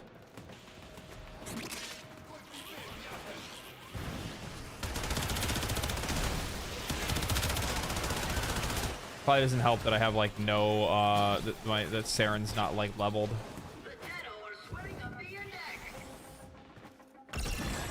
Yeah. Okay. All right, I figured it out.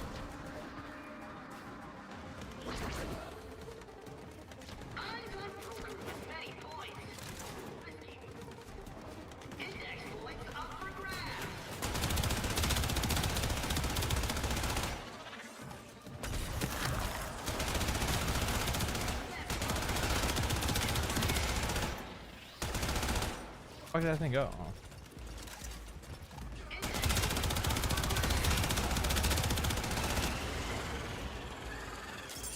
It's those little green chips that drop, I guess. Okay.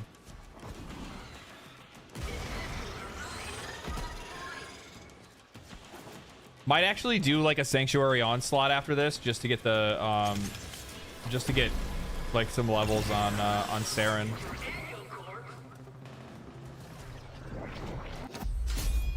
Oh, we'll back. Oh wait, that's right. I need to do 3. I need to do 3.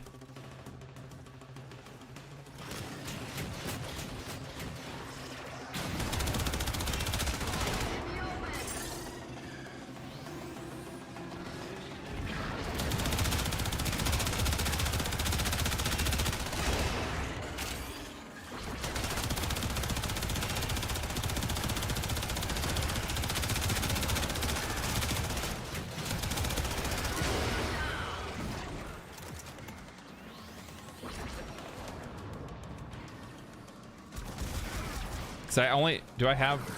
Oh, there we go. Oh, that's the shed skin thing. Oh, okay. I also don't really understand her abilities either, so that probably isn't helping me too much.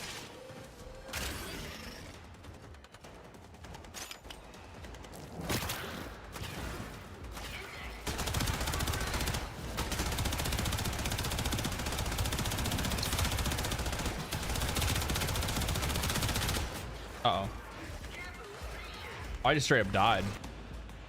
Okay.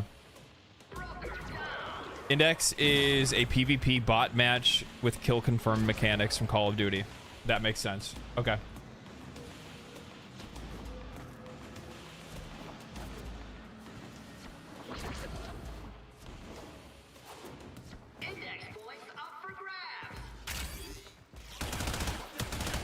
Wait, are there...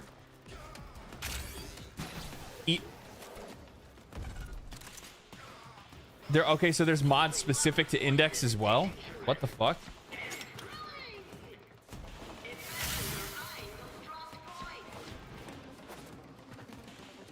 That's crazy. I didn't know that.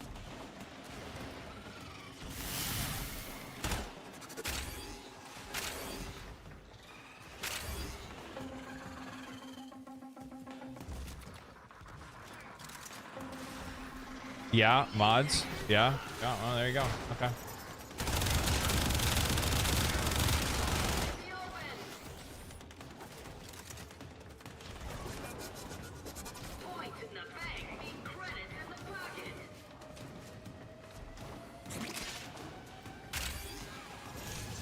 I don't have my like treasure hunter mod on my I don't even know if I even have a pet equipped right now.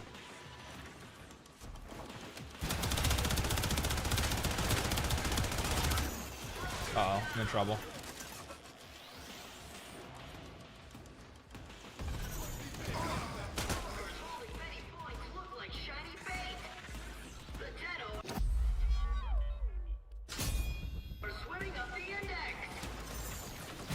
Index unequip. Ah!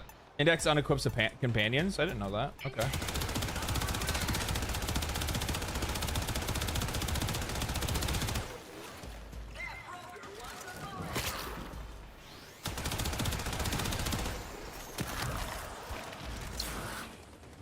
Oh my god. This got fucking sniped. Vacuum. Yeah, I don't have my vacuum mod on. I don't have any of that stuff.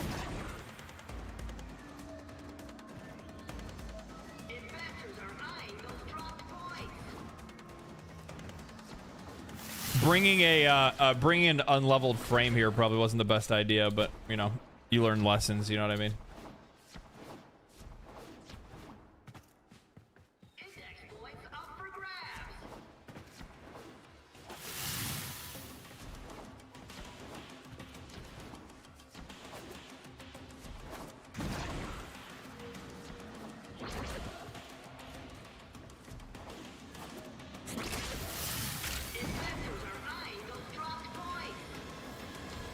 Not a whole lot of enemies, huh?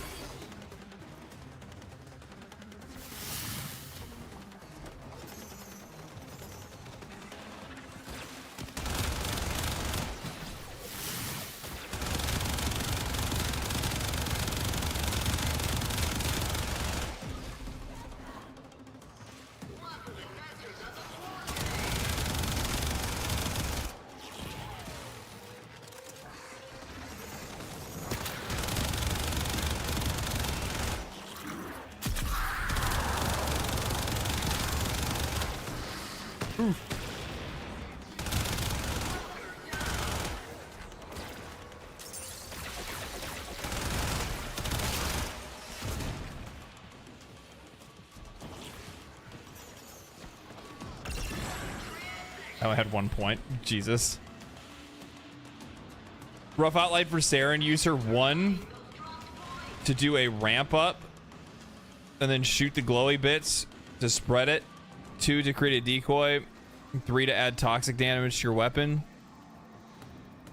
4 for a big AoE / viral damage. Okay.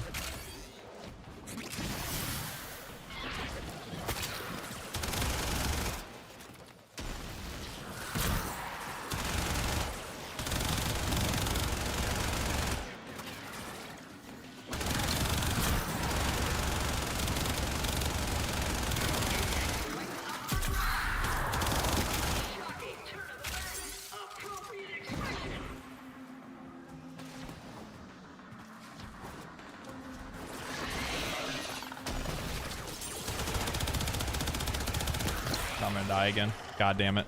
I just don't have any shields and health. That's the problem. She's only like level 9 right now and I'm fighting level 80 enemies. I should probably just kind of chill back, to be honest with you.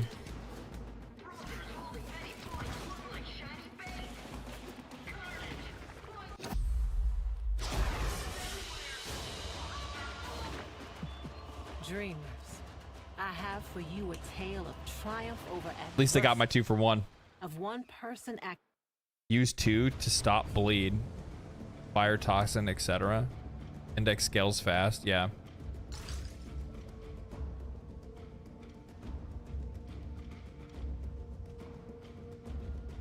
His Soma's got viral, so it's eating off the toxin buff. What is that not like? So it's probably not a good combo for her to use, or what? I wonder what they say.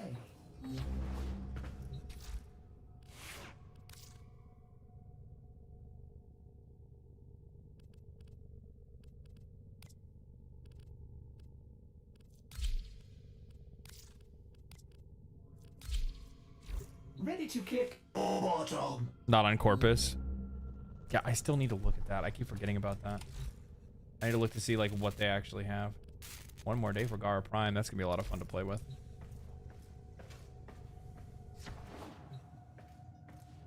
Let's see here. What am I doing? I still need to kill some Exemus enemies. Hey. I can't do Swordy. I don't know what flying a Kaith is. I also don't know what the Maw is either.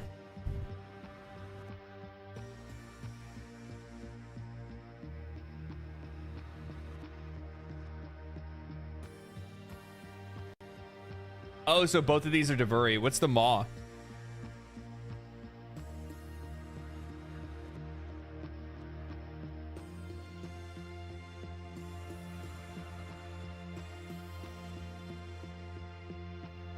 I have plenty of weapon slots. Maw is Devuri fishing minigame. Fish Prime. How do you fish in Devuri?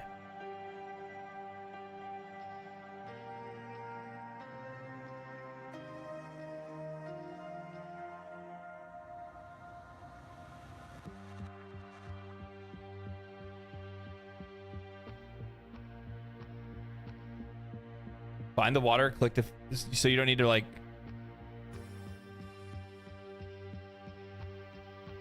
transference into a wormfish. It's a pedestal you sit on and control the mawfish. Let's check what's next.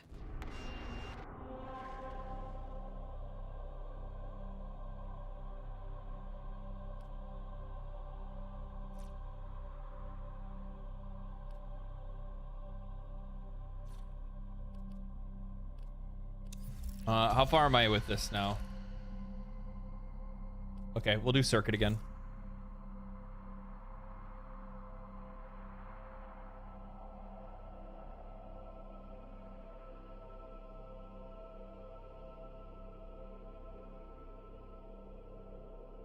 Devuri experience. Some. I got so triggered today. So one of the things that I hate the most is when like people leave comments on YouTube videos, like trying to correct somebody's like pronunciation of something. Because I keep saying Devuri, because that's what it looks like. And then somebody left a comment, Devuri. Hey, fucking nerd. Taliban? What the fuck is that? Hydroid. Fucker looks like a chess piece.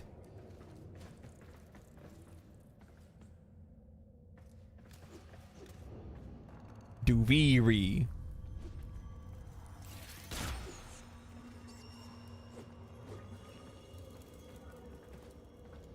Porfix is a nuclear reactor.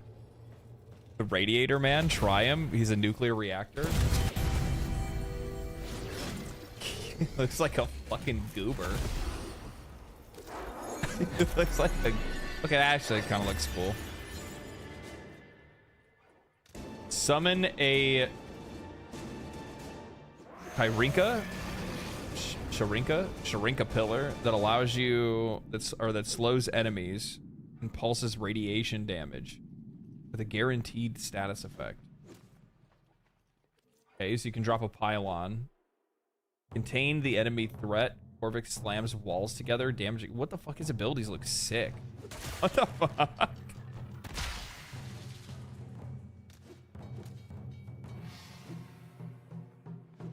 Guard yourself in nearby enemies against. Okay. Release a beam. How is it that like that looks like this, but then this wall ability looks like this? What happened here? Like I was half expecting for like there just to be like, you know, a freaking massive thing that like comes out of his chest and shoots a beam, and instead it's just like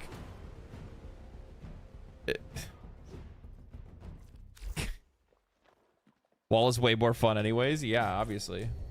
Okay. Exibirus. Burstin. That's an easy choice.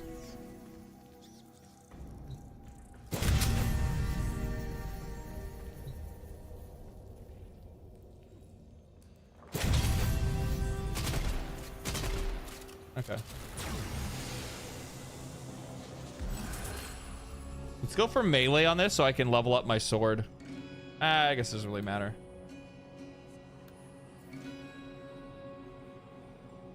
Corrosion damage on top of my other stuff. Casting abilities boost your movement speed. Sure.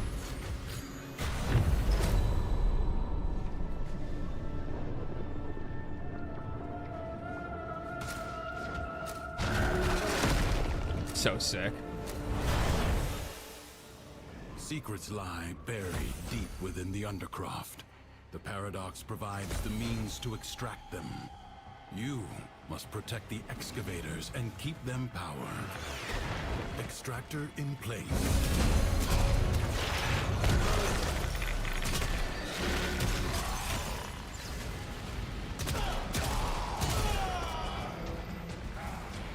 Actually, I just need to use Broken War and get levels on it. Come on. An extractor is out of power.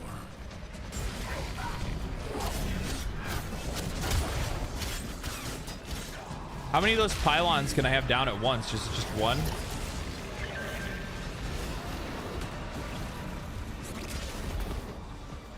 Two? Based.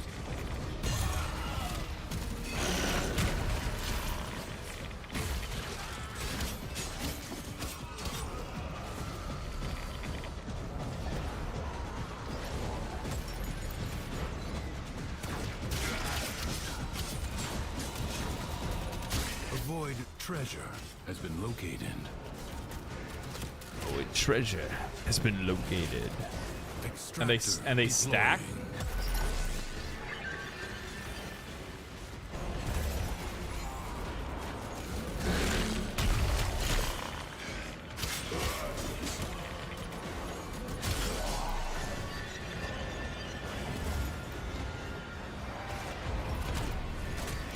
But he's like probably really good for like defense missions and shit like this, yeah? Like excavation and defense missions. Take my fucking...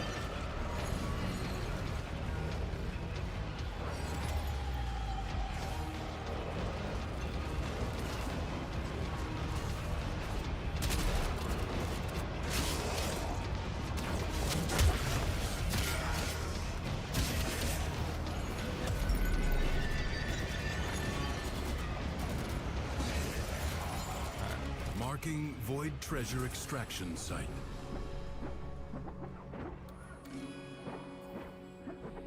I don't even know. Extractor in place.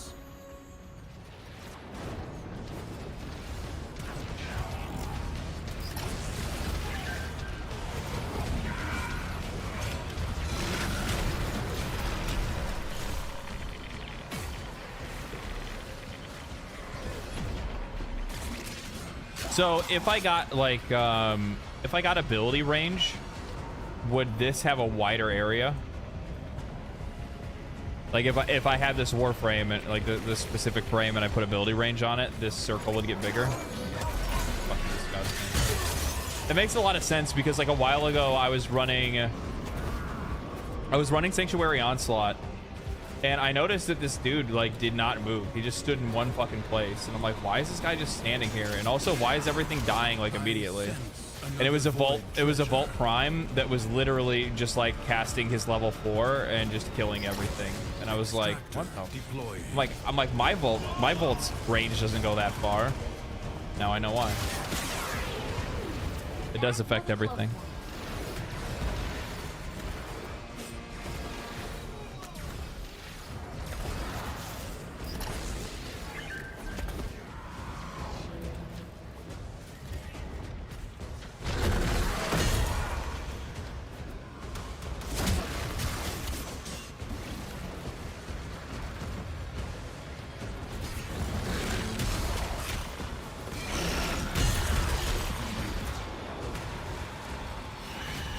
This is actually really cool, I'm not gonna lie. This is actually probably kind of sick. I'll have to look out for this one. Max range Frost is sick too. I actually really like Frost. Like he looked like a basic bitch kind of frame until I started playing him, and then I was like, wait a minute, this dude's actually kind of sick. Hey man, how's Warframe treating you? Pretty good actually. Pretty good, seeing as that I'm like, you know, by the end of today's stream, I'll be like 140 hours into the game, and by the time stream's done, I'll probably eat something and then play more Warframe before I go to bed. Just to be real, I'm just keeping it real. Just keeping it real. Bro, I'm kind of getting like really shitty. I mean, that's actually kind of nice. I'm not getting very good decrees. Nothing that actually like stacks with anything else.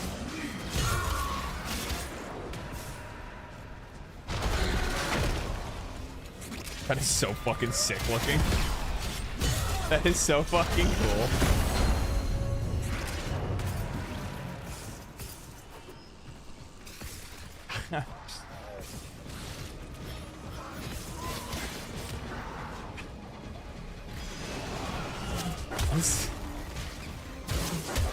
This game is so fucking cool.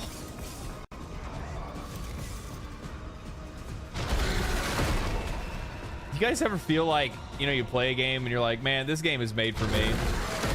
Being able to do shit like that makes this game feel like it's made for me. I just want to do it all the time. I just want to do it all the time. Fight on. Close the ruptures as you would staunch the wounds of a comrade. This 4 is amazing. Yeah, no, they really lean into the power fantasy. It's also really cool just to see the evolution of it over time, where it's like, you know, you look at like some of the base frames and like, don't get me wrong, the base frames are strong, but like they really leaned into like how cool like abilities and stuff like that look. You know what I mean? Like they just keep getting, it just keeps getting cooler and cooler and cooler. Like I'm so happy that you know, there were some folks who were pretty mad when I said in my second video that I got the chance to play as Dante, and because they're like, oh well, Dante's not the true experience, you know, this isn't a genuine experience anymore. And I'm like, I don't understand exactly how you can come to that kind of fucking conclusion, but you know, you're welcome to be an idiot. With that said, being able to have the opportunity when I first play, like, I'll be honest, if it wasn't for the fact that that I ended up getting Dante, I might have not continued to play the game, just because like I really didn't see the appeal. Like I had played with other frames, but like I played with people that had other frames, right? So it was a good opportunity to like see like what other frames looked like in combat, but it still wasn't the same kind of context, because like realize that at like lower levels, like the game can go by in like the blink of an eye, you know what I mean? This struggle goes and on for as long as like match it, like, so you don't really even know what they're doing, you don't know why they're doing things, you know what I mean? Station active. And Greater the gains for the other side. if it wasn't for me playing Dante, I wouldn't have been able to see like just how fucking cool things could get later.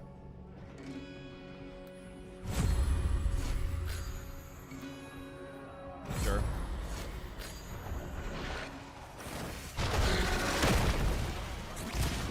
I don't know why I took the reload one. I'm not even using my gun. I wasn't even paying attention. I'm just walling.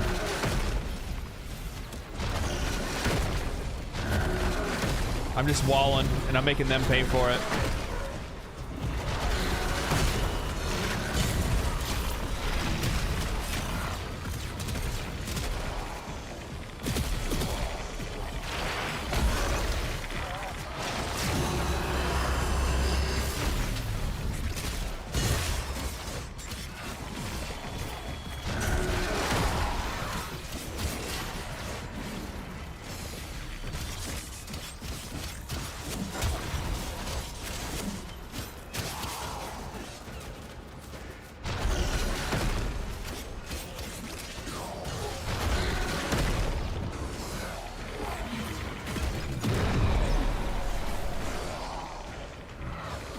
I like how if I'm in his area, it just like, it makes like a Geiger counter like noise. If I'm in his area of effect.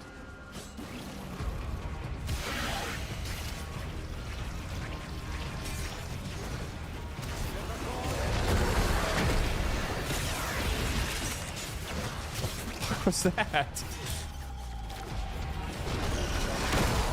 Did I just get Warframe?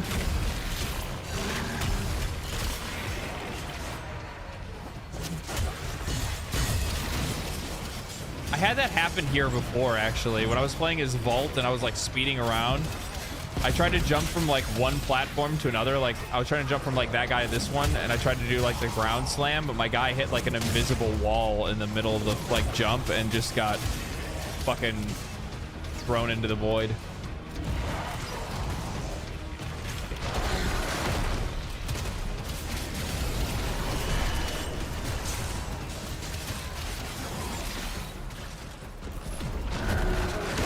It's so crazy how the fucking range on that. It's so crazy.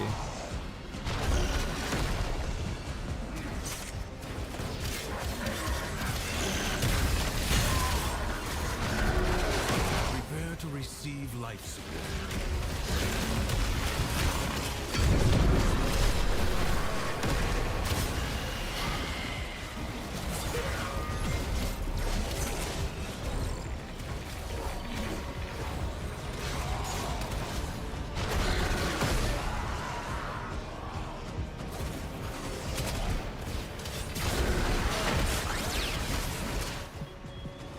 Ladies and gentlemen, listeners of all ages, I present to you, walking amongst us, the once and future badass.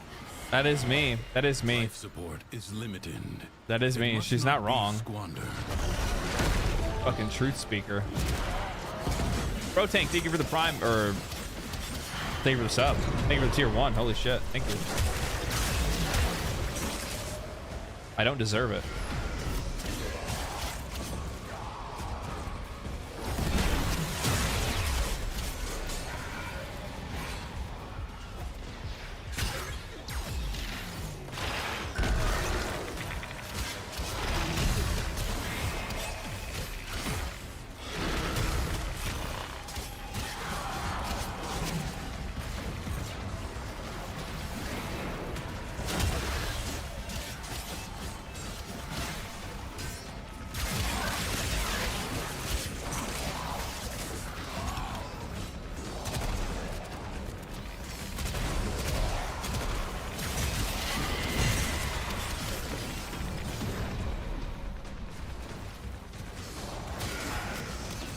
Killing it right now.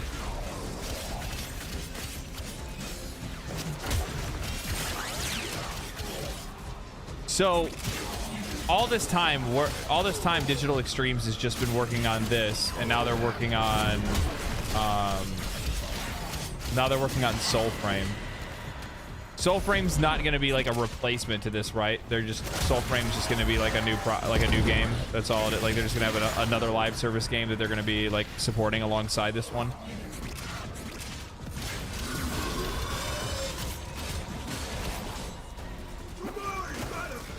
Correct. Different game.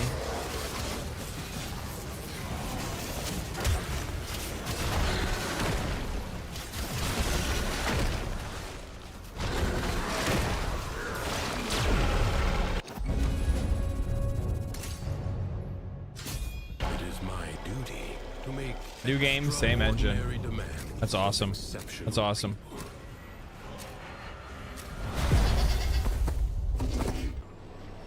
Cowards send minions to fight in their stead. Awesome Voltage with the $5 says Nora Knight is my favorite character in this game. Also, if you're looking for a jack of all trades frame, you should try Gauss. Gauss. Yeah, sure. First, bring it down. Then work on keeping it down. I don't, well, I mean, like, how do you even get Gauss? You can attack later. Oh, fuck. You have an opportunity. Take it. You have triggered its defensive presets. Find where it has fled to. You could get Gauss Prime. Turn your fury upon what is vulnerable. You can get him later. Last planet.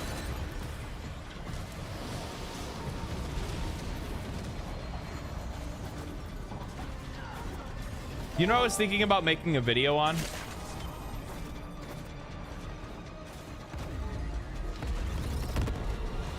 I was thinking about making a video on, like, what happened at, like, what the fuck happened to Lost Planet? You know what I mean? Like, what happened?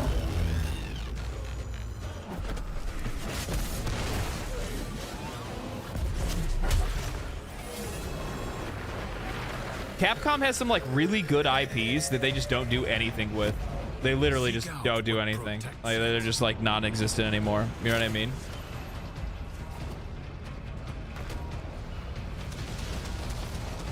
I fucking loved Lost Planet.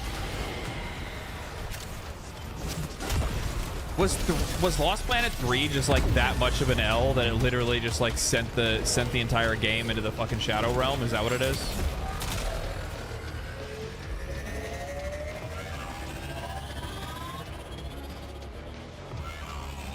If so, it is actually kind of fucking crazy how that can happen to games. You know what I mean? Like how games can be like super relevant and all it takes is one bad game and then that's it. You know what I mean? Like they don't go back to it.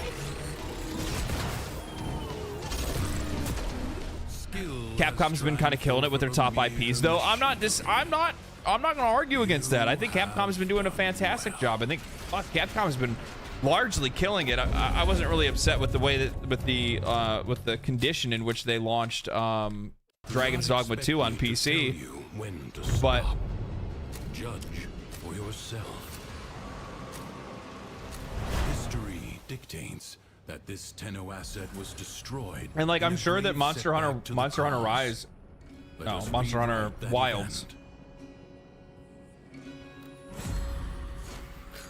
I'm sure that like Monster Hunter Wilds is going to be fucking insane. You know what I mean? Like it's going to be good. I think Resident Evil is probably my favorite series from Capcom, with Monster Hunter being my second most. Wave approaches. But yeah.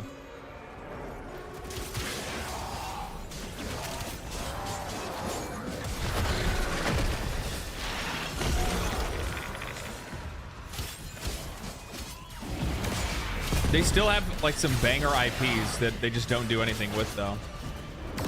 I think we might have talked about this on a stream not too long ago, but it's like Power Stone is a really good example of that.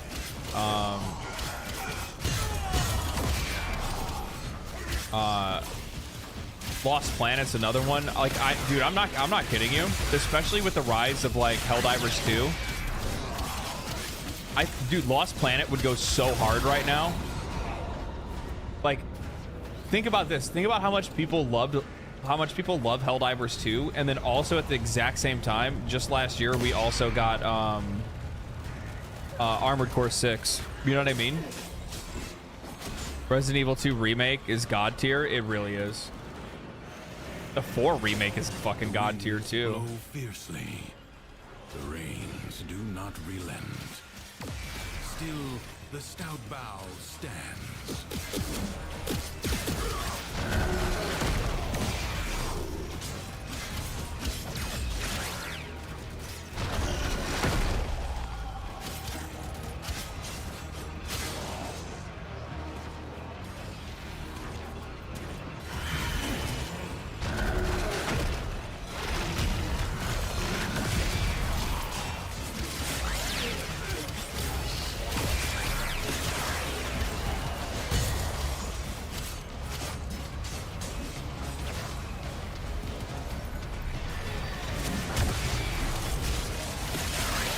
It's one of those things where like it must suck to be like a major AAA publisher, because there's so many games that like, man, like the timing would be so good. Like imagine if they released like a really good Lost Planet game, like fucking sleeper hit out of nowhere right after like Helldivers 2 and fucking Armored Core 6. It's basically the best. It's the best of both worlds. Massive boss fights, killing a bunch of fucking bugs. You know, co-op, all that good stuff.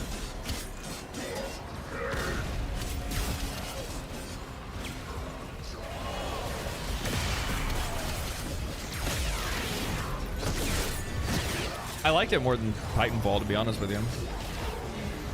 My social life will be completely over after Monster Hunter Wilds drops. Oh yeah. Oh yeah. Yeah, be fully expecting this this channel to be fucking Monster Hunter dominated for a while.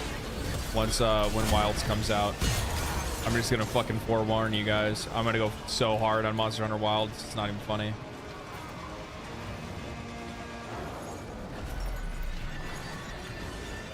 The enemy has been exhausted.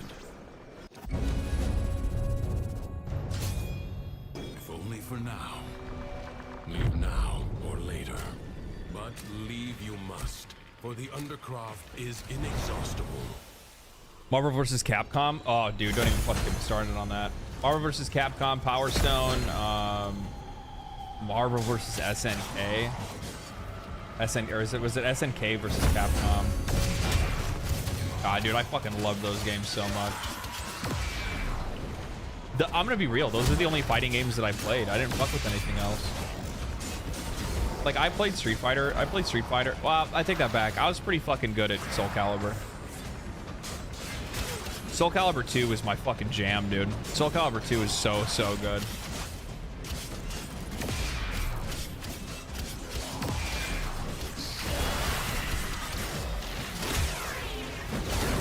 Get fucked. Why did you even come to work today? Like, you know, like, why did you even clock in? You should have been like, yeah, you know what, boss, I'm not gonna go out there. I don't know, I just got a feeling. Got a feeling that things aren't gonna go my way today. You know what I mean? Neon Genesis with the $10 Australian says, have been watching part 2. Will you be watching part 2 of the No Clip documentary? Yes. I need some people to pre-watch it for me to make sure there's no spoilers first. And if there's no spoilers, then we're gonna go like probably the next like Warframe stream. And then yeah, that's how that'll go. If not, then I have to push it until I beat like whatever the next big story quest is. War Within, I think is what it is. Comes to beg once more. You will never pry the Yanis key from the clutches of its rightful owner. I, Captain War, have a say. God, I feel like I'm fucking popping off right now. Salutes me. You will. Chat, tell me I'm popping off.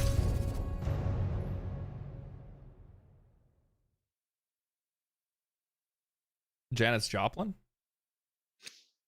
Watched it 3 days ago, no spoilers. Lay your sword aside and rest, or fight on. You're popping fresh? Easy. Okay, that's all I needed to hear. Secrets lie buried deep within the Undercroft. The Paradox provides the means to extract them. You're going nuclear? I love it. And keep them powered. Extractor deploying.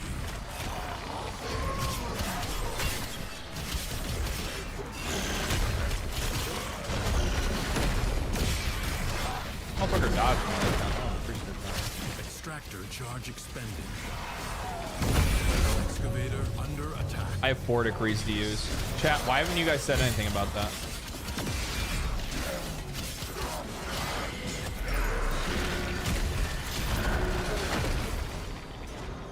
All right, I need to go hide somewhere and take care of this.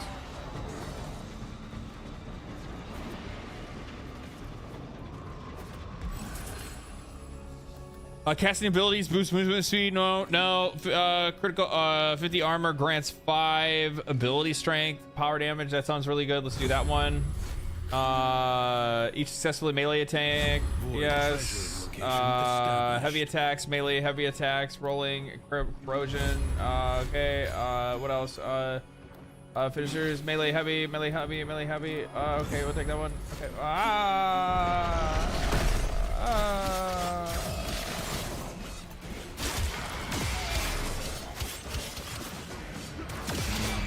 Extractor in place.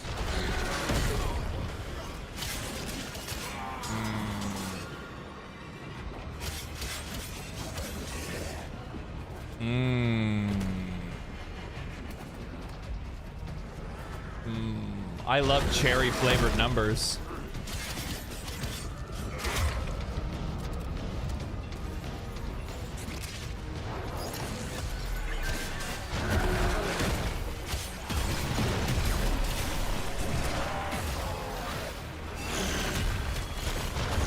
A new void treasure may now be extracted. I'm gonna die. Extractor in place.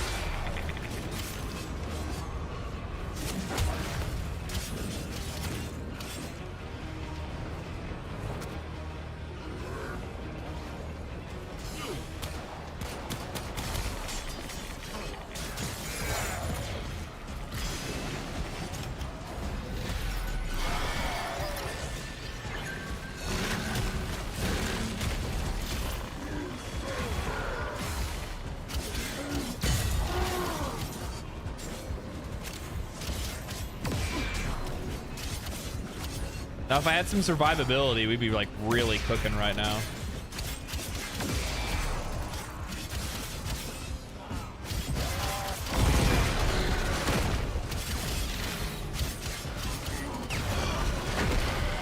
Get fucking shit on.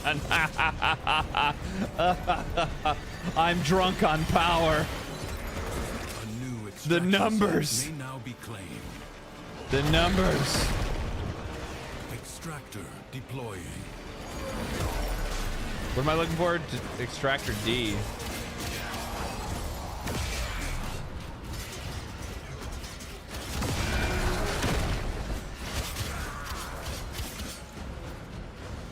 He's nuts. Oh, it's above me. An extractor requires power.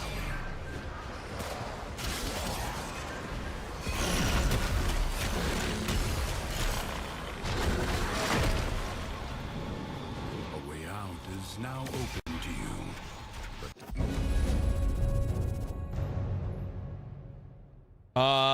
You need a decree that gives you corrosive procs when you crit. Okay. We'll keep an eye out for it. Buried riches are We'll keep an eye out for it. You forgot to change your Twitch category? I did. You guys are... Why didn't anybody tell me about that?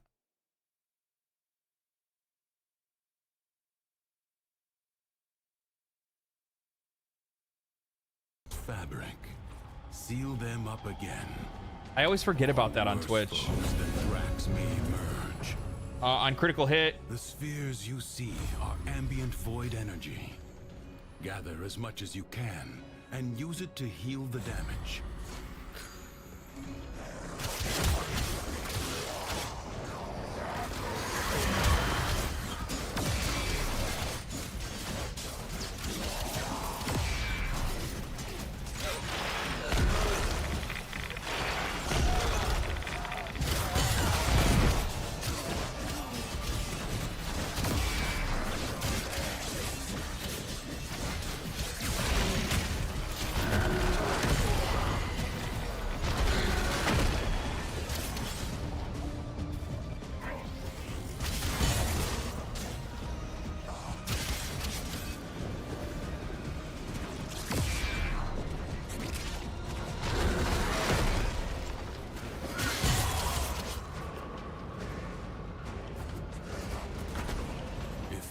Angels break through the wall, their master will be freed. Do not allow that. There's not enough in there for me to like jump around trying to get that.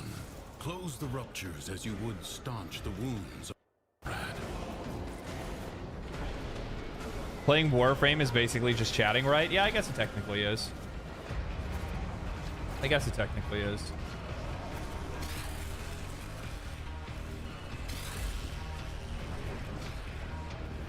Void Angels are unrelenting.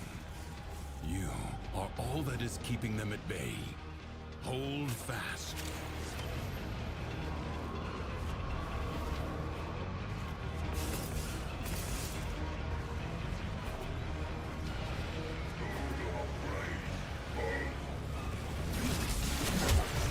A breach has been sealed. Excellent work.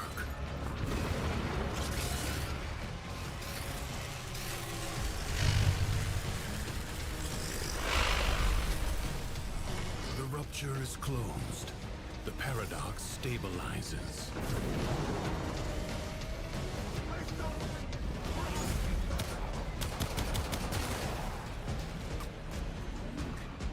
Oh man. I think. So last weekend I ended up going to a wedding. Super cool, but one of the best parts of it though is I actually got to hang out in downtown Nashville. It's been a really long time since I've been down there. Like Broadway is such a fucking fun place. Such a fun place. Oh my god. I had Do not expect me to tell you when to stop. I had some of the like best damn barbecue I've had in a long time. Oh man. Is defiance. Prove you can endure the undercroft at its most oppressive.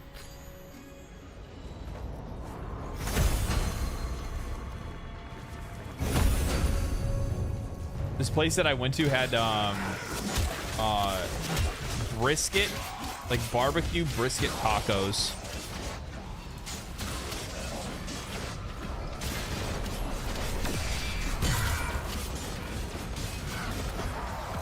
Nashville got some good food. Nashville has some fantastic food.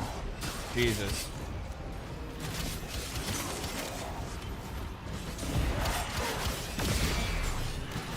Where I live now, I don't have like any of the restaurants that I'm like used to eating at, like normal like breakfast food places and stuff like that. So I got the opportunity to go to like a Cracker Barrel and stuff like that. Man, I also forgot how like I live like right now I live out on the West Coast, so it's like everything's so insanely expensive.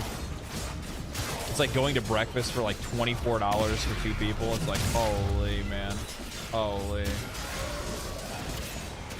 And also on top of that, Cracker Barrel has like literally the best biscuits. And I'm a biscuit man. I'm a biscuit man. Making me hungry. Get some wings while you're there. I didn't get any Nashville like hot chicken or anything like that. No, not this time around. I just went off of my aunt's suggestions because it's been a long time since I've been in Nashville. So like the only opportunity, like I'm like, somebody tell me where to go. Like I don't want to look at like Yelp and shit like that. You know what I mean? The funny thing is, actually, one of my friends was the one that gave me my aunt didn't have shit to say. She's like, I haven't been downtown in a while. I'm like, well, all right, well, is what it is then. Is what it is.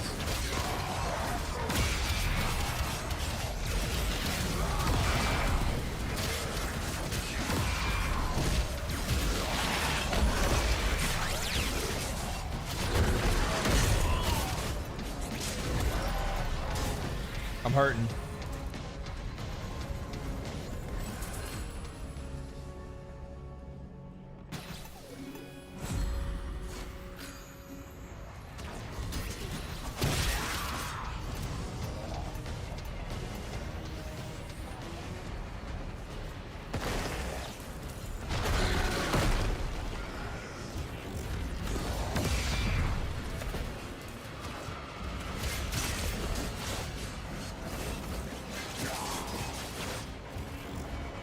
Life support drop imminent.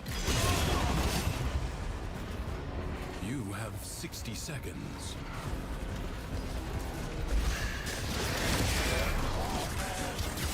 Life support replenish.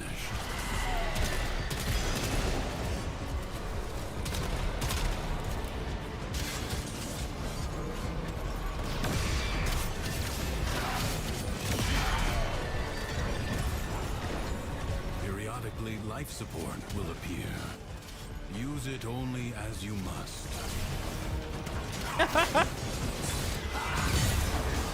I don't know why I remembered this,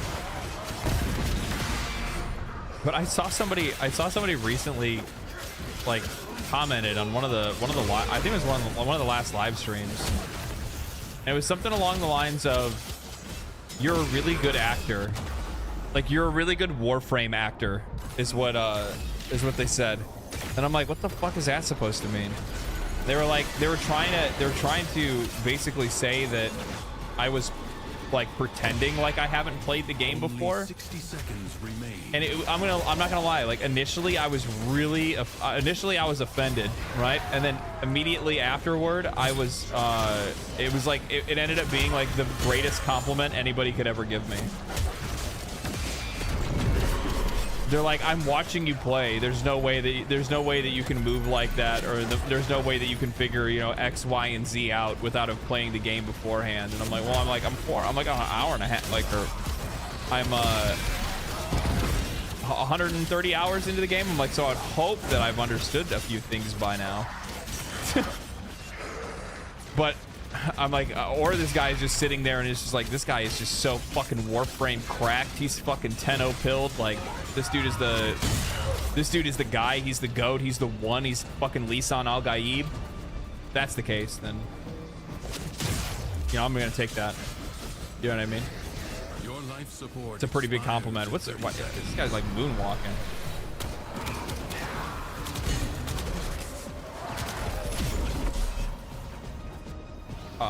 Systems charged with life support.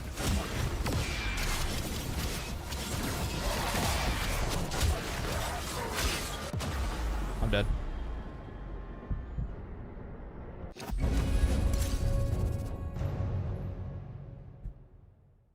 It is my duty to make extraordinary demands of exceptional. Then what about Nidus? What about Nidus? The Jackal. A graceless machine with no business here. Dispatch it and move on. Okay. The body is well armored. The limbs, less so.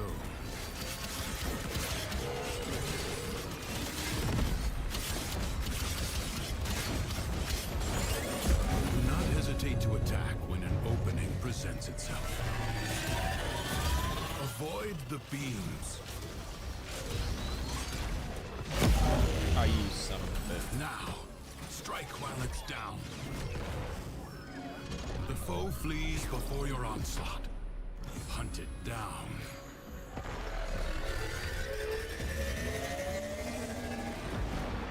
Clear, you consume the water of life and become the yes, I have consumed the water of life.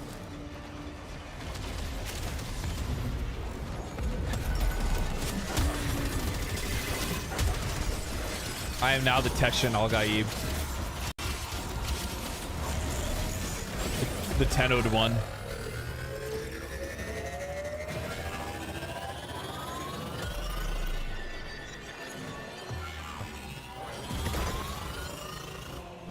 Ah, you fool me once, you're not gonna fool me twice, son of a bitch.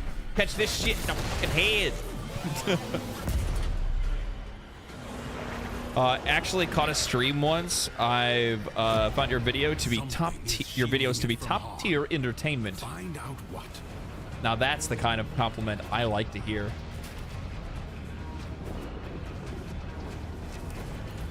Do please massage my ego more. I'm actually curious. You know, I've never actually really asked people this before.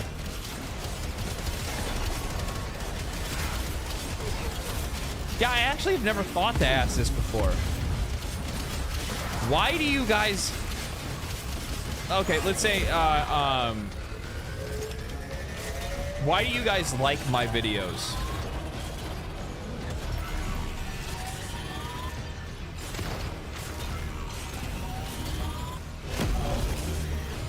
It will not get up again. Finish it. I'm curious. Jackal destroyed. More will follow, no doubt. Some nightmare. Kitty, that's why. Well, that's easy, right? Boy, if I had a beard like yours, I'd be a model. Is that enough for your ego? Yeah, that actually works. Thank you. Yeah, sure. I mean, we're almost at tier 9. You not to be content with merely doing enough. You're not annoying. Your points as a new player, plus nostalgia. System were lost. You're insightful. The new experience, thoughtful and nuanced. Actually sounds like you paid attention when playing rather than actually and tried to actually understand from all perspectives. Yeah. I like how well spoken and thought out your videos are.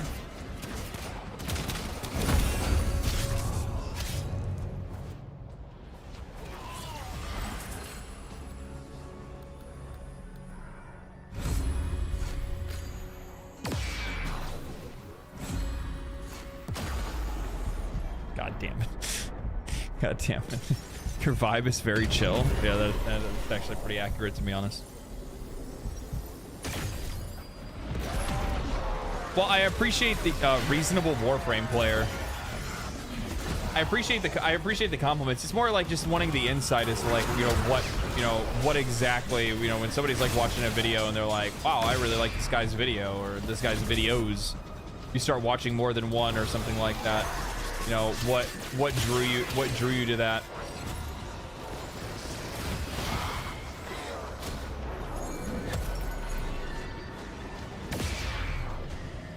I'm always curious to hear, like, why people like certain things or what things people like, you know what I mean? Because it kind of gives me an idea of, like, things that I'm doing right. Kind of gives me also an idea of things I might be doing wrong as well. Because honestly, like outside of like YouTube comments, which to be honest with you really don't really tell you all that much, like the only thing that I have to go off of is, are they clicking on it, are they watching it? And then it's just like, okay, try to do something similar. That's pretty much about it, right? So you don't really get like a really good consensus on like why people like it. Everybody's gonna have a different opinion on why they like something, you know what I mean? Especially when it comes to like entertainment, YouTube videos, commentators, you know, streamers, things like that. There's a lot of differing factors as to why people like certain stuff, you know what I mean?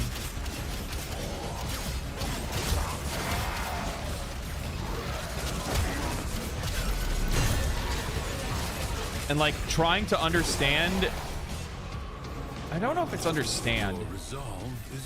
Not necessarily understand. Do not falter. Like trying to gather as many perspectives in one place as possible is something that I always really like to do, because it helps me like contextualize my own opinions and then challenge them on my own, because I feel like sometimes like we aren't nearly as receptive to having our opinions challenged by other people, but we're more receptive to challenge our opinions on our own. The only problem is like a lot of people don't go out looking for things that are going to challenge their opinion. Usually we come to a conclusion on something, and then we only look for things that like validate that conclusion rather than looking at things that challenge it. And that's something that I like to do. I like to try to challenge my own opinion in many ways. Look up things that kind of give me a converse opinion about something. I remember like when I first started doing like videos on Baldur's Gate 3. Like ashes. I wanted to look up and know why people didn't like reasons people didn't like the game. You know what I mean? And from a lot of people's perspective, they're gonna see something like that and go like, well, why would you want to know? You know what I mean? Bunny, thank you for the prime. Appreciate that. A lot of people look at something like that and be like, you know, like Baldur's Gate 3 is a fantastic game. Why would you care why people didn't like it? And it's mostly just because like I wanted to make sure that I wasn't looking at the game through like the lens of like I just constantly glazing it. You know what I mean? It's really easy to fall in love with something and not see its faults, and then talk about it in a way like it doesn't have any faults. Now, mind you, the most of the criticisms that I had found when I was like, you know, when I was making Baldur's Gate 3 videos, none of it was really based in reality, outside of like, you know, like how the game had launched and, you know, some like issues that people had with the game, which were completely valid at the time. But there was just like a lot of stuff that was like completely just, it just wasn't even based in reality.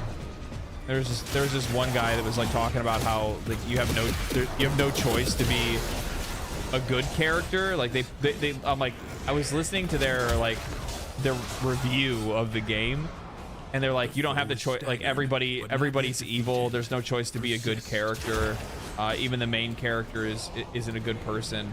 And it's just like, well, I mean, like, I'm like sitting there, I'm like trying to think, like, how did somebody come to that kind of conclusion? Like, of course you can be a good person, and you can be a good guy in Baldur's Gate 3. And then like on one of my playthroughs later, I ran through like I started a new playthrough, and then I'd realized, I'm like, oh my god, this motherfucker literally played the tutorial. What a waste. Like before your character even had an opportunity to like, you know, have any like real choice. Like you meet Lae'zel, you meet Shadowheart, you meet Astarion, and then he must have not have met Gale or Will. That's the only way that I could think about it. I'm like, you must have not have met Will or Gale. You completely skipped them. I will wait for you. That's the only thing that I could think of, because I'm like sitting there, I'm like, how could somebody come to the idea that they would think that like every character in that game is evil? And I'm like, oh, that makes way more sense. That makes way more sense. Right, because I'm like, the first time you meet Shadowheart, she's an asshole. The first time you meet Lae'zel, asshole. First time you meet Astarion, tries to kill you, asshole. You know what I mean?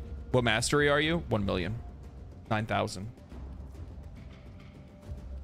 12. Operator, messages have arrived in your inbox. 12. I right now just getting like Devuri and doing Nightwave.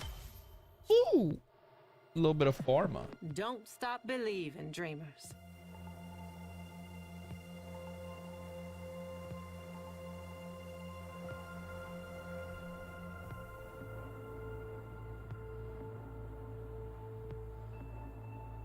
It seems really good.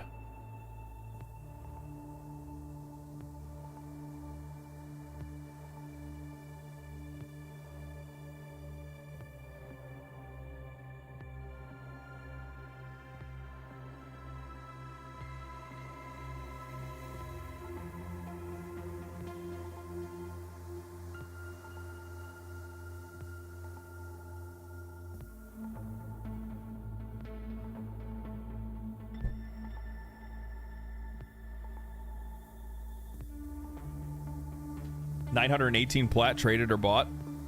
I got a 50% coupon and I used it.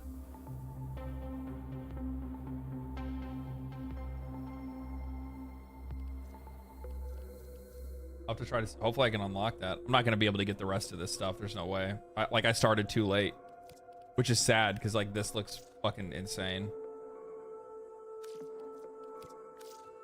And this also looks really cool, but I'll never get it.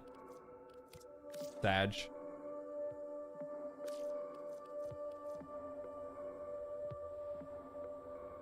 These things will eventually come back. That's good.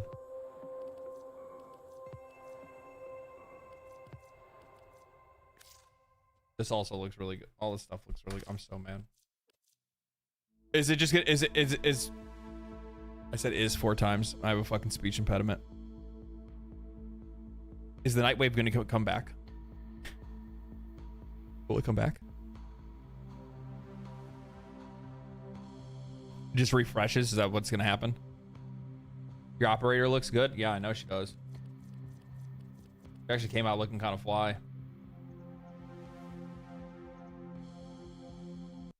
There's a new Nightwave on the 15th.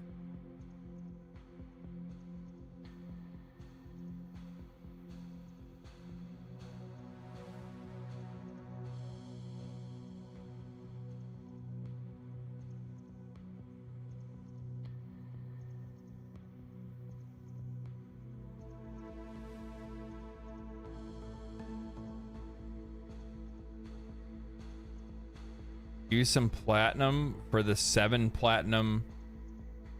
There's Berserker Fury. I have Berserker's Fury already.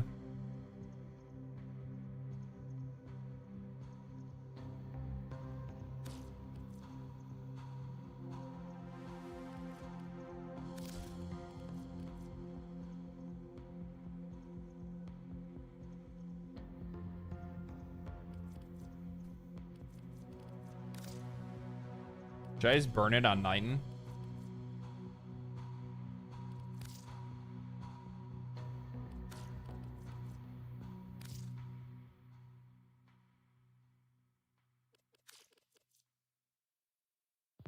Unless there's any of these cosmetics that I want. Oh yeah, that's right. There's these aura mods.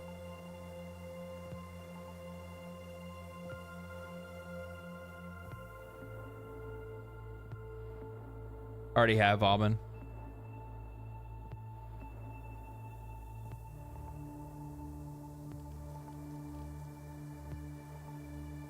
Oh, that's actually really good, yeah. I'm gonna buy that right now. It's not even a question.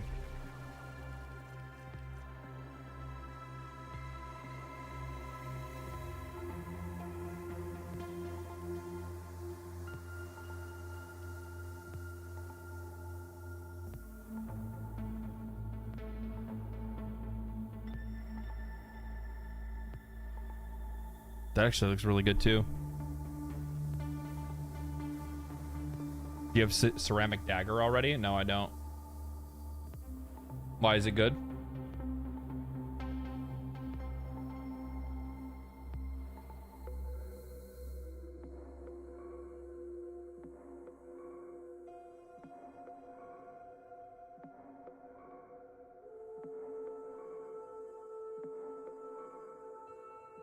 Ceramic dagger.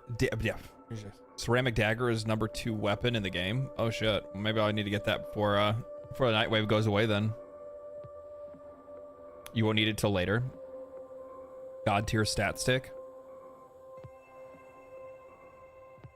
Ceramic dagger has a powerful upgrade you can get in Steel Path, but it's relevant right now. Is it hard to get outside of Nightwave, or can you only get it from Nightwave?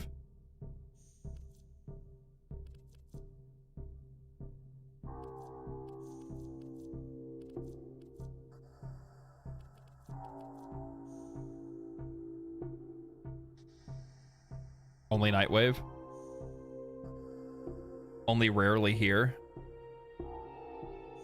So if it's irrelevant now, but chances are, you know, I don't know, I guess in like a month or so or whatever, when I actually, a month or 2 or whatever, when I actually do Steel Path, if it's even that long, who knows, then it doesn't really sound like a good idea for me to wait on it. It sounds like I should probably grab it and keep it, you know what I mean? But it comes back all the time. I love that one person tells me that it's rare that it shows up, and then another person tells me that it's there all the time.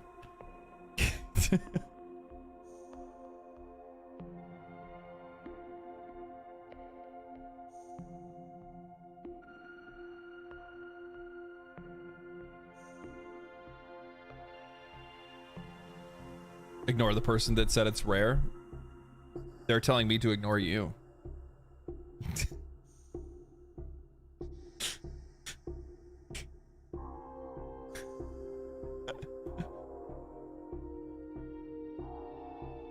Either get blueprints or Titan. Yeah.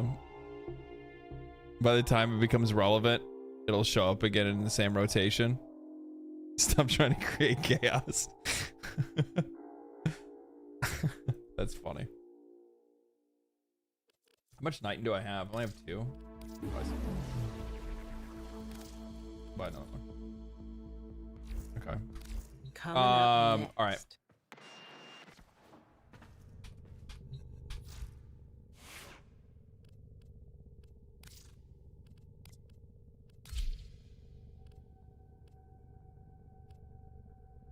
Okay.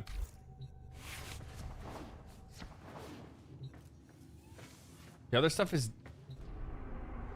Duviri, and I don't really want to do, I don't know if I want to go and do Duviri right now.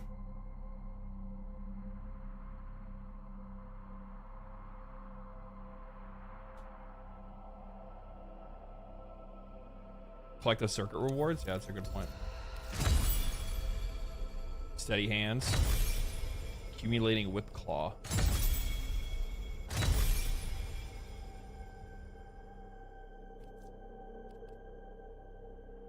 Okay, we'll get to level 10. Otis finds it odd that humans only get a few years to live. Yet Do the War Within that time right now. wrong. Learning how to live.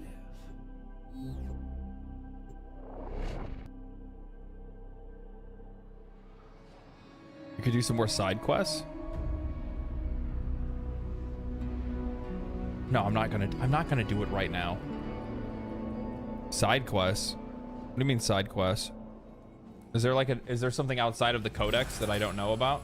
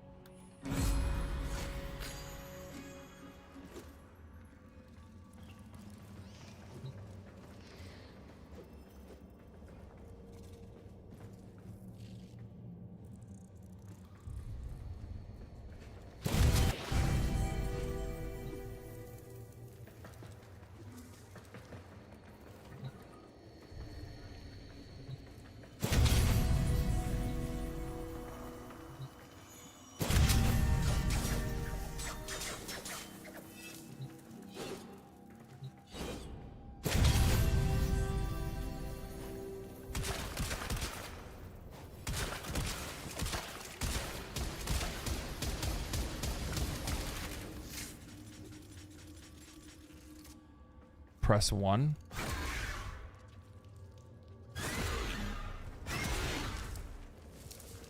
Okay, what does those abilities do? Look. Mach Rush. Burst into hyper sprint, rolling through enemies and charging your battery. Crashing into solid objects generates a powerful shockwave. Hold to rush continuously. Generate armor plating that converts a portion of kinetic damage, physical heat, cold, and blast into energy.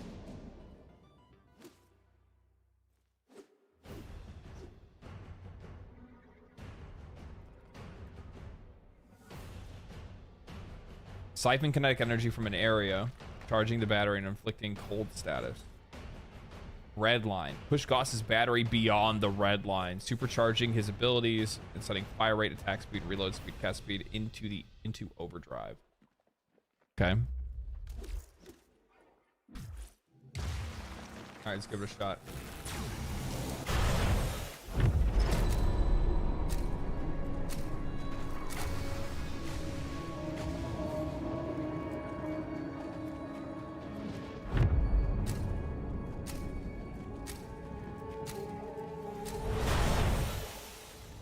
Secrets lie buried deep within the undercroft. Jesus Christ. The paradox provides the means to extract them. You must protect the excavators and keep them powered. Extractor deploying.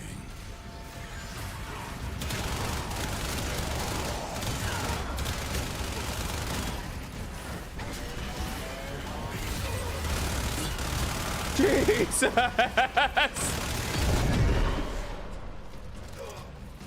Fucking gaming. Gaming. Gaming. What the fuck is it?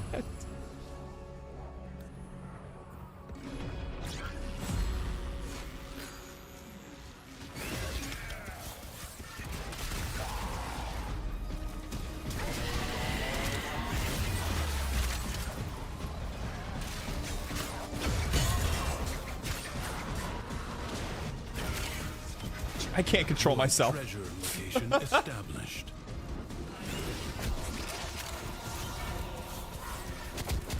Extractor in place. Oh, okay. So that's how it works.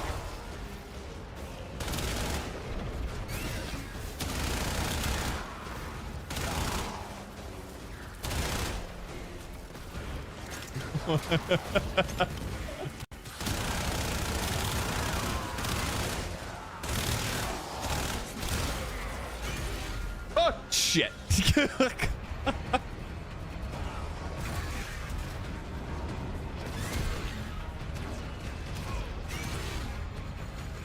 Hold on, I'm trying to get used to it.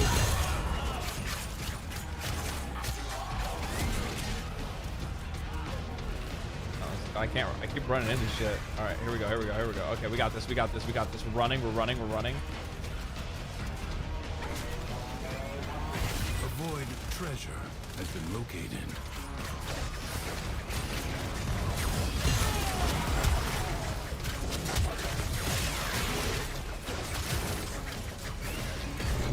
Extractor in place. Jesus Christ. I couldn't hit him.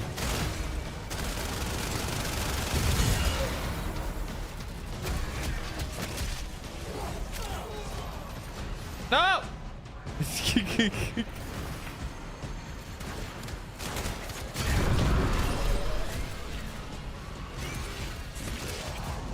Damn it. It's tough. Keep running into walls. It's probably like it feels like this could be a good place to like use him, but I don't know. Move and strike. We have to win this.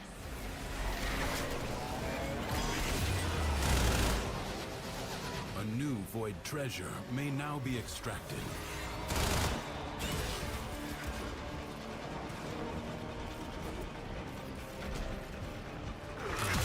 Extractor deploying.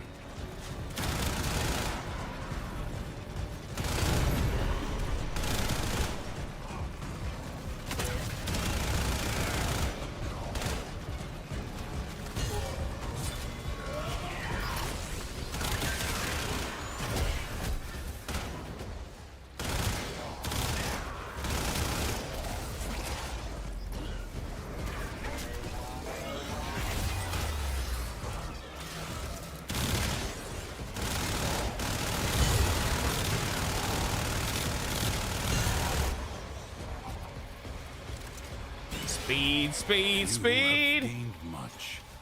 If you choose, you may now leave. Leave now or later. But leave Imagine you Goss with Wisp and Volt. Good is God. inexhaustible.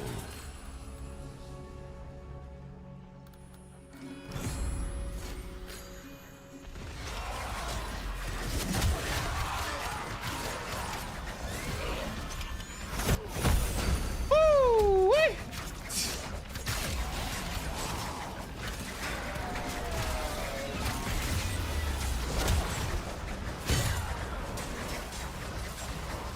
That's my own teammate. I'm too fast to distinguish friend from foe. Do not relent. The battle has barely begun.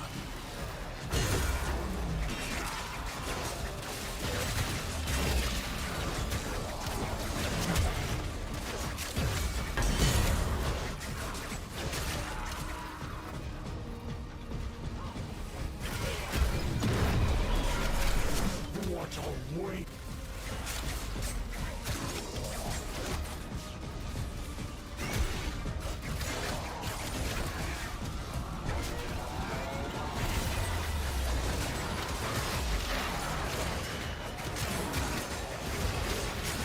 Holy fuck, we're gaming so hard right now.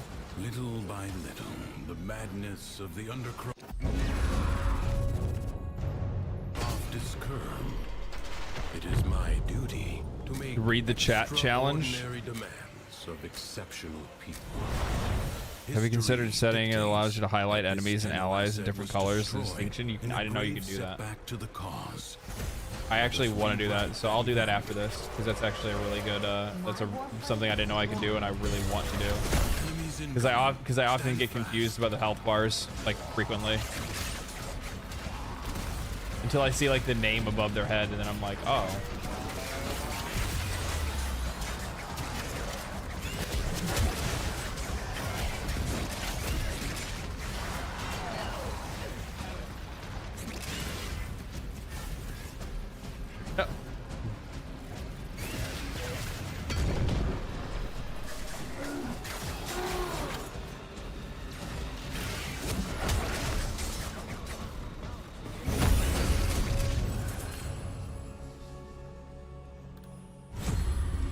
Toxin damage. Prepare yourself. A fresh wave approaches. I'm not gonna slide. I guess yeah, that's fine.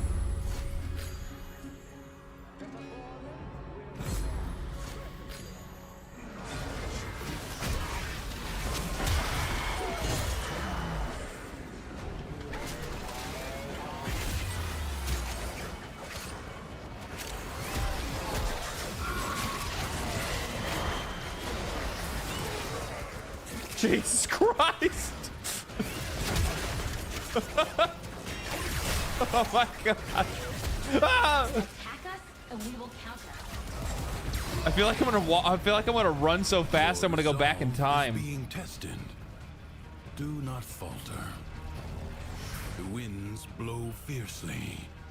The rains do not relent. Still, the stout bough stands. I'm gonna see like Doc Brown in the cart from Skyrim.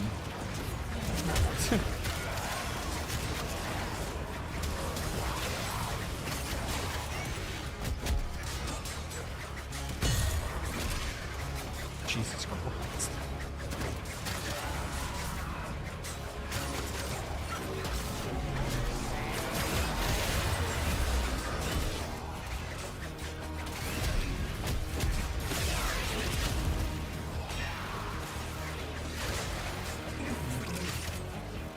The enemy has been exhausted.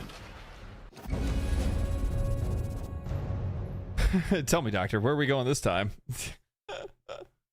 Warframe. We did the flash already, guys. 88 miles an hour, that's right. Expect me to tell you when to stop.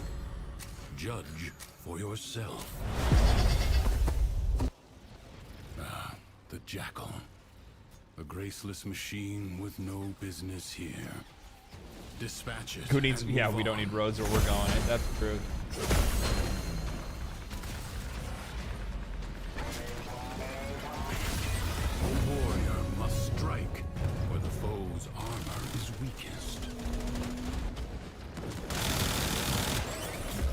Where'd your leg hesitate to go? attack when an opening presents itself. Avoid the beams. It's too fast for this. Fast for myself. Now, strike while it's down. You have triggered its defensive precepts. Find where it has fled to. It has support. Change your focus.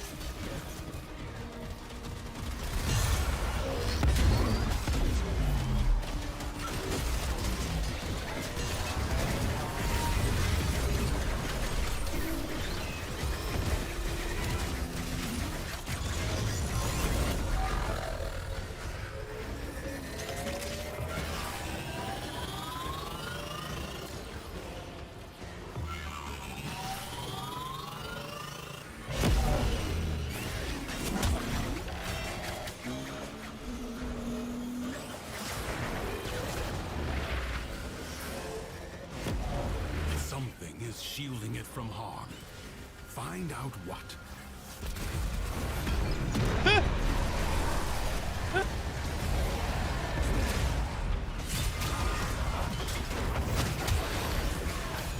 My God. It's just it never stops surprising me, like how completely different so many of these frames play, and how well these frames play into like their individual like power fantasy. It's just wild. It's just wild. Let this victory serve as a warning. Duviri is defended. Man, I can't wait till he goes to Eidolon hunts. It's gonna blow his mind. It'll be hilarious. Yeah, Goss is sick, dude. He's sick. Will you lay your sword aside and rest? Or fight on? Endurance is defiance. Prove you can. Don't forget to do your endure the Railjack quest. We did a couple of them most when I first logged in.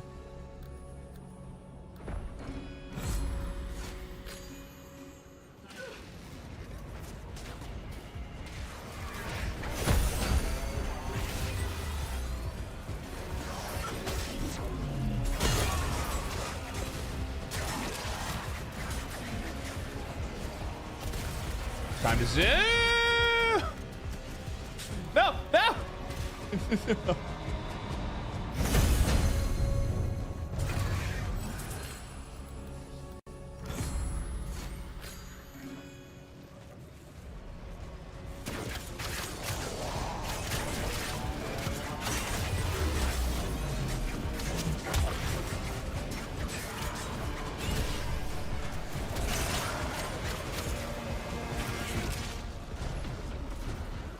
Oh, you know I want it.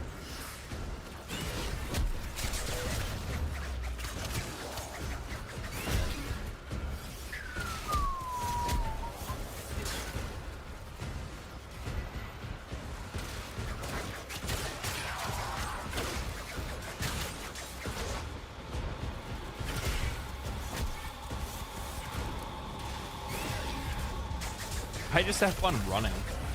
I'm probably not contributing very much, but it's just fun to go fast.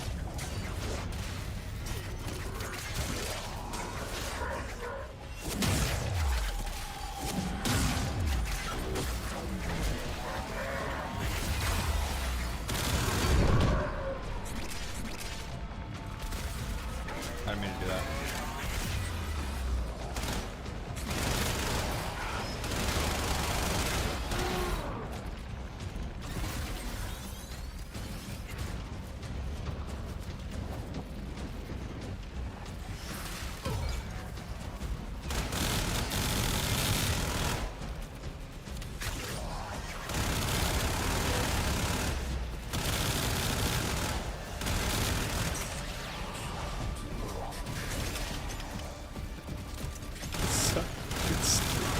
It's so stupid. It also does go to show like how well some frames can really mix with one another and like make some like absolutely crazy interactions between frames. Like this is wild.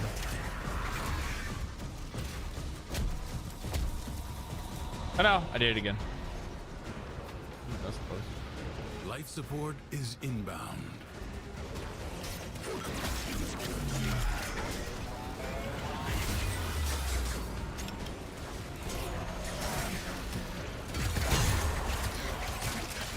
Life support replenished.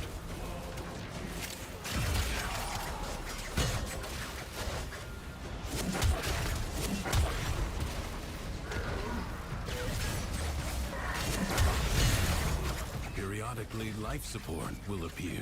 Will it, Teshin? Use it only as you must. Will it? Will it actually appear? I couldn't tell after the 5th time you've told me that it's going to appear. Left.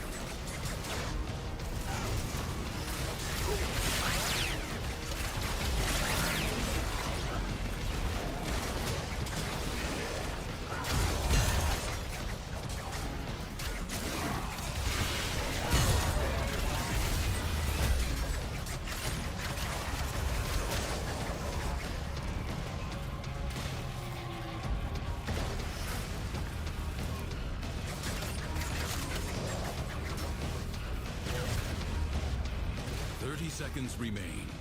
You walk the blade's edge.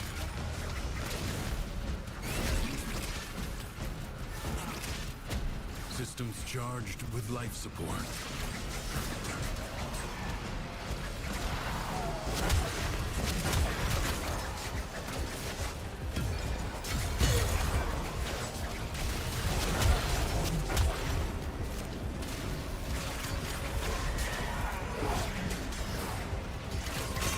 Only 60 seconds remain.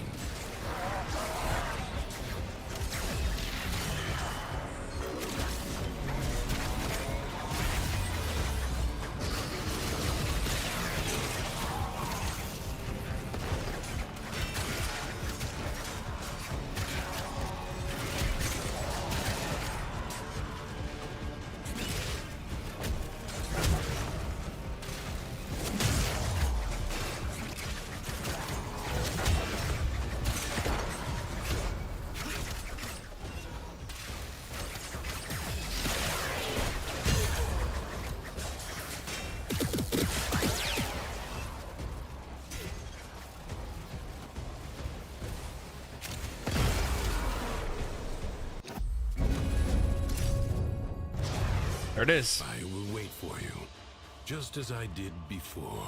Can you turn off the hint transmission? I don't know. You know that voice line annoys me more than just about anything else. Lotus popping up. It's like, oh, really, Lotus? This is a Grineer tile set. The Grineer on the planet. Yeah, I know. You just made me spend my last platinum on Goss. I love it. Ordis has received messages for the operator. No, I have not read them.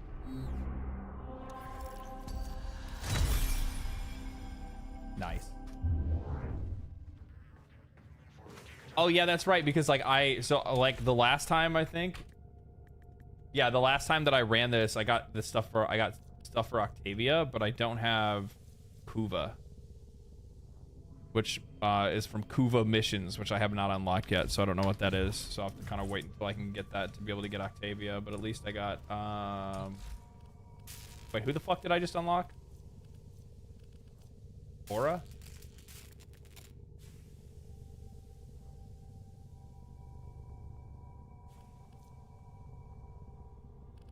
And I'll need to get Waka's. Fine. Okay, so that's from Plains of Eidolon. That's not too hard to get. That's not hard. That's not hard. That's not too bad.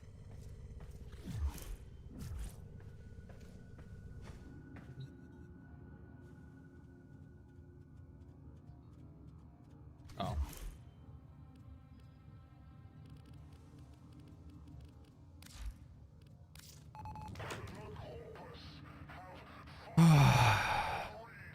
Ordis finds it odd that humans Love the content, my man. Also, chat's mom for the Railjack is great. All right. Maybe I guess I'll have to. Learning how to live.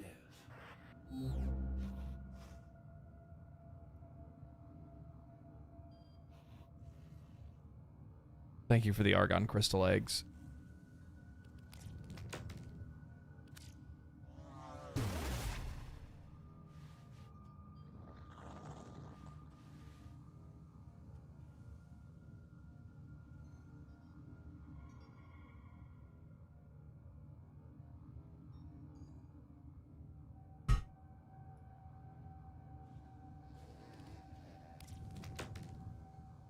Change UI themes. Escape. Options. Interface. Change the skin, etc. Well, I mean, that's pretty obvious that I already did. What are you talking about? Mine's blue and stuff. Cat.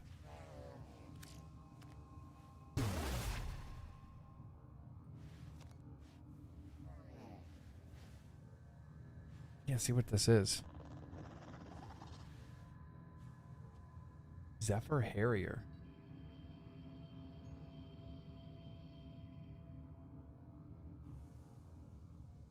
I have this jacket for my somebody sent me that jacket for my whatchamacallit? For my operator. Thank you. Thank you guys for the eggs and the skin.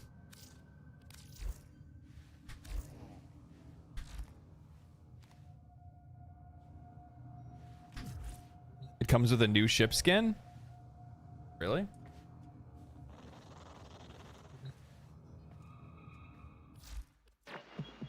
It's time for Nora to say goodnight. Good kitty. Good kitty. Good kitty. All right, ladies and gents. It is now my time to get off. I'm hungry. I need dinner. I'm getting like one of those like you're hungry dinner, like little headaches right behind the eye over here. I will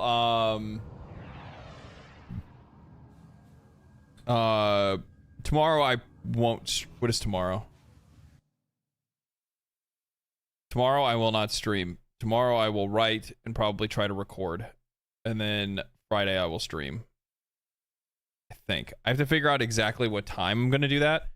So I don't know if you guys know. I don't know if you guys know Rurikon, but I'm going to be on his podcast, the Concast, and we're going to talk about all kinds of different stuff. He wants to have me on to talk about the stuff that went on with Helldivers 2, and he wants to talk about just like general industry stuff that's been going on lately, and some other video game stuff and new games to look forward to and all that good stuff. And yeah, so it's interesting. I watched Ruri for Monster Hunter. Yeah, he's a good dude. He's a great guy. I've watched him since forever. I don't even know how long I've been watching him. Back since he was playing Heroes of the Storm. So yeah, so I'm gonna be on his podcast. He's gonna do it live. So if you guys follow Rurikon, make sure to show up and hang out. I gotta figure out exactly. I don't know if I'm doing that tomorrow or Friday. I have to check my messages. The problem is he's like 8 hours ahead of me or behind me or something like that. We have like an 8 hour difference. So I have to wake up at like, I think I have to do the podcast with him at like 8 in the morning. So I'm going to be like slamming coffee that morning, just like trying to get the engine started. Try to like wake up as soon as I possibly can to take care of it. But yeah. Have you watched the Masterstroke video from Skill Up? Yes, I did watch it. I watched it on my own. It was a good video. I didn't want to, like the problem is like with certain other creators, especially somebody as big as Skill Up, I don't think I'm allowed to like react to his videos. You know what I mean? But yeah. So, and the cat demands that I take a break. So anyway, ladies and gentlemen, thank you guys for stopping by. Thank you guys for a great stream. Yet again, another absolutely fantastic one. Tomorrow, writing, recording, video will get posted on Friday, and then we'll be right back at it. We'll stream on Friday. We'll see where I am. Whether there's like a quest or something like that. We'll see. Anyway, thank you guys for coming by. Thank you guys for the subs. Thank you guys for the donos, the super chats, all that good stuff. I appreciate it. Thank you for the gifts as well. I'll see you guys on the next one. Stay cool. Stay righteous. Stay safe.